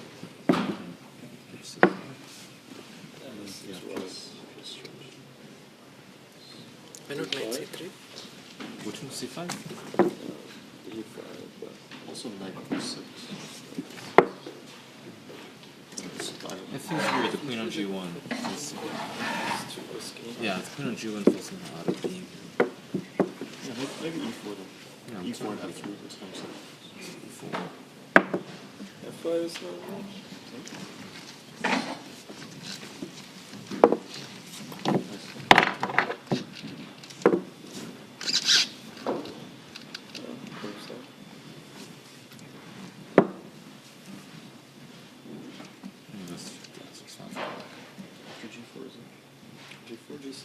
Maybe knight b3, if knight c3. I want to play this one. Knight b3, knight b6. Yeah, knight b6. Knight c3. Yeah, so. Rook a1 or something? Rook a1. Bishop f7? Rook a2. You don't even get everything. Yeah, okay, knight b6 is so let's take immediately and then go bishop f7. Alright, knight c3, queen b2. Transposes, I guess. Yeah, I mean, I thought queen b2 and then knight c3, bishop c3. Rook a1, queen b6. Or not necessarily rook a1. And Also queen starts to f3. develop. Yeah, maybe just develop. What, this position or no? Which one? Yeah, that's right. Knight b6. Why is this such a big deal? Maybe black is much better. So. It's too risky for white to go for this. Wait, Knight b5? what if rook a1? Queen d6, knight b5, right? Knight c6, right? Knight c6. Yeah, probably that's not great. Probably too risky.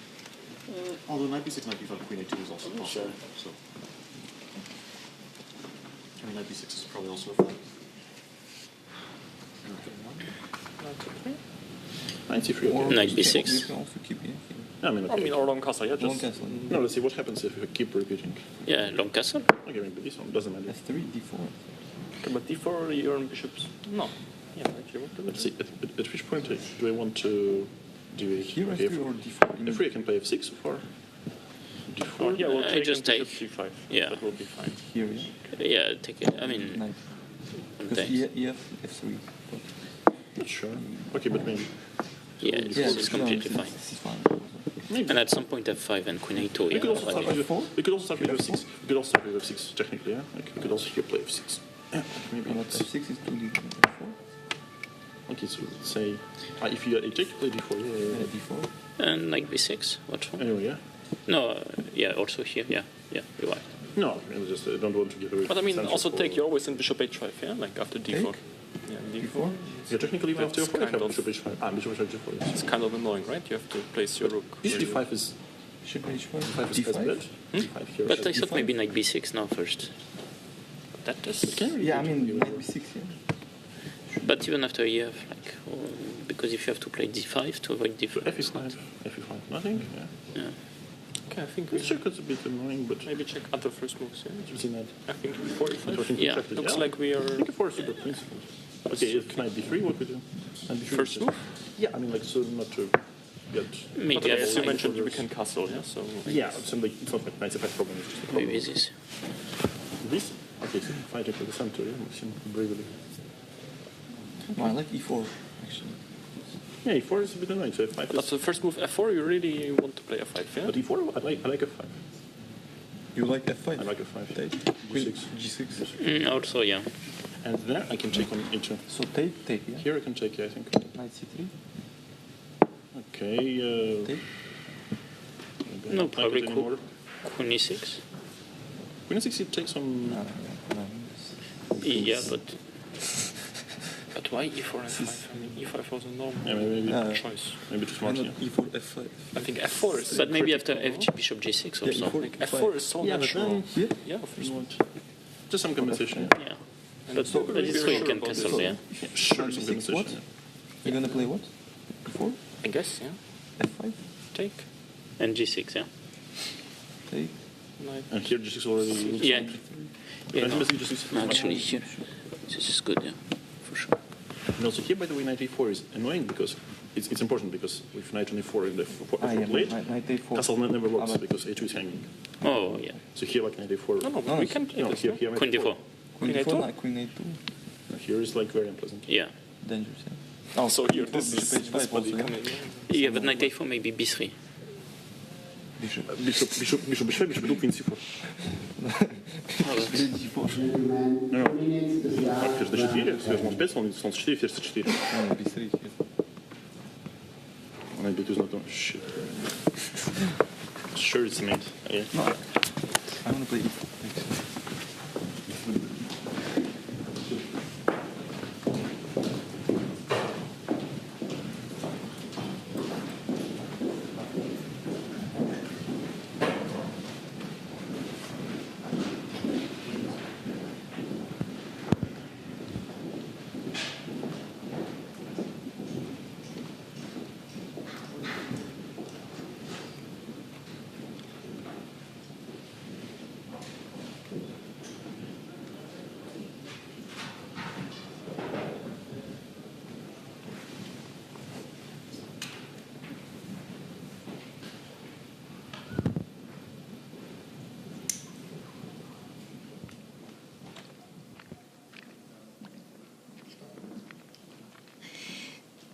So, this is round 10. We are reaching out towards the end. The last 2 rounds is about to be played. Round 10. So, this is the penultimate round for the qualification part, which was going on yesterday, first day. Today is the second day. The players are very tired.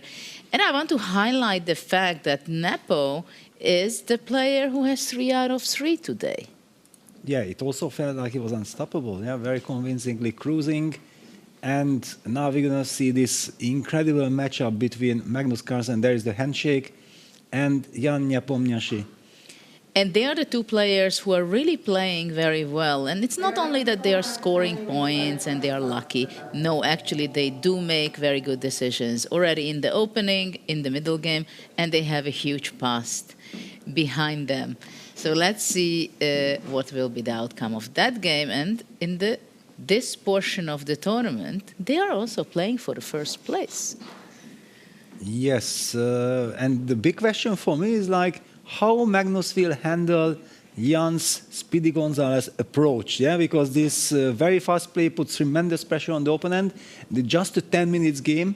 I know that Magnus likes to control the clock, but he also likes to play good moves, yeah? And how he will deal with the challenge at E4 on the board, I think it's the only game where we have seen E4 and F5 blitzed out by Nepo. How do you do this? E4, F5, EF, G6 on the board. It was preparation. What kind of gambit is this? Wow. Okay. We can say maybe the Grand Slam gambit. Freestyle gambit. Wow. And instantly. Instantly, like he was expecting. He knows that Magnus likes E4, and I think we have to immediately ask Nicholas to highlight what does Engine think about this, because we are speechless. First of all, what is the evaluation of the starting position?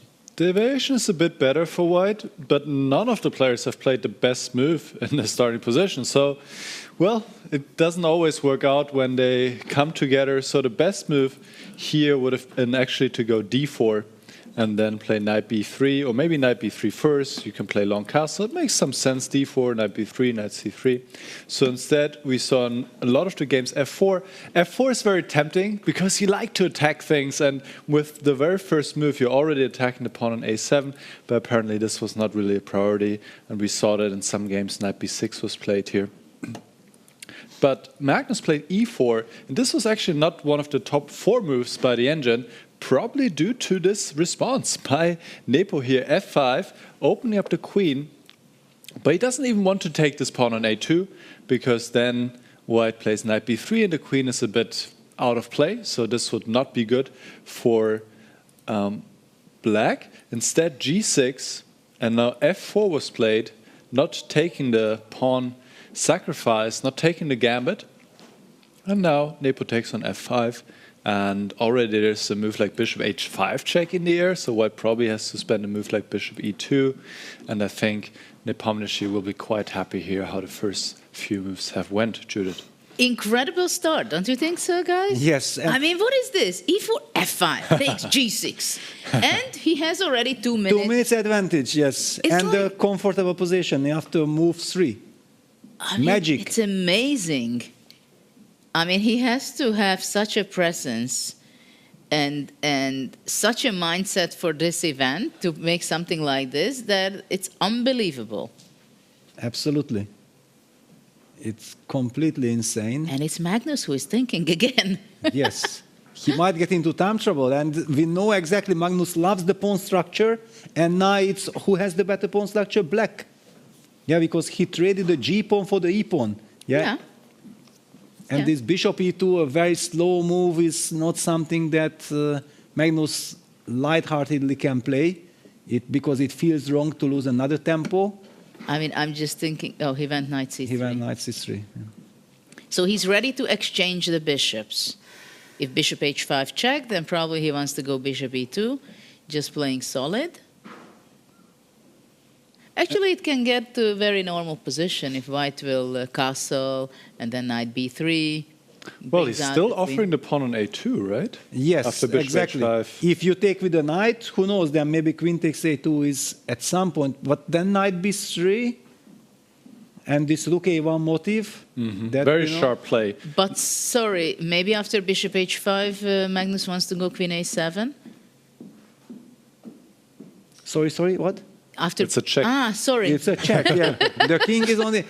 After knight c3 now, he's setting up also the possibility of castling. Yeah, he would love to castle now, but before the a2 pawn was hanging, he couldn't. Yes. Well, if you consider that a2 is important. Well, it's Because important with the rook on c1 because then we can use the a5 for the rook, but I with the king on understand, but c1... some don't think it's so important because if you look at Maxim's game, it's already not the a7, but b7 is not important either. And black is much better. Yeah, Wow. why don't we talk about that for short? Because it's like 2 pawns sacrifice. What is that?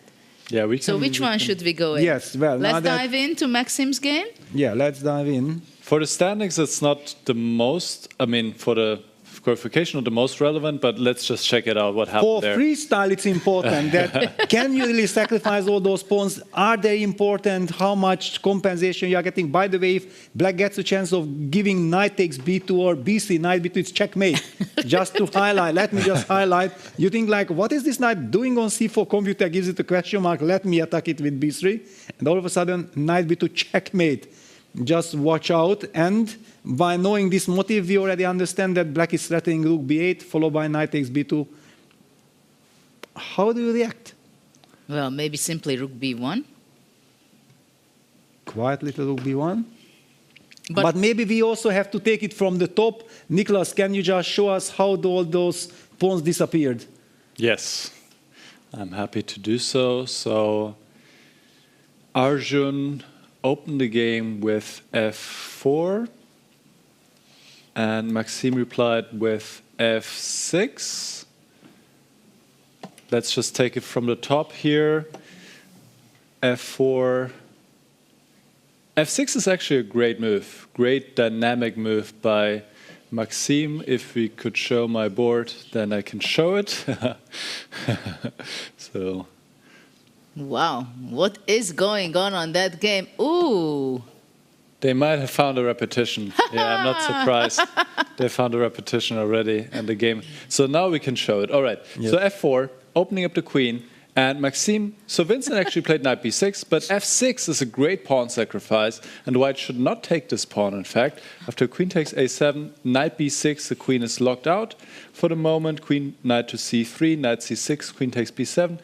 And now knight c4 was a bit of a mistake, which gave away the advantage. Apparently rook b8 was strong, queen a6, then knight b4, hitting this queen again and again. The queen has to move somewhere. Queen b5, I mean, there are not a lot of good squares available. Yeah, and queen now b5. to play e5, opening up the bishop. You have d5. It's just a lot of dynamic potential here, a lot of activity for black, and clearly better.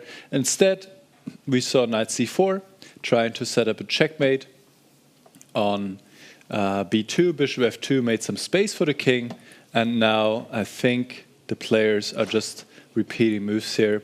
The queen cannot really escape the attacks, and this will be over in just a moment. A draw is a good result for both of them. They're already both qualified, and so they are probably both happy with a repetition here. So we can focus on another game.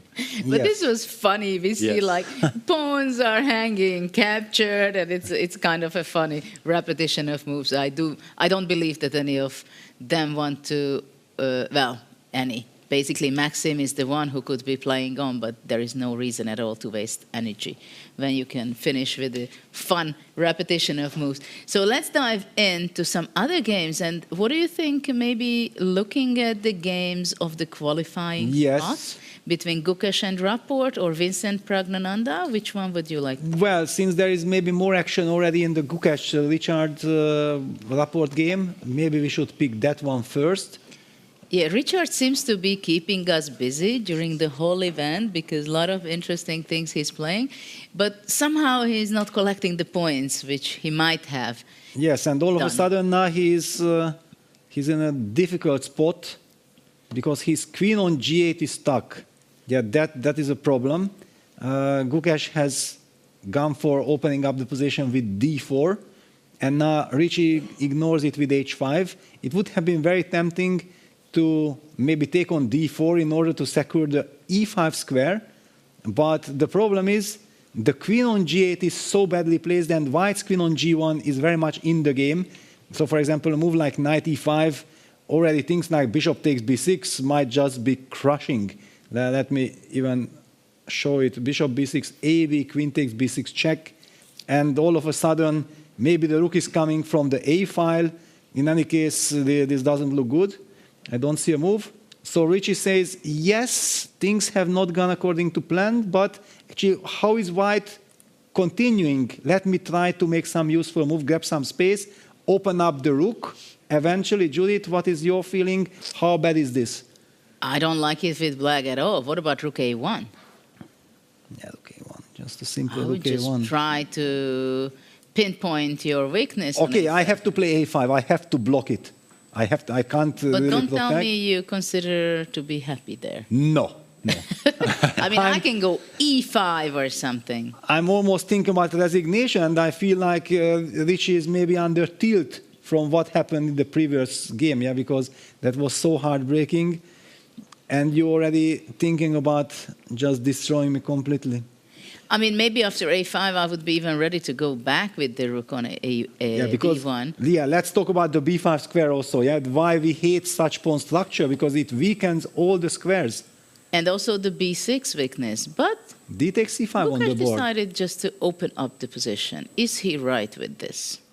He opted for d takes c5. It's a question mark according to the computer. He really wants to get that bishop to d4. But, okay, I hate this. Once I already know that computers is a question mark, but intuitively I loved your move with rook a1 so much more. Yeah, I don't putting like pressure. that he gave up the center. Maybe it's going to turn out for him good, but I don't like it because I love so Exactly. much an outpost like e5 for black Yes. that I mean I just occupy bishop e5, queen g7. It's like heaven. Exactly. it's heaven. And before we talked about hell.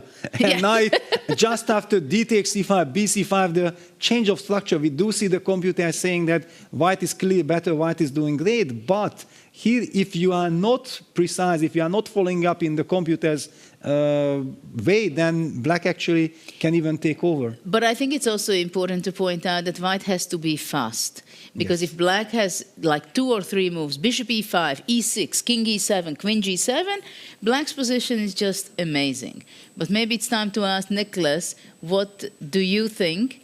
Asking also the engine, is there a straightforward killing with white? That's why Gukesh played d takes e5? Well, he's going for it, and this is also, I was just looking at the move because this made a lot of sense to me to try to play b4, and then Gukesh played it, and I was wondering, what does the computer think about this move? It's a decent move, but yes, in fact, giving up the center, there were better options. One of them was your move rook a1, and bishop takes c3 has been played. Exclamation mark. Wow. Yes, bishop takes c3 was very important.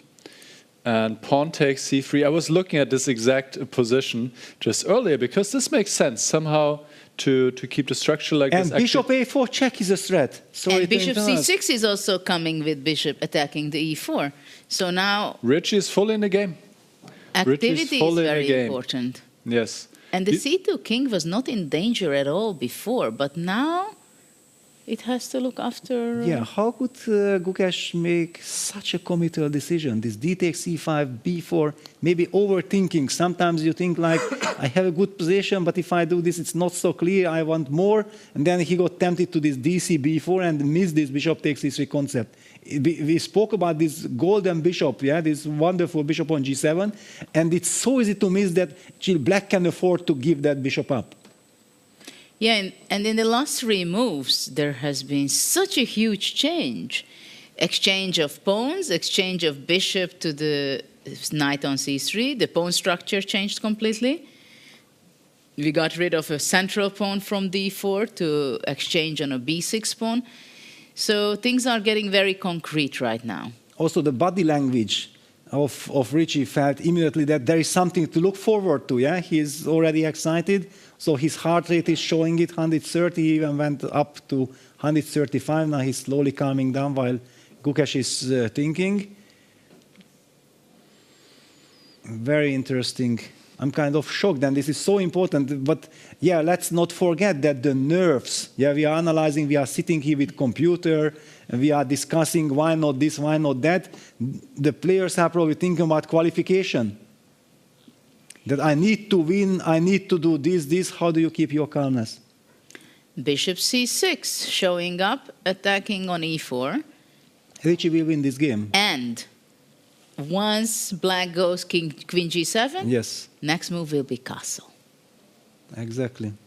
And the king on c2 is stuck already. The king can never evacuate from the danger zone. White's structure, and we talked about that black's queen on g8 was so much more inferior to white's queen on g1, and now it's exactly the opposite. Not anymore. Yeah, the queen on g1 is boxed in. Black has perfect harmony. It became like a Nimzo Indian. Suddenly it became from a bad Sicilian, it got to a very nice Nimzo for black. I don't understand how white was aiming to handle this, that the pawn on e4. I mean, he cannot play rook e1, then it didn't make any sense to go rook a1 before, did it? I can try to shed some light here on what's going on. But yes, like you guys said, Gukesh just rushed with this decision. He really wanted to go for Rapport's throat with the exchange and then going b4. In theory, trying to open up the diagonal is a good idea, but black got a lot of play. And now after bishop c6, white needs to play bishop d3, but this is not a move that you're happy to play here. Otherwise, you're clearly worse already. He doesn't play it. He gives up the pawn on e4, but this is just a pawn. Black can take this pawn with check, then retreat with the knight, and black is much better. And if Rapport wins this game, this would be huge for him and his chances to fight for qualification still. And after the last two games where we saw some heartbreak, it would, well, it would be such a big result for him. Well, but there is also the big news that apparently Vincent is crushing Prague. Yes, we need to see that, I think, as well. Yes, because it's so important for all this qualification. So why don't we jump to that game? We know that things are happening here, but it did not go the right way for Gukesh, the world champion. So Rapport might take some chances for qualifying spots, but of course Keymer is someone who is also eager to do that. And now let's see what he's up to. I'm trying to understand what is really going on in this position. Well, the point is that suddenly White's king is boxed in. White cannot take on a4, never, because of knight takes e2 checkmate. Isn't bishop a3 winning on the spot? And nothing moves, and bishop a3 could easily be the killer. Or knight takes a4. Then knight e2 mate. Ah, knight e2. Yes. And it's done. On the board, bishop a3. We came in time to this game. Wow. Just for the final punch. Keeps his chances alive, absolutely. And if, for example, Rapport beats Gukesh, that would actually mean a big help from Rapport for Vincent. But there is so much up and down, and there is still one more round to go and so on. But this does look like it's a knockout punch. Yeah? No, this is completely game over here. What a crushing win for Vincent. And e takes f6 was the last move. I don't know if it was possible to do something else, but... Well, actually, if we want to see it very quickly, it looked good for Vincent already. He destroyed White's pawn structure.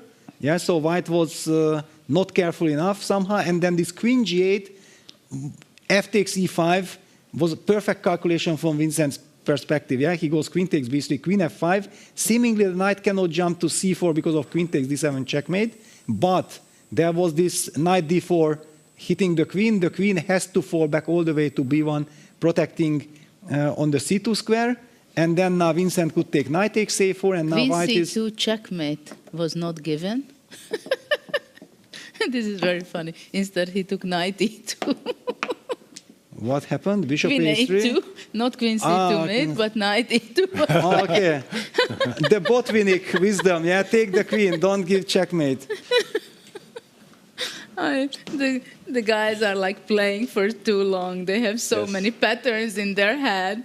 If you can checkmate or win the queen, you win the queen. Win the queen. That's the old wisdom. Yes. By the legendary world champion Botvinnik. Because the queen is a queen. The checkmate is not always checkmate. Yeah, maybe it's a mirage. Who knows?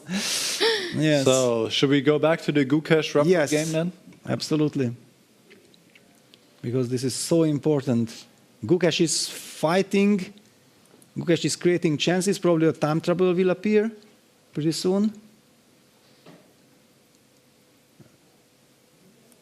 H4 on the board. What were the last couple of moves? I'm actually loving Gukesh's bishop G3 move. Computer did not approve it, but you have to look for chances. And bishop G3 created this chance. Bishop takes E4, king B3. Now finally white's king is in safety. The queen is able to enter the game with queen E3.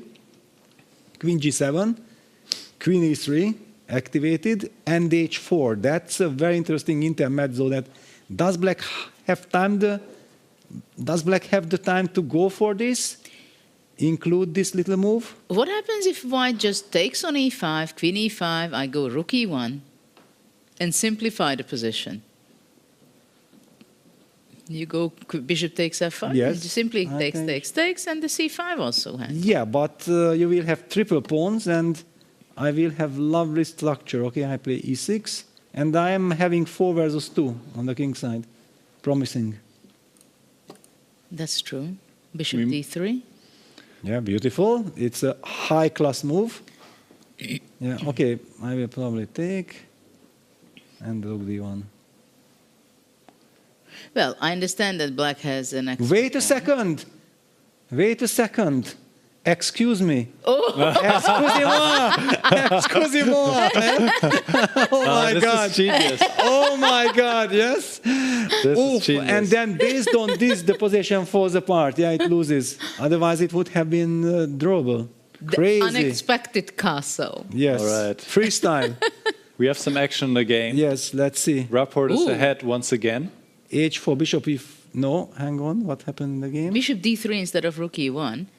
And then he D3. captured on G2. Yeah, takes.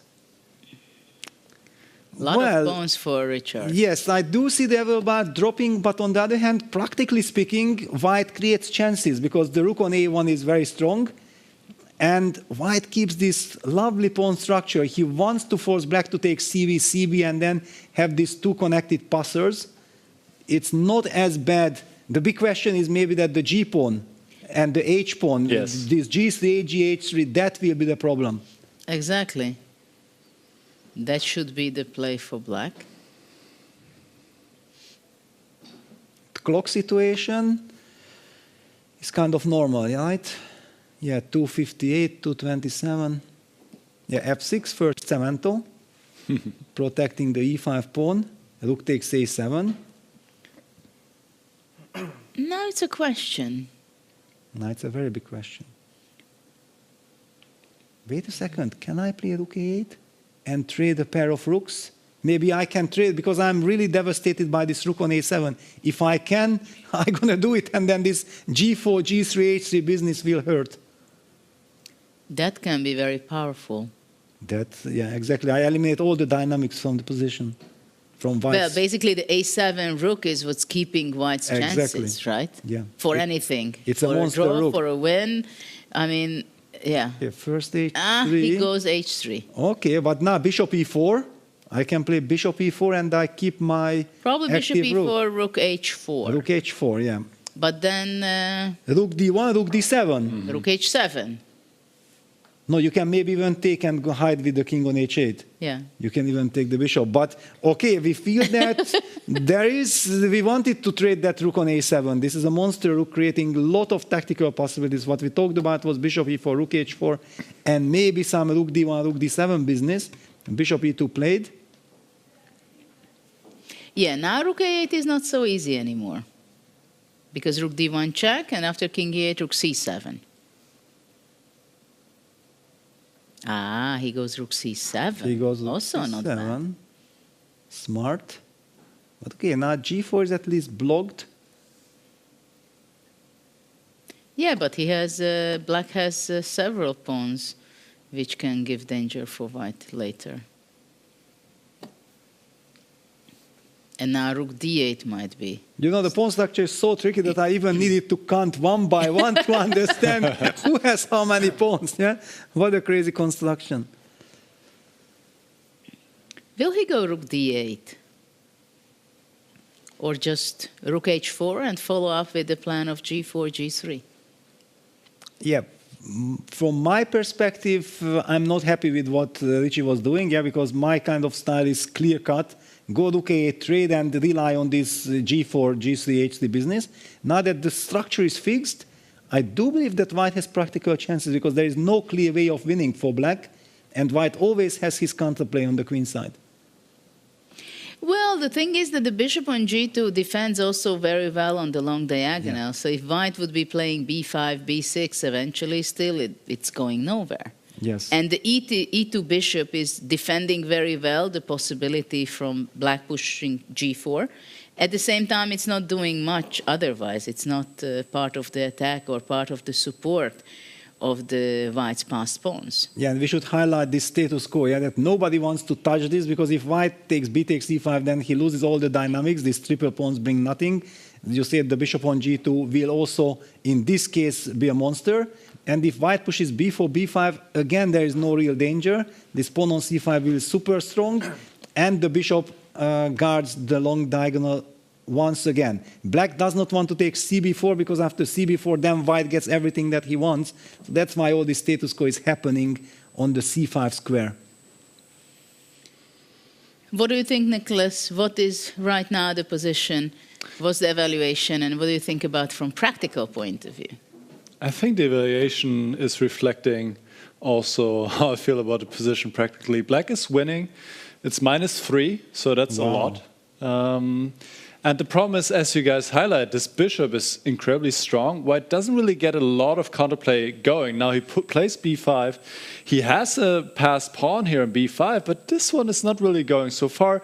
The king is difficult to involve. If you could get some king activity, that would certainly help, but it seems quite difficult. Black puts now the king on b7, and everything is very safe here. And then at some point, these pawns will keep rolling. If I ever get a pawn to g3, I pretty much always win immediately.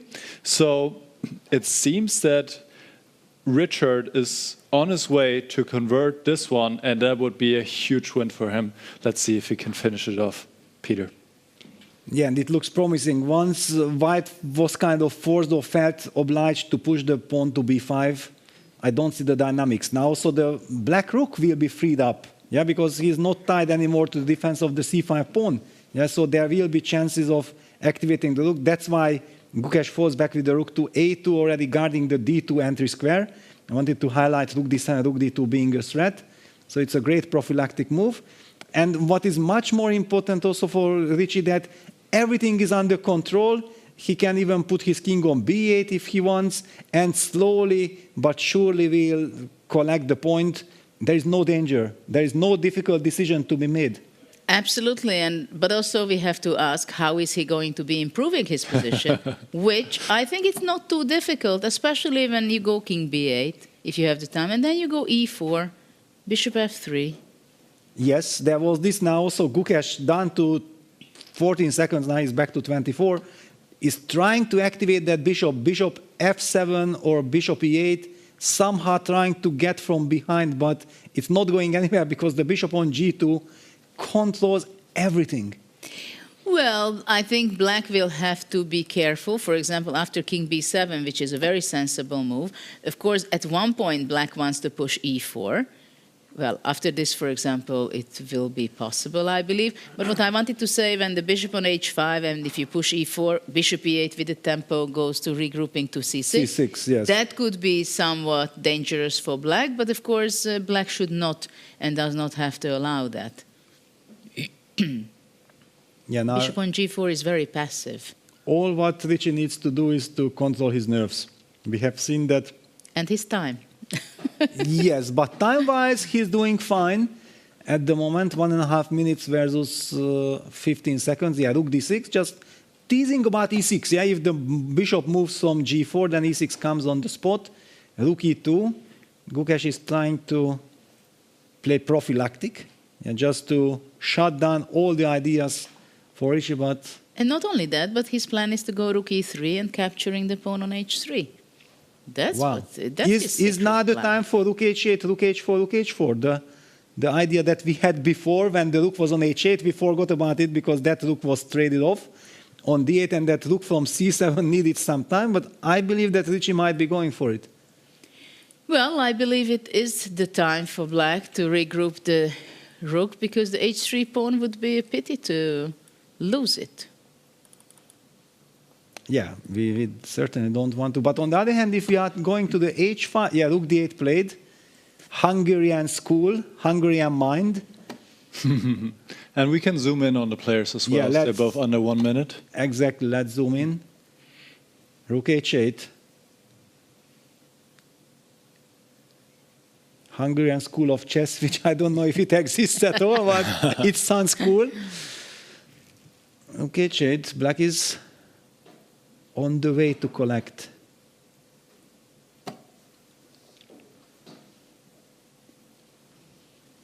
King c2, Gukesh trying to bring back that king, but where is this king running? And by the way, after rook h4, even king c7, just Jadub, I'm stepping out of any kind of tricks, any kind of checks, covering the d7 anti-square. But now rook... rook h... Wow, e4. King d6, king e5, king f4. Oh. That's a winning route. The king enters the game, the bishop gets trapped. It's a total knockout. But rook h4 traps the bishop on the spot. Oops. Oh, no need to finesses. Rook g3, rook takes g4, oops. Bishop f3. And it's game over. That's it. Oof. Gukesh, after 2 wins, now 2 losses. And the handshake resignation by Gukesh devastated. He understood that he had a wonderful opening. And Richie collects and keeps his chances alive. I think with the last round win, if everything goes his way, then he might still get a playoff. Yes. And so does Gukesh, but both need to win their last game, I believe. And Vincent needs to lose, I think. Yeah. So it's, of course, it's not in their own hands anymore, I believe. But we have seen enough drama to know that everything is possible in this tournament. You're right, yes. Vincent is on 4.5, and so are Hikaru Nakamura and Fabiano Caruana, but they're still playing, so let's have a look. Yeah, also Magnus. What is Magnus doing against Nepo? I want to see this because I think this is great. Or Judith, you have other opinion? Well, it seems that Fabiano is about to lose. What? Then okay, Fabiano is about to lose against Vidit. Oh. So let's go there for a moment because that can influence the very much. Yeah, then sure. Fabi is in a dangerous spot. For sure. Absolutely. It looks... Yeah, it looks completely lost. Yeah, he is just pawn down and losing a piece and getting checkmated. It's a little bit too much. No, I mean, we are optimists, we are dreamers, but we can't see rook h2 is happening. Yeah, black just collects, and then knight d3, rook g2, knight f2. Isn't this just being on the spot? Yeah, this round is a cold shower for Fabiano. But this is what it is. It's all the time, no matter who you play in the tournament. Yeah. Vidit is a fantastic player, exactly. And it's so common that somebody has an awful tournament, but still, when the most painful moment comes for someone, he comes back and wins the game. Yes, right? And by this point, he also stopped caring about the result. Yeah, so he freed himself completely, and Fabiano resigns. What a big win for Vidit. It's not for Vidit, for the tournament standing point. It's extremely important. And now also, let's check out Hikaru. What is Hikaru doing? Because Hikaru lost to Vincent the round before. Is he safe at all? Or are we seeing some craziness happening? Yeah, he's safe. Now he's safe. If he makes a draw, he qualifies. Hikaru Nakamura.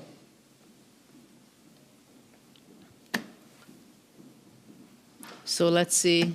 He's pawned down, but it's opposite colored bishops. It's drawish, but if that bishop from f8 gets activated, somehow it lands on c3, then it's of course horrible news. But will black be able to activate that bishop from f8? That's the key question.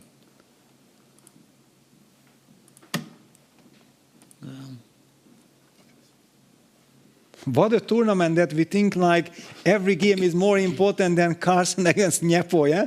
It just shows that we are spoiled.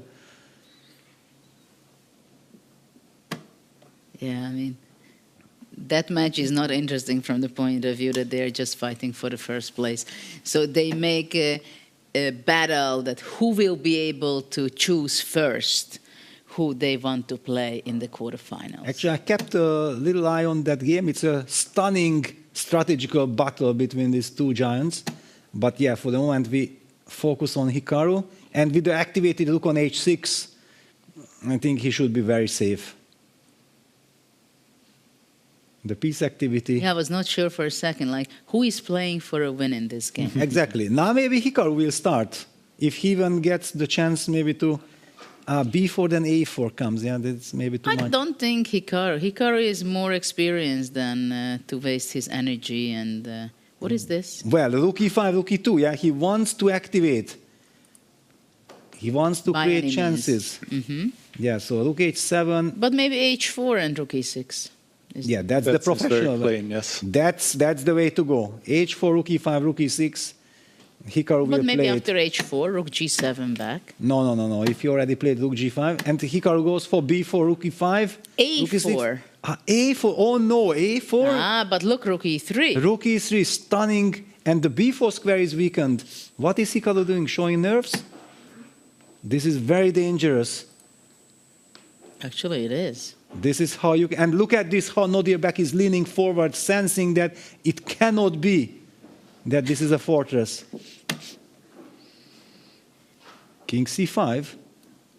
And he will play some h5 idea and then force rook takes e3, d takes e3 construction, or fe and take on it. I don't know. Yeah, but that is still probably... Probably, yeah, but oof.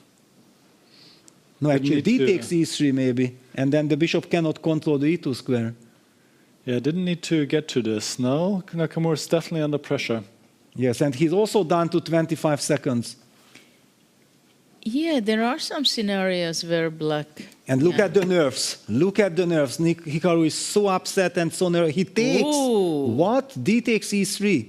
This is possible, yes. It was the best move. Because it's very important that he should be having his bishop on f5 defending the d3, I think. Well, but maybe even... Isn't some d4 check at some bishop c8, b6, bishop a6, d4, bishop e2, just to somehow get that bishop on this diagonal? Yeah, I support that he took d takes e3. It's complete madness. Yeah, bishop d7, bishop b5 is the same idea. But bishop d7, okay, king d4, I don't let d4 anymore. I don't like bishop d7, king d4 and bishop b4. Oh no, he didn't play king d4. King d4 was winning. King d4 was, yeah, it king looked d4 winning. was winning, right? Yes. It's to avoid d4. Yeah, White simply is threatening to play he should go d4 now as well, no? No, now he wants king d1, king e2. Ah, d4, right? Bishop c8 or bishop e6? He needs to play. Yeah, but this is very tough. If d4 is not an elemental draw, then it's very tough. And h3 played, it's a sign that you don't know what to do. It's a super complex position. Bishop a7 targeting the h4 square, supporting e2. That was the idea with king b4. Oh no, bishop h4 is a strong threat. Yes, bishops. Wow, why b5? Blunders. Why b5? Bishop h4. Bishop h4 is winning. Why b5 on the spot? Bishop d7, maybe that's what he missed. Yeah, and Hikaru blitzes out bishop d7 and survives. Oof. And he understands that he misplayed He missed bishop d7. He wanted to create another passed pawn. But how did he rush so quickly? He had time. Now he doesn't. He's down to 2 seconds.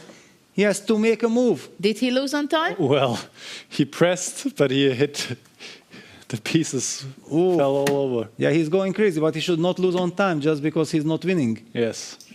That is insane. No, this is crazy. All right. That should be a drama in this game. I mean, a king goes to e2 and that's it. That's it, yeah. Noriega cannot believe, and the handshake, draw agreed. And Nakamura is safe.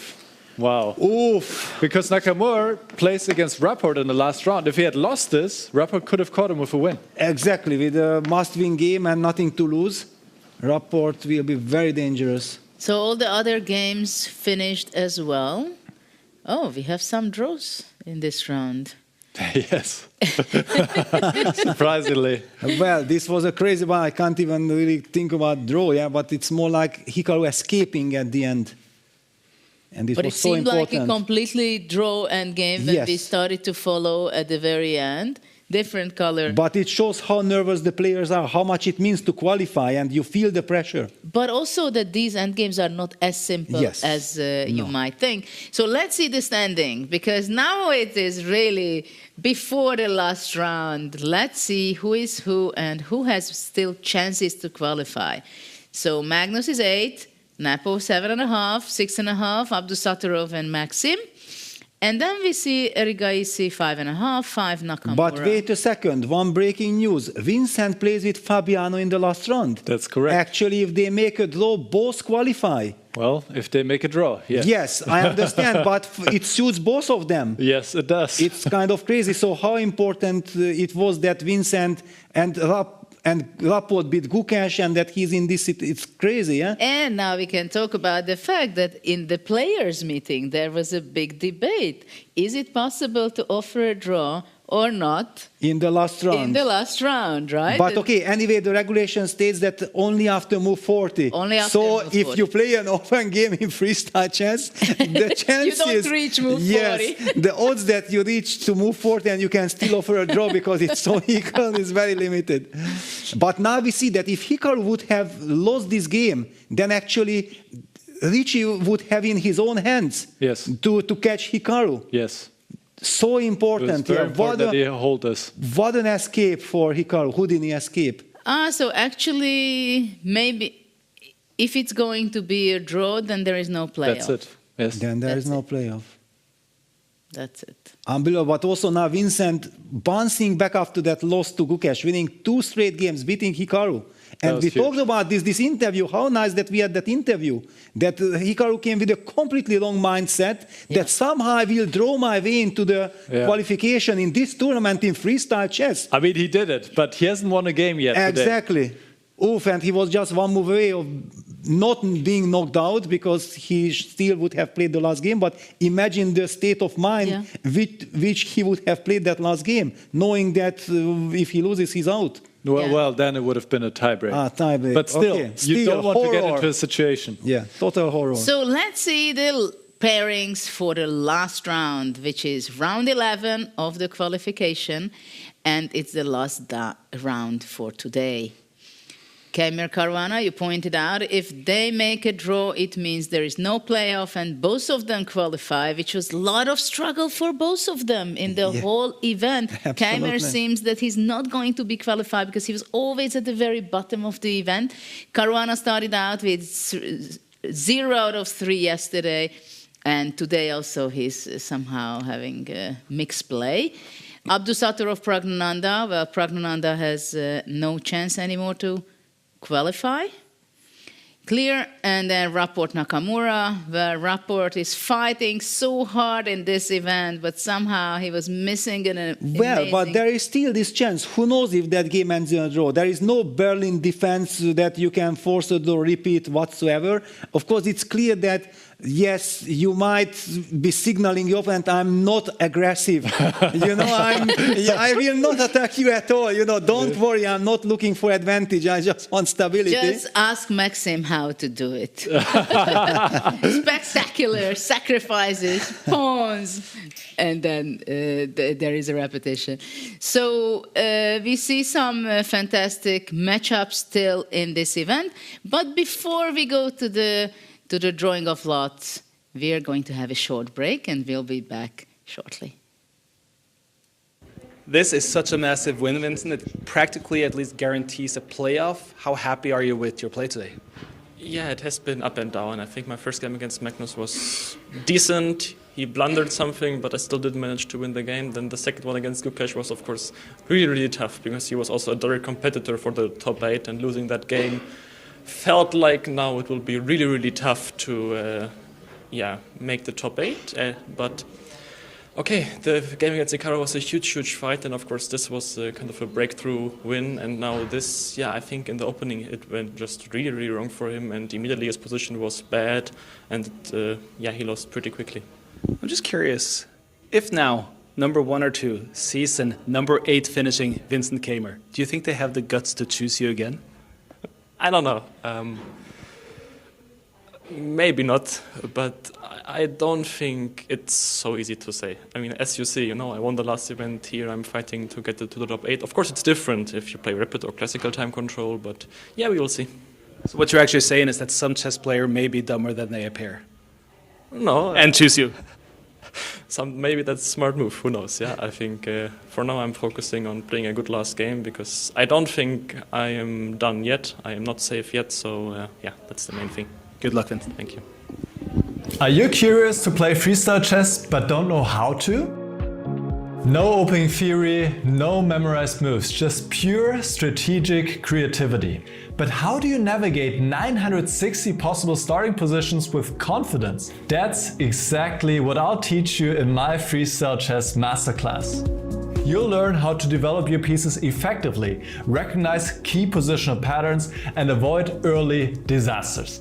I'll break down some of the best freestyle chess games ever played, featuring Magnus Carlsen, Alireza Firouzja, and Fabiano Caruana.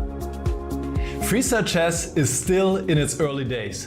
This is your chance to get ahead of the competition. Sign up now and let's take your freestyle game to the next level. Join my Freestyle Chess Masterclass today and save 20% only during the Grand Slam. This is Magnus for Freestyle Chess, take 1. The Norwegian Grandmaster Magnus Carlsen, widely regarded as the greatest of all time, began his journey at an early age. I learned the rules of chess at about 5 years old from my father, and then I got into it at the age of 8. One of my first goals starting out in chess was to beat my older sister. I generally wanted to beat her at everything.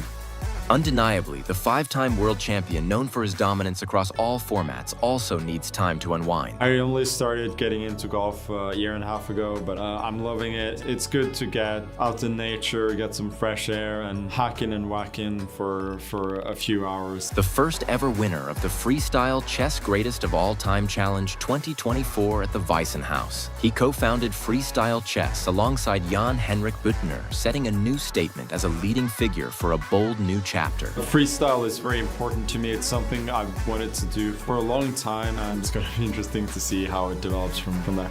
With a peak ELO rating of 2,882, he's not just part of chess history, he's still writing it. I have a goal here to learn even more, and most of all, just to delve into the intricacies of the 960 different positions that we might get.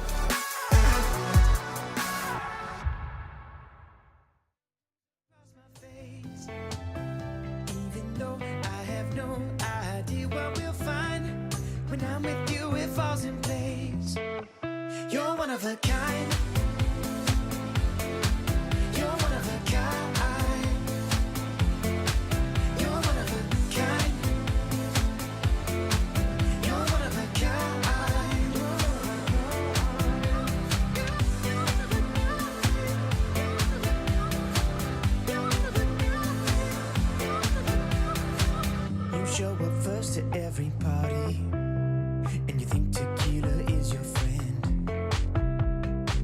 You never say that you're sorry, and no matter what you can't pretend. Every time you kiss me goodbye, as I'm about to board a plane, you can't hold back the tears in your eyes, even though I'm only gone for days. You're one of a kind. You're one of a kind. You're one of a kind.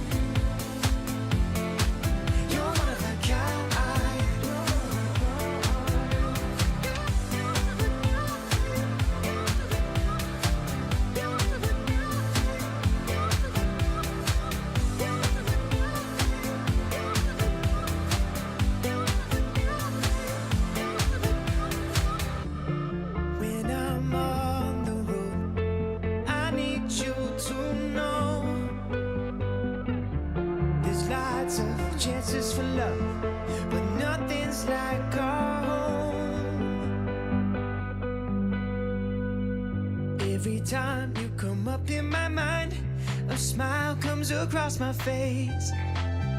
Even though I have no idea what we'll find, when I'm with you it falls in place. You're one of a kind. You're one of a kind. You're one of a kind. You're one of a kind.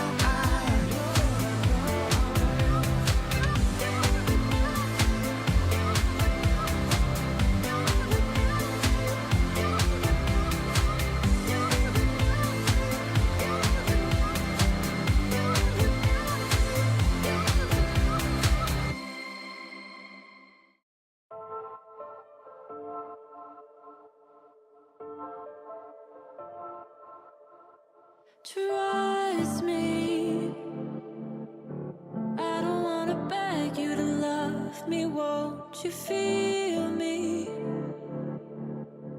I don't wanna force you to hold me. What if I keep you on your toes? What if I give you the right dosage? Is there somewhere we can go to fix these broken roses? If I told you that we could have a better life, would you bring the old you? Or is that person still alive?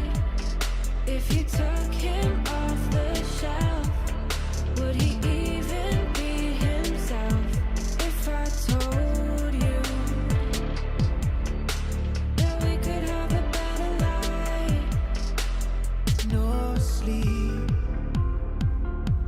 you'll never find me dreaming these days, lonely. I had to get another set of keys made. What if I keep you on your toes?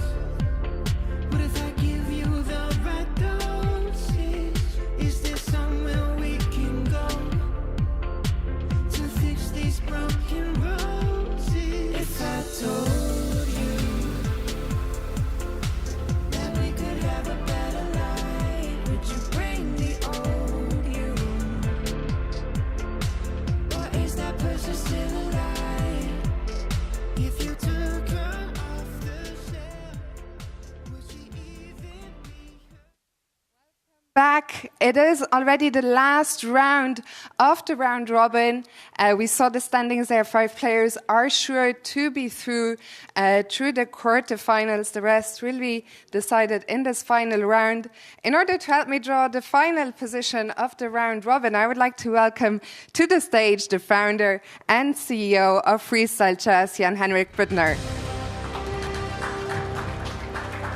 And Jan, just before we do the draw, I think you just have some short information about the dinner tonight. Yes, I just want to remind everybody that tonight at the dinner we are doing the pairings, so that the winner of today's round robin will select first and then second and so on. So that's happening at the dinner, and also for the players who are not qualifying for the top 8, it's important because the player in position number 9 will select also his opponent out of the other 3. Thank you. Perfect. Thank you. So let's get started.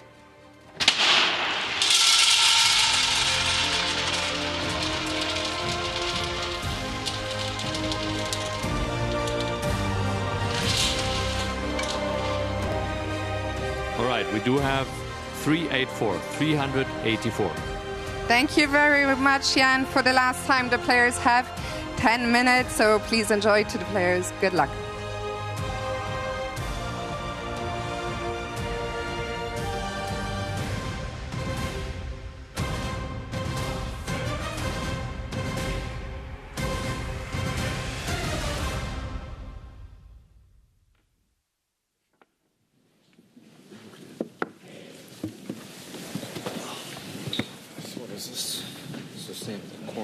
Looks boring, right? This looks very boring. Yeah. Because you can just go b3, knight f3, knight g3, castles. This looks extremely boring. I think I've played this position before. d4, d5, c4. Yeah, d4 is part of the try, right? Because like c4, c5, I mean, this is just going to turn to some normal d4, d5. Doesn't look so dangerous. No, I just mean it's going to turn into a draw because you're going to go and put the knight's castle, d4, d5, just symmetry. So d4. C5 is not a try here? Or is it? A try for what? To win? Yeah, I guess, yeah, you don't need to win either, so. But see, I think objectively, like c5, d5, how can... on c4. I thought c5, d5, c4 with b5. But again, yeah, why do you want to go for No, but that makes sense. I mean, also... But b3 maybe? I don't know. Yeah, maybe this is too much. Because e4, knight e3. It's going to be very fast. No, it's probably too much, right? I don't know, b5, and then knight on g6. Knight e3. I don't know. Knight f6. I think black is better. Actually, yeah, you're right. You're right. Ah, that's a good point. Black is maybe much better. Yeah, black's probably a lot better. But probably d4, c5 is just not the way.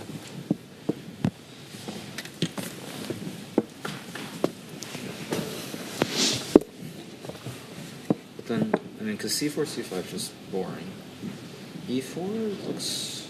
e4 looks wrong.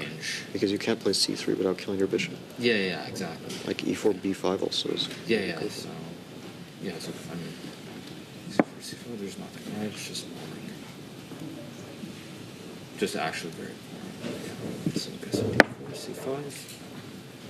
But, I mean, is there anything wrong with just d5? No. I just don't think people will play d4 because of c5. Ah, okay. I mean, c4 here is at least a critical try. Take. c5 is or is not a move? Is the question. c5 works c1? Yeah, and I was wondering if there were some tactics like knight d6 or knight e6 or something. Maybe knight e6. It's probably too much. So wait, so c5? I think c5 is it. Yeah, if there's nothing right away, then it's just stupid. But you could have played e5 instead of c5. Yeah, true. Yeah, but it looks... Yeah, knight d6, and it's very fast. And just b6. So. Looks fine. You can also start with b6. Yeah, this looks completely fine for black. e4. Here e4. Here e4, c5. And d5, e6. d5, e6. Yeah, there's bishop e... Not bishop e5 is not... No, I mean, I think this should be just fine, though, right? What's wrong with this? Knight e3. And knight g6 or something. Knight g6. And if I take... This is so great for white, isn't it? Is there no bishop? Was e5? knight e5 was better? I thought bishop e5 was just completely fine. But knight e5 maybe it was more dangerous. You were going to take the knight here? Okay. But maybe bishop d5 is still... Yeah, bishop d5 and then bishop e5 and just kill the diagonal. No, this is probably more than fine for black. If you got bishop e5. But this one also, I mean, it's diagonals. Oh, sorry, yeah, this diagonal is... Knight f3, knight d6. Queen. Like if it takes on c5 might this be an is issue. what we're talking about. E5 isn't it? E5, c5. E5, knight d6. No, I prefer this. It's good. I mean, like b3 has no draw resistance, yeah? No, this does not move to... Okay, but b3 was nice, no? Yes. Yeah, I mean, it's some small... We'll never... We can also do like c3, c4, d6, b3, of course, yeah. Like, and then I mean, we might want to check c5. Okay, DC. But that is DC, and knight d3, knight d3. But DC, queen, c5, c4 is different. Oh no, it's not. Yeah, but here it feels really bad. Yeah. It looks a bit risky, no? Some queen g5 never works, yeah. Is b5 on b5, yeah. Yeah, b5. But knight d3. b5 and then knight goes to knight d3, yeah? Yeah, no. And then it goes c4. Yeah, it's no, b5 I think is not too that much. bad, but yeah, no, but but knight just, d3 is slightly. It's like pretty much the result game, yeah, actually. And also like it doesn't solve the c4 problem. Yeah. Yeah, so knight d3, knight d3, c4, yeah. Okay, so what else? Okay, some other moves of d4 they're just not existent, yeah? Oh, it's b5. Yeah, and b5, yeah. Maybe b3 anyway, yeah? But now you can do knight g3. But b3, c5? But I can go c3, I think, yeah? c3, preparing Because c5, I go d5, I think I can hold it. Can I do knight g3, e4? Ah, no, c3, I don't c3. Also, what about c4 here? It's c5. Knight g7. c4, I always think. Okay, c5 probably. c5, d5? c5. Ah, knight f6.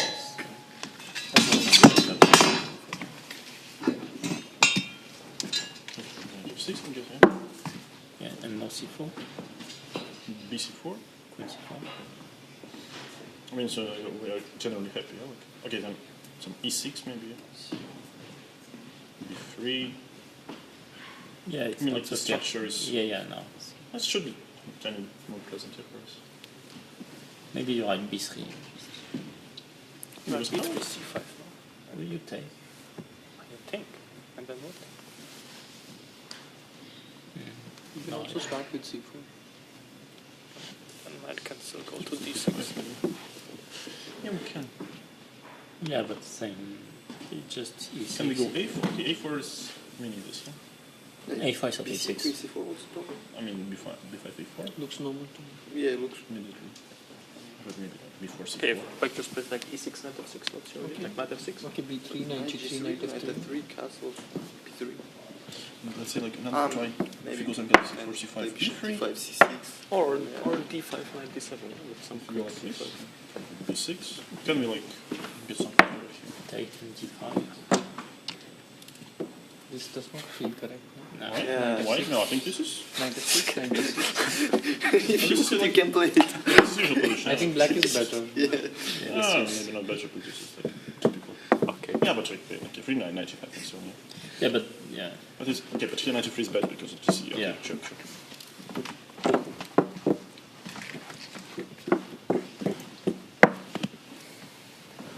Okay, b5 makes sense. b6 no sense.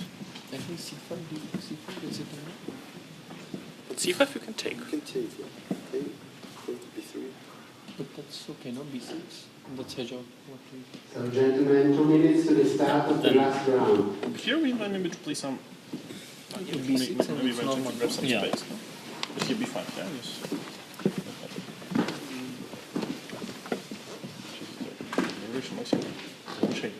Yeah.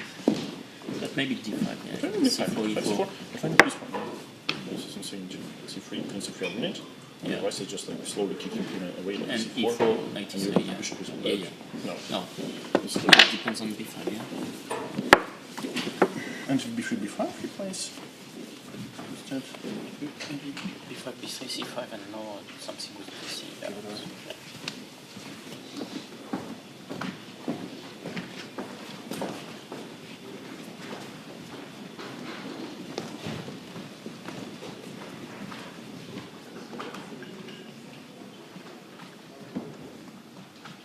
So, please take your seats.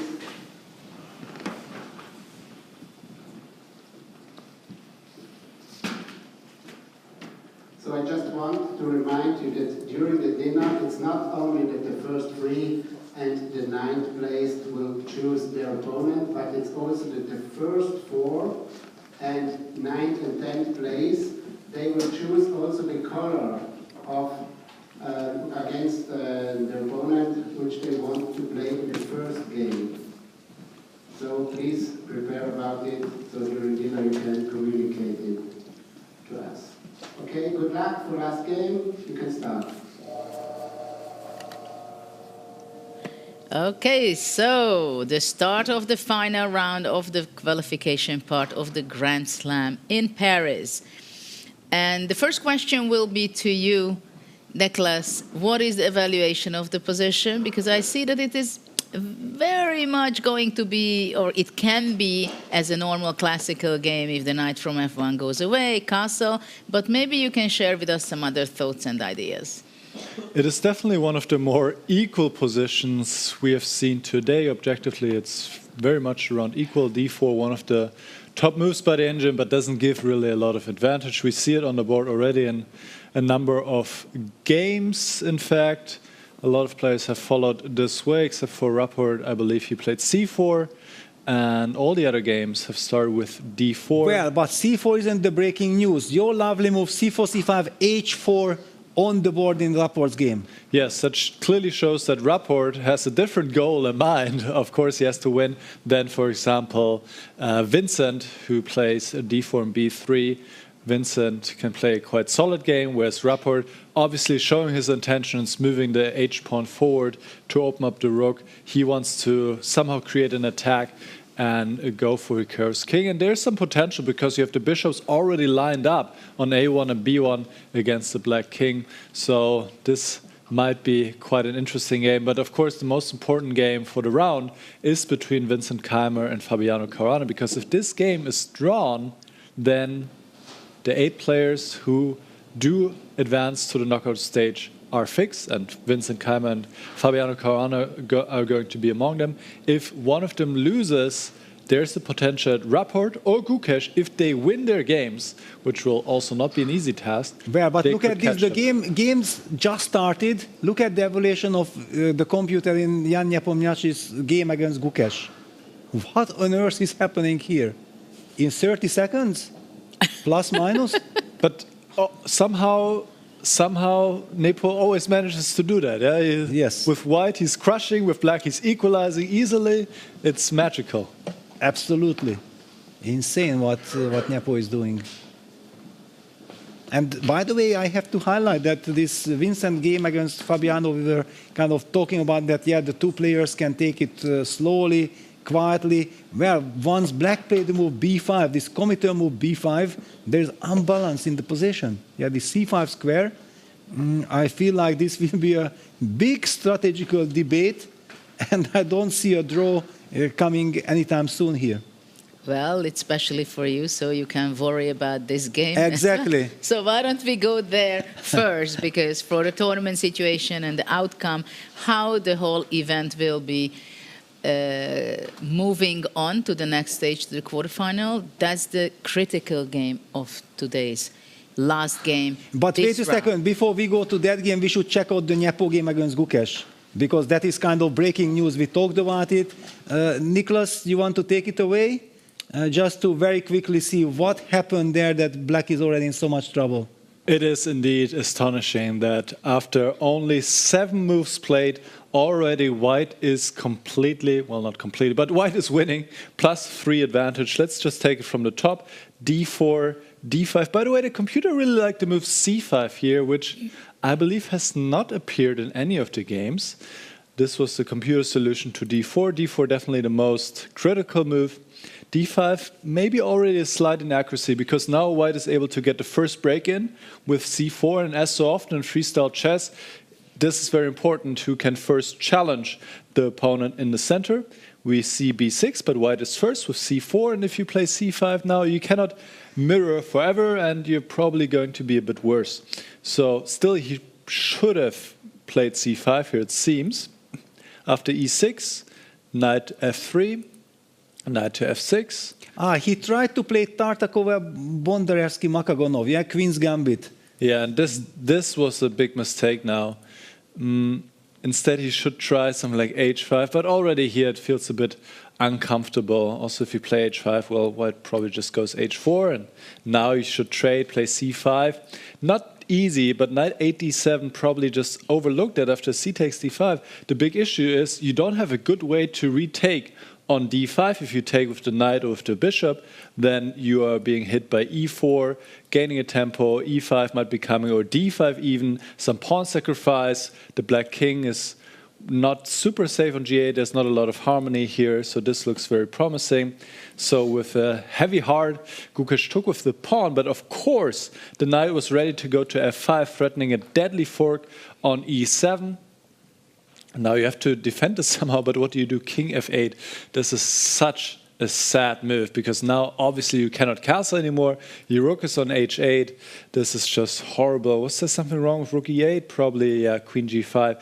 It already is just absolutely terrible, and I can only repeat myself. It's just astonishing how Nepomniachtchi is managing to get these fabulous positions so quickly out of the opening, and no surprise, he is the best performing player today with 3.5 out of 4, and it looks like he might add another point to his great day today. Wow. Wow, yes, and actually that explains the move of Fabi going b7, b5, because I was surprised, like Fabiano, and knowing that actually those suits him, why does he play the move b5? But b6, c4 was maybe not safe. Yeah, and it's a little bit out of desperation that you want to slow things down. You take into account that, yes, strategically it's not a nice move because you weaken the c5 square, but that's why I believe that this will be a hell of a fight, and already h5 happened by Fabiano. Yeah, he is. Oh, we need to go there now because just a mistake has happened. And Vincent is much better now. G6, so CD5. let's go to this game. Yes. Yes, I'm having it already. So wait a second. We have to go back to the start. So d4, d5. We talked about it, that this is like a quiet position. Nothing is happening, and all of a sudden, after a couple of moves, crazy things happen. So Gukesh has played the move b6, and it led him to trouble. Maybe not because of b6, but it just shows how tricky it is. Fabiano had a different approach, b5. The reason why I was shocked about b5, that the c5 square, the white knight will land on d3. There will be tremendous pressure on black.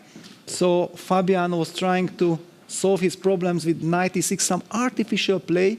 This knight usually does not belong here. Knight g3, knight f6, short castle. White gets perfect harmony. And then the move h5. This is a sign of desperation. Yeah, when you want to be solid and then you play the move h5, it means that you don't believe that you can be solid. And Vincent immediately ignores the threat of h4 because he has this lovely knight f5 tempo, setting knight takes d7, so he breaks in the center. bc, bc, g6 was the moment when we came here, and we already have tons of moves. So c takes d5, the Nepo method, yeah, eliminating the d5 pawn and getting ready to push e4 and e4 on the board. Very convincing play. And White is winning already. White is completely winning it by now. I mean, well, completely is always a strong word, but it's like +4 in the current position. But wait a second, so what is the trick? So knight takes e4. I'm expecting knight takes e4, bishop takes e4. Is d5 a problem? Yes, this is exactly what happened actually. This is already the game. D5, wow. knight g7. Yes, so the rook is hanging. Black played the move knight g7, and it's now white to play. Wow, and look at that bishop on b8, also the c6 square. Yeah, one of these very tempting moves is like knight b4. Yeah. Or knight e5. Yeah, either one. Heading towards the c6 square. Yes, absolutely. Wow, but Vincent goes queen c3 first. Okay, he wants to provoke f6. Which also doesn't seem a very bad move. Yes, and then he wants to move. Yeah, this is horrible. But actually, if Fabi loses, then Rapport can catch him. Rapport or Gukesh, yes, but Gukesh didn't have the best start so far. Well, he's also having a quite difficult situation already. And Rapport, well, he's in a better shape than Gukesh, but not anywhere close to having winning chances. And look at this, yeah, Vincent was looking aside. He's trying to calm himself down. He knows that he's in a very good situation, but you cannot relax. One mistake and then you start blaming yourself. You have to be very careful and very balanced. Rook h7, what a shock. Oh my goodness. This is horrible. What a frustration it can be for Fabiano. Totally. I mean, for his opponent, draw is a completely perfect result. For him, it's perfect result. And he ends up in a quite solid starting position. What is it, move 7? But maybe it only looked solid. Maybe and we got fooled. Maybe we got fooled. Yeah, it looked innocent. I saw the variation. But I think after d4, d5, b3, practically already, Black was in some trouble, as could be seen. I mean, Fabi is not the only one who's lost already after a few moves. Gukesh is also lost. And both had the same opening. And maybe really d4, d5 was already in well, but I believe that maybe now we have to go then to the Rapport, the Hikaru game, to check out that does Richie create himself chances, because this looks very bad. And there is real chance that Fabiano will lose this game. And then Richie suddenly gets a chance to force a playoff if he wins. But Hikaru already now qualified. Maybe he will be Hikaru again. That's the trick. Yeah, that Hikaru was becoming a mathematician of how to securing his spot. Finally, he qualified, and now he will be back to his usual business, just playing good chess. So let's go to the game, focusing to the Nakamura Rapport game. And his last move was d5. Yes, let me. Which seems to be a blunder. Is it a blunder? No, I think the engine is... Is it a misunderstanding? Yeah, the engine was toying with us. No, d5 was fine. Because I thought it's white to move before d5, and I thought rook d5 is a possibility. Ah, wonderful. Okay, just to highlight that, yes, rook d5, rook sacrifice, e d5, and then knight f5 check with lovely kind of coordination and checkmating ideas because the king I'm cannot... not sure it's good, but yeah, just to highlight, yeah, exactly. So, of course, black is relying on this lovely kind of structure with this pawn on e6. That pawn on e6 is the soul of black's position. Yeah, it guards all the light squares. And black has also this very powerful bishop on b8, opposite colored bishops, more or less dynamic equality. But let's take a look what happens next. d5, b4. The queen is kicked away. The queen retreats all the way to c8. And now we see there is a pin. Black is also ready to play bishop e5. I feel that my first feeling is impression that black should be fine. Black seems to be very fine, to be honest. I mean, I think it can easily happen that black is taking over because the knight on e3, yes. Once it's pushed back, if black can play d4, that can be very annoying for white. And also, how do you deal with your king's position? Yeah, that rook h3, rook g3 is not really possible due to this monster bishop on b8, guarding the g3 square. Yeah, that's a very big problem. Yeah, the b8 bishop is very powerful because white cannot go f4, f5 either to block the knight on f8. Yes.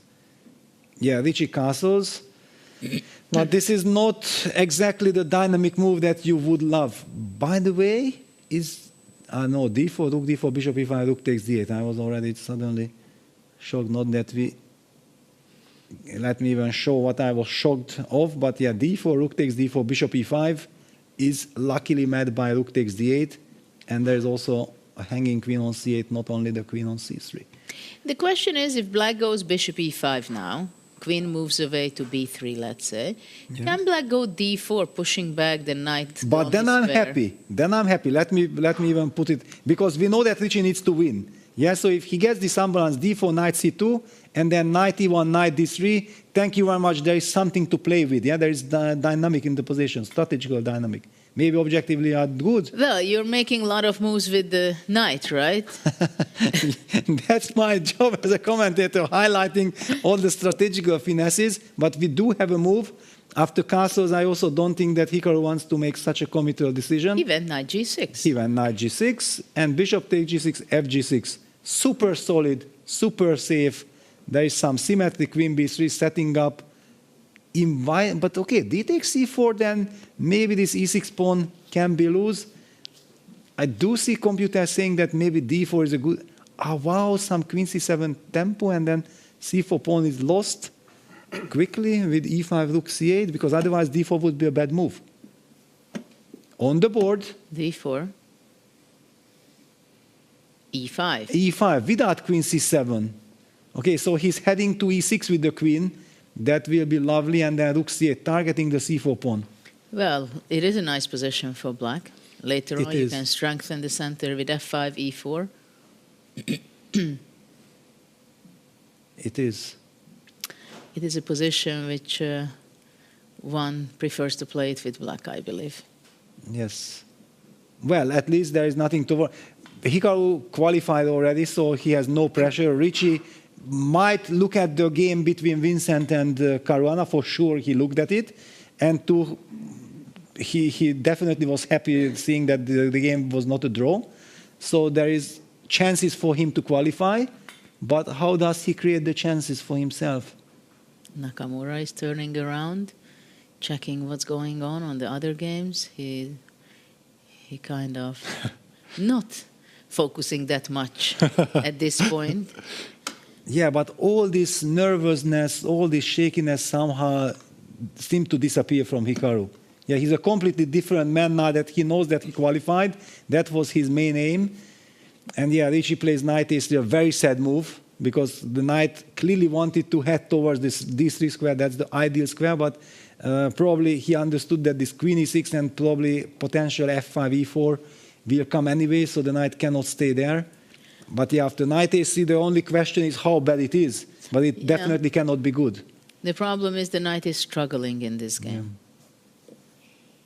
Well, you highlighted the knight on e3, that this is an unfortunate knight, and I felt like, wow, it's kind of interesting that you highlighted that knight so easily as a weak Yeah, spot. because it just didn't belong there. That's why you wanted rook d5 sacrifice. Yes, Make and then with knight on f5, it belongs there. Yes, exactly. I almost said, make it great again, you know, this knight, this knight on e3. But no, we are here with Freestyle Chess. We are focusing on this event. And knight a3, very, very bad sign for Ricci. He needs to win, but he needs a miracle. Clock situation. Yeah, maybe in some ways not knight e1, knight d3 would have been more logical or more potential. But... yeah, but because we know that you ask Ricci and he will tell you, of course, in this position, knight e1, knight d3 has to be played, and he didn't play it, so there was something that really bothered him. Actually, e4 is possible with black at this point, takes, and queen g4. But of course, it's difficult for playing with black from the point of view that Hikaru doesn't have any motivation to play extremely for a win. Yes. I mean, if he could offer a draw, probably he would just say draw because he wants to focus on the quarterfinals. But wait a second, because we have seen that things have stabilized here. Nicholas, anything that caught your attention? Any breaking news on other boards? Well, I mean, I was just looking at the game between Keymer and Caruana, and at this point, Keymer's up a rook. So, yeah. He's up a rook against, what, 2 pawns. Black has stabilized the position, but it is a rook. So Vincent is going to win this game most likely. And I was also checking out the Gukesh game, if I just hop over there real quick. And Gukesh, there was one mistake by Nepo, but Gukesh did not exploit it. Even then, he would have still been worse. But now after bishop takes d5, he's just completely lost again. So far, even though Caruana is losing, being a rook down, it seems that he might still qualify, since neither Gukesh or Rapport are having any great chances. I mean, Rapport is still the closest one, so we should probably head back there and see how that goes. But so far, he is actually worse. So let's maybe go back to the Rapport he game. pushed c5 and c6, creating at least the chance that if he's not getting checkmated, which there is absolutely no guarantee, but if not, and we have seen miracle by Magnus also escaping against Ricci, then there is at least something to play with, that pawn on c6. But Hikaru, rook h8, he will hide his king, I don't know, to h8 or to h6, maybe h6 is even more fancy, and target that g2 pawn. And after g3, it's not only about h4, but potentially also somewhere some e4 idea opening up that bishop, some sacrifice on g3 as well. Threatened. Judith, any hope? Well, it's interesting that Hikaru went on for such an aggressive play, opening up with g5, rook j8. Queen e6, I thought, will be the move, and protecting the g2 from queen h3, but g3 is played. Isn't White afraid of h4 and stuff like that?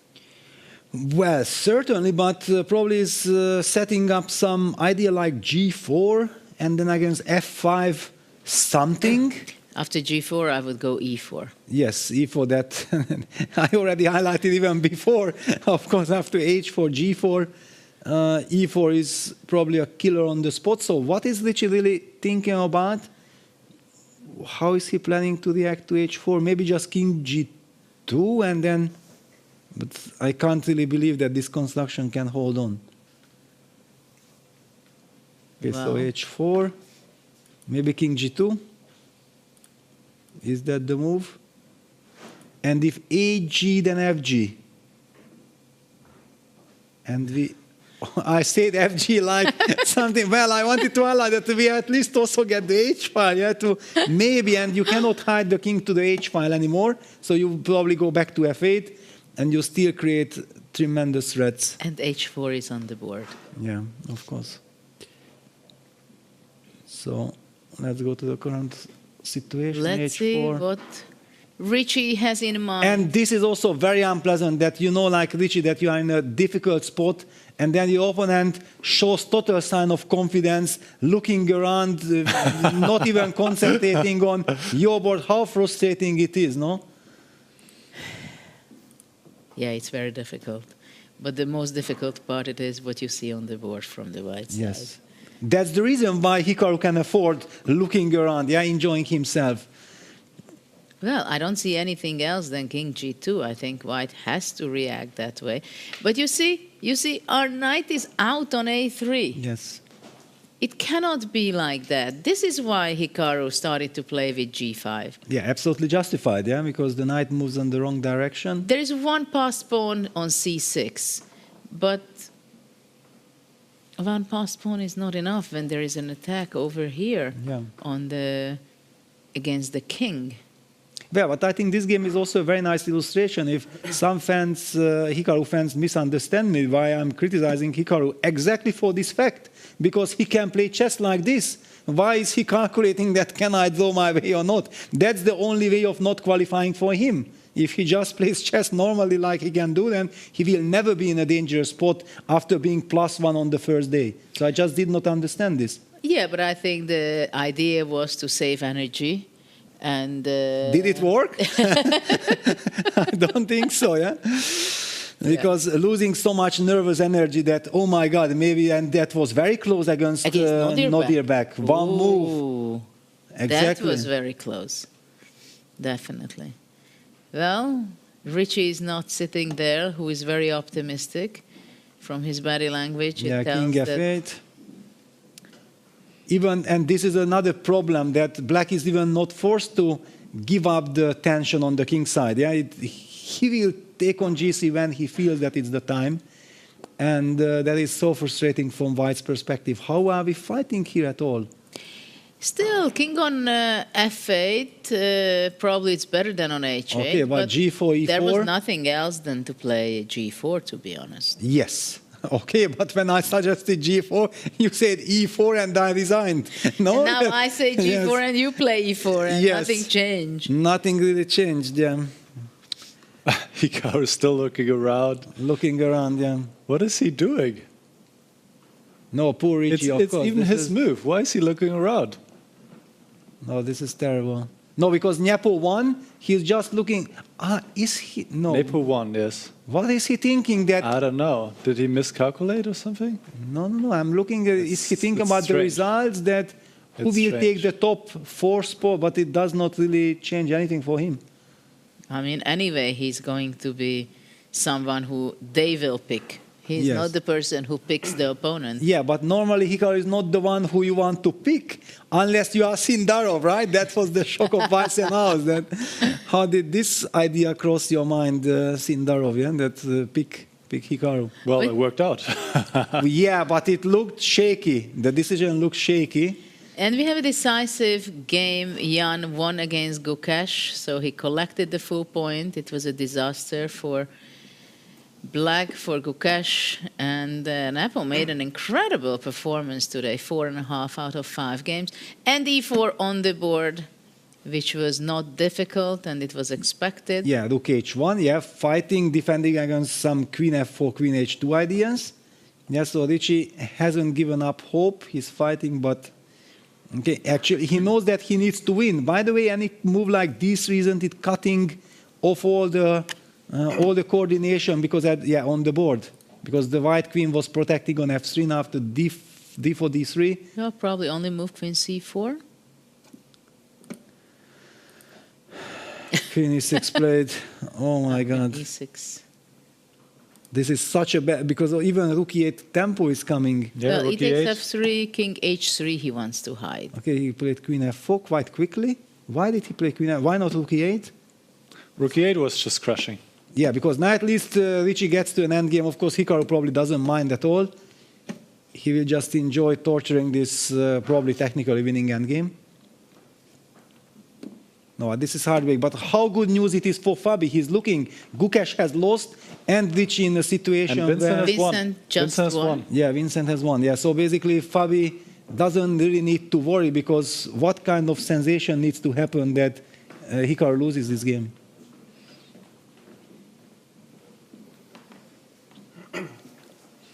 Well, any blunder can happen, but it would be very unexpected.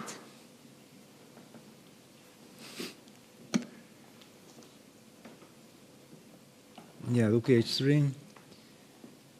Yeah, poor Richie. He had so many chances. And by the way, Vidit is about to win another game. Yeah, it just shows that this pressure of trying to qualify, how much it messes up with your brain. Yeah, now that he lost all the chances, he crushed Fabiano with black, and now he's crushing Arjun. He's getting ready for the tournament. Yeah. Well, bad timing. Yeah. But I'm also very happy that the players who are so-called not making to the quarterfinals, they still get the chance of fighting for the spots and get the pleasure of playing classical freestyle chess, because it's such a different discipline. And we have another different color bishop endgame between Maxim and Magnus. And now Pragg will beat Nodirbek when it's too late, after losing 3 games or something today. It's also heartbreaking for Pragg. What is Hikaru doing? Down to 20 seconds. Yeah, Take let's opponent focus B4, on... play D2. Yeah, he took on B4, Rook D3. Yeah, but it's very strange kind of what he's doing.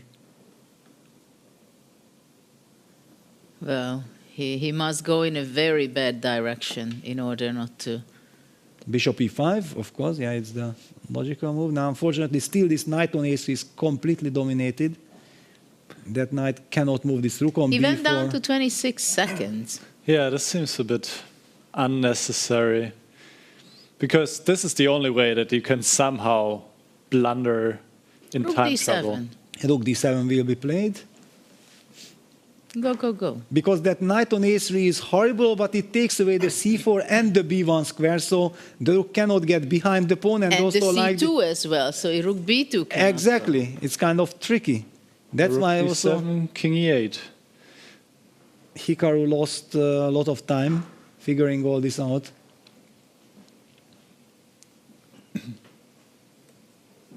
Well, it's quite nerve-wracking for Fabiano watching this game, even though it seems to be the... Wow, Rook C3. What a stunner. Wow. Please take Bishop C3 and then C7 and Richie qualifies. Or plays the playoff, sorry. His chances are alive, but yeah, Bishop C7, Knight C2. Hikaru is not falling for the trap. But at least the knight got activated. Yeah, the knight might be heading towards going E3, down in time. towards the D5 square. That square needs to be... Wow, Rook B1, why? And King E2, not King G2. Oh, but Rook C1 now just wins. Yeah, King G2 also Rook C1. Yeah, okay. So probably Knight E1 was After gone, King G2, he would have had still chances. But now Rook C1, this is it. This is it. You just don't get out of this pin in a good way. The H-pawn decides. Wow, Hikaru got shocked that King D3 is possible. What about H3? Yes. H3 just wins. Is it possible? Because, yeah, H3, C7, Bishop C7, and then H2. That's it. It's over. Fabiano can breathe a sigh of relief. Absolutely. What an incredible opportunity Rapport had and missed it. He got tired by the end, I believe. Yeah, probably he didn't believe. Yeah. And yeah, what so game? We still have some games running. But just to make it clear, Vincent Keymer and Fabiano Caruana both qualify for the knockout stage. This is clear now. No playoff entertainment. Unbelievable. All right. So which game to jump to? Maybe the Vidit game looks fun, no? Vidit Arjun. Okay. And I think already we can go on to zoom in on the players. Yes. Because they are going down in time. So if we zoom in, and this looks like a big mess. Yeah, who is better and why? Of course, knowing the evil bar, the answer is obvious, but I just want to highlight that this is craziness. 92 check is hanging in the air, but it has only 15 seconds or something like this. Yeah, he's going down. And this is a huge step. Under 10 seconds. Mating threat. King H1 or G3 he needs to play. Wow, knight G3, very shaky move. Also works. Yeah, still winning. He opens up the diagonal, but black has chances. Well, what about H4? Is it just simply rook H7 and grabbing the pawn? Yes. Indeed. I guess. So simple. Yes, let me highlight with arrows. Yeah, H4 would be lovely, but white has this rook H7 check because the bishop protects the rook. King G8, rook takes H4, just cashing in and eliminating the dangerous pawn. Very dangerous for black. What a D6 pass pawn. Yeah, and the rook, yeah, so the D6 pass pawn is getting attacked by rook D8, but wait a second. This now feels very shaky. Rook F7, hitting the knight. If the knight moves, then Queen H6 is checkmate. The rook F7 was a big mistake. Rook takes D6. Queen F4, and finally rook D1 check, and the bishop is lost on B1. Oh no, Vidit is missing his chance. Very unexpected suddenly. Queen C2, setting up a mating attack. How is black react? Knight G6. Erigaisi finds the only move, knight G6. Yes, because the queen moved away from D2, so Queen H6 is not possible. And the bishop guards the C8. Yeah, but this is total madness. And with little time on the clock, how can you navigate? Oh, but now rook D1 check. Yeah, and then white will have to play rook F1. Yes. And then black can trade, play bishop F5, and already black might have some chances. Black is pressing. Yes. No, okay, it will be a draw, but yeah, it's crazy. The beautiful D6 passed pawners. No, not King F2. King F2, no, don't run into mate.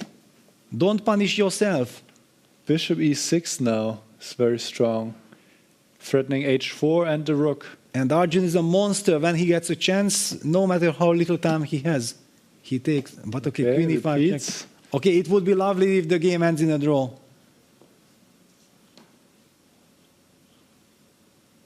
He will play on. What a fighting spirit. If he finds bishop E6, he will be playing it. There's no threat for white right now, right? Not really. So... And Queen E3 check. He plays on like this. It's also the most natural move. Yeah, you are just keep on checking that king. King H2. Queen G1, King G3, Queen E1. It's horrible. What about the B1 bishop? Yeah, that's hanging, but Queen E1 check first, like you highlighted, that now white cannot play King H2 due to Queen H4 checkmate. Yeah, there is a little checkmate. And then we have to retreat something to F2, and then we are losing out on our... Oh, poor Vidit. Is there some chances to hold because of the reduced material? He needs to play Queen F2 and then take on A7. But Vidit is going down 15 seconds. But I think this is what decided it for him. This is what decided it for him in this tournament. When he was low on time, he couldn't convert the positions. He made mistakes, and losing again, like winning positions. And this is what is happening with him again. Yes. And there is no check, yeah? The queen from E1 guards the C3 square, very important, and the bishop from G4 guards the C8 square. And now black is a piece up, and black will start giving the first check. That's the end of the game. H4 check immediately ends the game. Ah, yeah, King G4, knight E5. Okay, check, but checkmate. rook B4 is also... Very convincing, yes. It's not ruining. Yes, there is Black's no winning check. chances. This is crazy, yeah? The king on H8 is standing alone in the corner and white is unable to even give a single check. Well, no. Still no check is threatened. Knight. Yes. Rook takes E4. He wants to go rook F8, Yeah. but it will be not taken. No, he's pinned after rook E4. I thought queen E4. Yes. I No, wanted I will queen keep the pin. But no, the Arjun has incredible nerves. Queen takes E4. What is this? Why? Of course, it's rook F8. And You can even take the rook, like anything. But king G7, yeah. Crazy outcome of this game. Well, the good news is that it does not really matter for the tournament standings. So this is the reason why I'm not. Yeah, and there is the handshake broken with it.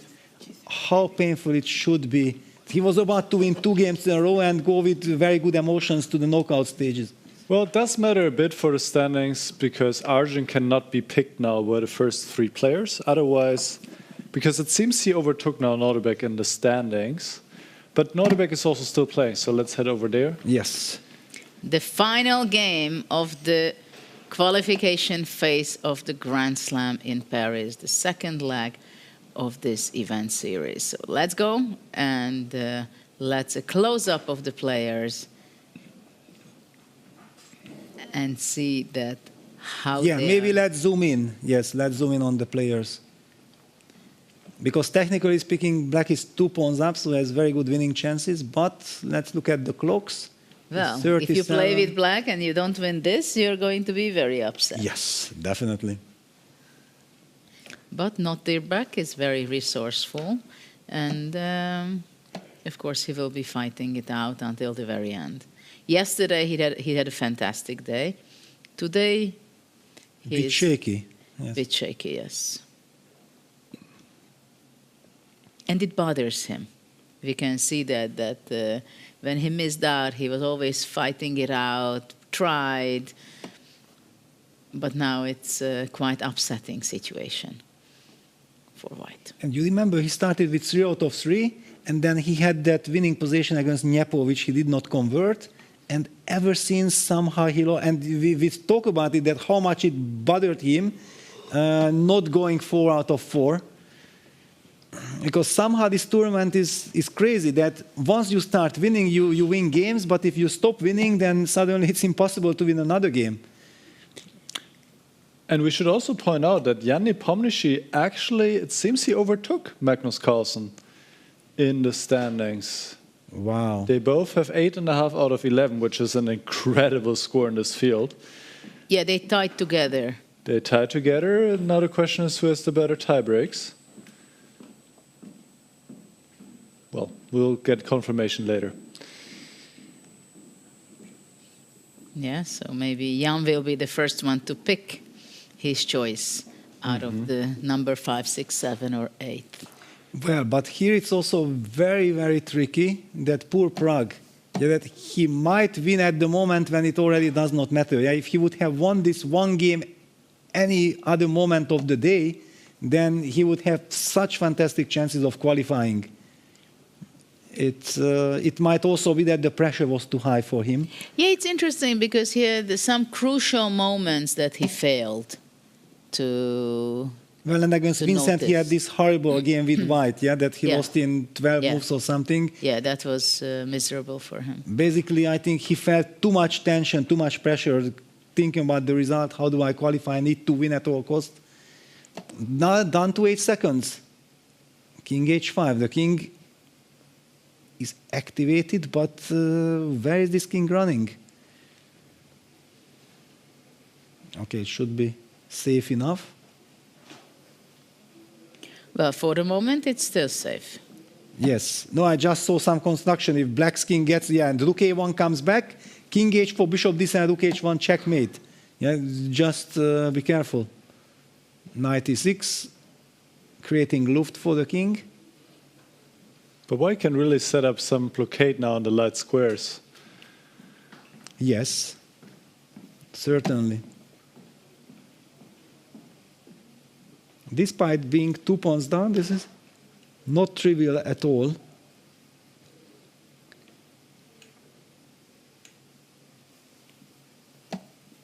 Pragg needs to move. Knight d4, bishop e4, the blockade Niklas was talking about. Oh, now bishop f3 check, and white has excellent holding chances apparently.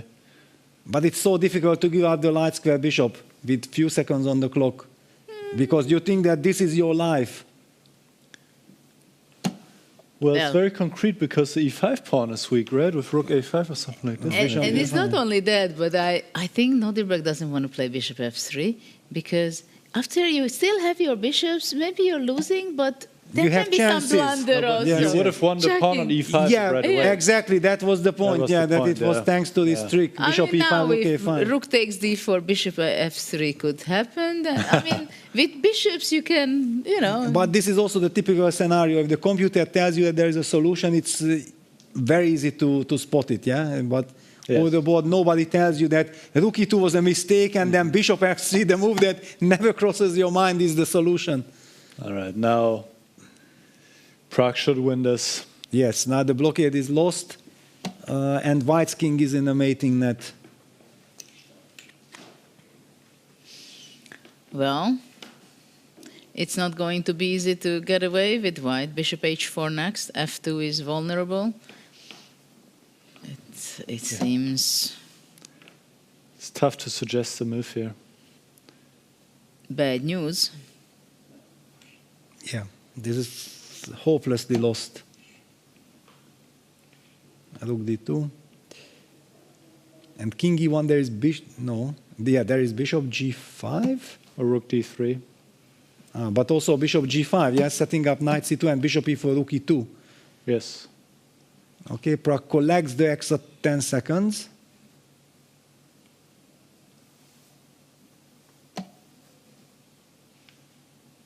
He goes back. What else to do then, king e1?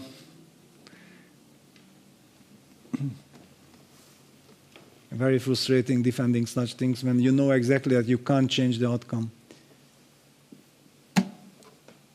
Well, he had a chance, but yeah, it was fleeting. And bishop b4, allowing rook d1 check, going for this passive defense with bishop e1. How long can this hold? Don't think for too long. Yeah, king f4. This is way too passive now. Black can decide how to win this. This is so hopeless. g5, g4, and g3, or bishop h4, bishop takes f2 is also another fancy kind of idea. Oof. Yeah, and he lost on time. Nodiabek resigns, lost on time. Enough of it. So, we had only one draw in the last round, and we have the qualifiers of the qualifier portion of the Grand Slam. And we are going to see on the screen, I think, the final result. And also shortly, we hope to have a guest in the studio, just closing the show with that, because we have a lot of great players who were playing. So let's see the standings. And let's see the final standings of this amazing 2 days. 11 games were played by the players. Incredible, tough 2 days for them. But who are the happy ones? Nepo actually tied for first, but he's number one. He will be able to choose first out of the number 5, 6, 7, and 8 places. We have Magnus Carlsen, who played an incredible tournament also. Maxime, he was very stable. He was visiting us in the studio. He felt quite okay. I think he was kind of a person who saved energy, like as we've seen that he made a repetition of moves very nicely. He knew why he came, and he wanted to qualify. And Eric Gaisi is going to be number 4. And Abdusattorov, who started so well yesterday, today he was shaking a bit, but he was never in danger not to qualify. He's number 5. Nakamura, we saw him shaking today. Yes. And incredible by Keymer, who made an incredible comeback today with all these different games, especially winning against Praggnanandhaa, their key game. And in the last game, it was only enough to make a draw. But he got such an opportunity against Fabiano that he was even able to win and collect he the won the whole last point. 3 games because he beat before Hikaru. That's how his comeback started after he lost to Gukesh. So it was an incredible comeback by Vincent. Absolutely. But so we are going to see also the other players playing tomorrow. But these are the 8 players we focus. And I give the word to you, Nicholas. What is the move of the day, you think? I have my guess. Okay, let's have a look. I will just go with my first intuition. So let's go to... What is the move of the day? Let's go to... Let's go to round number... Where was it? Round number 9 we will go to. Let's see if you guys agree. We're going to go to the game of the day, Yeah. I would say. It was a game between Magnus Carlsen and Richard Rapport. And it was... Let me find the moment. It was right here. So in this position, white is threatening checkmate. Black could play rook d7, but there would be a repetition of moves. And instead, Carlsen, after being on the defense for a long time, being lost in this game, he said, I want to continue the game. He gave up his queen against the rook here with queen to c3, kept the game going and managed to win. This is a champion's mindset. I will keep trying, I will keep playing until I have exhausted every resource, and especially in this kind of situation where Magnus was already comfortably leading, he felt that, yes, let's give the queen, and it worked out beautifully. He had another beautiful combination and then managed to win this game against Rapport, which was, in the end, you could say, quite important also for the standings, because if Rapport had drawn this game or won this game, he would have had much better chances to qualify still, but Magnus showed why he is considered the greatest of all time by many players, and just a magnificent performance, magnificent game, just great to watch. And one question, do you guys support me with my idea that let's make a double pack and queen c3 and a3 together? Because actually it's such a fitting situation. Yeah, first the queen sacrifice and then the other stunner. Yes, so let's have a look. Let's do a double pack. This game was really something to analyze and go through again. It had so many great moments, also from Richard Rapport, who played so dynamically, so aggressively, great chess. But here, after queen takes g5, it was Magnus who stunned his opponent, not defending either of the 2 pieces that are under attack, the rook on d8 and the bishop on g7, but just going a3, going for another queen here. And after queen takes d8, this is what happened after a2. This pawn can neither be stopped by the bishop nor by the queen. The knight is doing a fantastic job. This is why we say in chess, the knight is the best friend of the king, blocking any kind of checks. Black got another queen, was up a piece and converted then almost effortlessly. There was actually one more moment where Richard could have saved the game, but in the end, Magnus won this one. Absolutely. What a game. Amazing game. I fully agree. I'm making notes, and I had it in my note. It's definitely queen c3 is the move of the day. And Exactly. well, a3 is also there as a backup. You just want to see if I agree. No, I mean, it's your choice to take. Maybe we have different understanding, because we had quite an amazing event with all kind of fun moves. I mean, Nepo was making quite some moves. And I think very deservedly, they both shared the first and second place, Magnus and Nepo. I mean, they really showed their best qualities, how they can perform, really showed their championship attitude, making decisions. What an incredible performance by Nepo. Not only just collecting so many points, exactly, but the overall strategy. picture, and the overall picture of his performance. Yeah, that he was putting pressure, he was playing quickly and well. And I mean, for example, F5 G6, that could be also the move of the game of the day. But of course, that's more from the psychological point of view. That's the opening of the day, yeah? E4 F5. Yes. And basically, Magnus got caught almost in this game against Rapport. And I think it was really very, very critical game for Rapport, because if this game he wins, he qualifies. Probably he qualifies. It's not because he plays better. He played quite well. Yesterday he played very well. Today he played very well.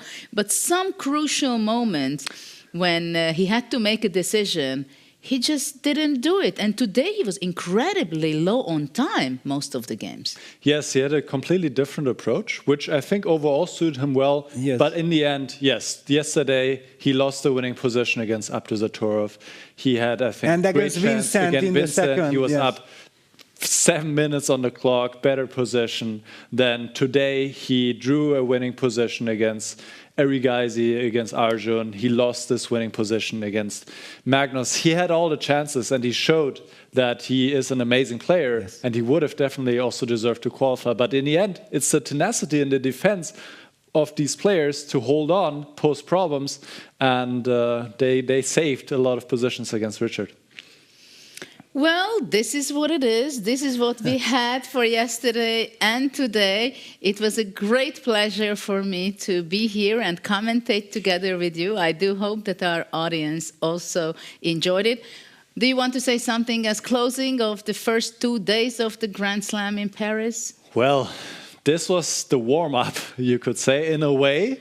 We saw 11 rounds of fantastic rapid freestyle chess. It was really a spectacle. Every round, amazing, fantastic games, combinations, moves that left us stunned. And tomorrow, from tomorrow on, for the rest of the event, we will see classical chess. So we actually have a bit more time to dive into the positions, to understand the subtleties and nuances.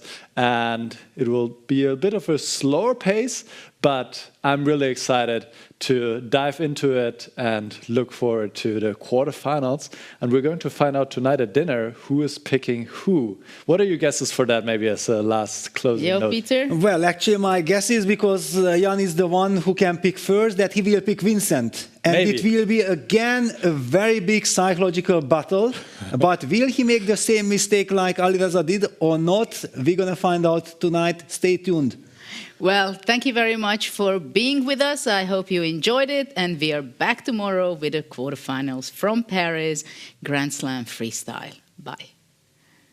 Are you curious to play freestyle chess but don't know how to? No opening theory, no memorized moves, just pure strategic creativity. But how do you navigate 960 possible starting positions with confidence? That's exactly what I'll teach you in my Freestyle Chess Masterclass. You'll learn how to develop your pieces effectively, recognize key positional patterns, and avoid early disasters. I'll break down some of the best freestyle chess games ever played, featuring Magnus Carlsen, Alireza Firouzja, and Fabiano Caruana. Freestyle chess is still in its early days. This is your chance to get ahead of the competition. Sign up now and let's take your freestyle game to the next level. Join my Freestyle Chess Masterclass today and save 20% only during the Grand Slam. It's close to the edge, so come and dive into the deep end, 'cause the best is yet to come. I'm like a song you can't get out of your head. You press rewind when you get close to the end. Each time you leave, I know you'll come back again. So come and dive into the deep end.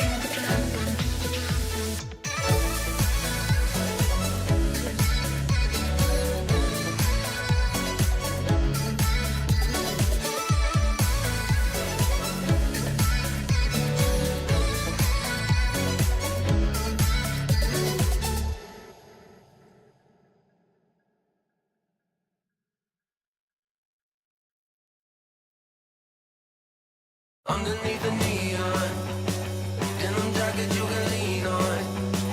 In the drop we can be gone. Like a dream, I think I see one. On the reg, you know I need that. On my neck, your name is ink black. Got your hands up on your hip, like a pin up in that fit. I be lying through my lips, say anything to see it dip. Drop it low, let it show. Do your thing out on the floor. I'ma count to 1, 2, 3, chorus on the phone. I'm better when I'm with you. I feel it in my bloodline. Ice cold with the go-to, but you the one shining bright. Bump it like woo, Betty. Better get your thing ready. I'm better when I'm with you. So would you be mine tonight? Too bad we breaking woke pink. Might have taken slow back into the moment when the summer had a summer glow. Body like somebody gon' be missing, they somebody. Twerk it like a ratty, I'ma eat it like a zombie. I'm better when I'm with you. I feel it in my bloodline. Ice cold with the go-to, but you the one shining bright. Bump it like woo, Betty. Better get your thing ready. I'm better when I'm with you. So would you be mine tonight? Too bad we breaking woke pink. Might have taken slow back into the moment when the summer had a summer glow. Body like somebody gon' be missing, ain't somebody. Underneath the neon, denim jacket you can lean on. In the drop we can be gone. Like a dream, I think I see one. I'm better when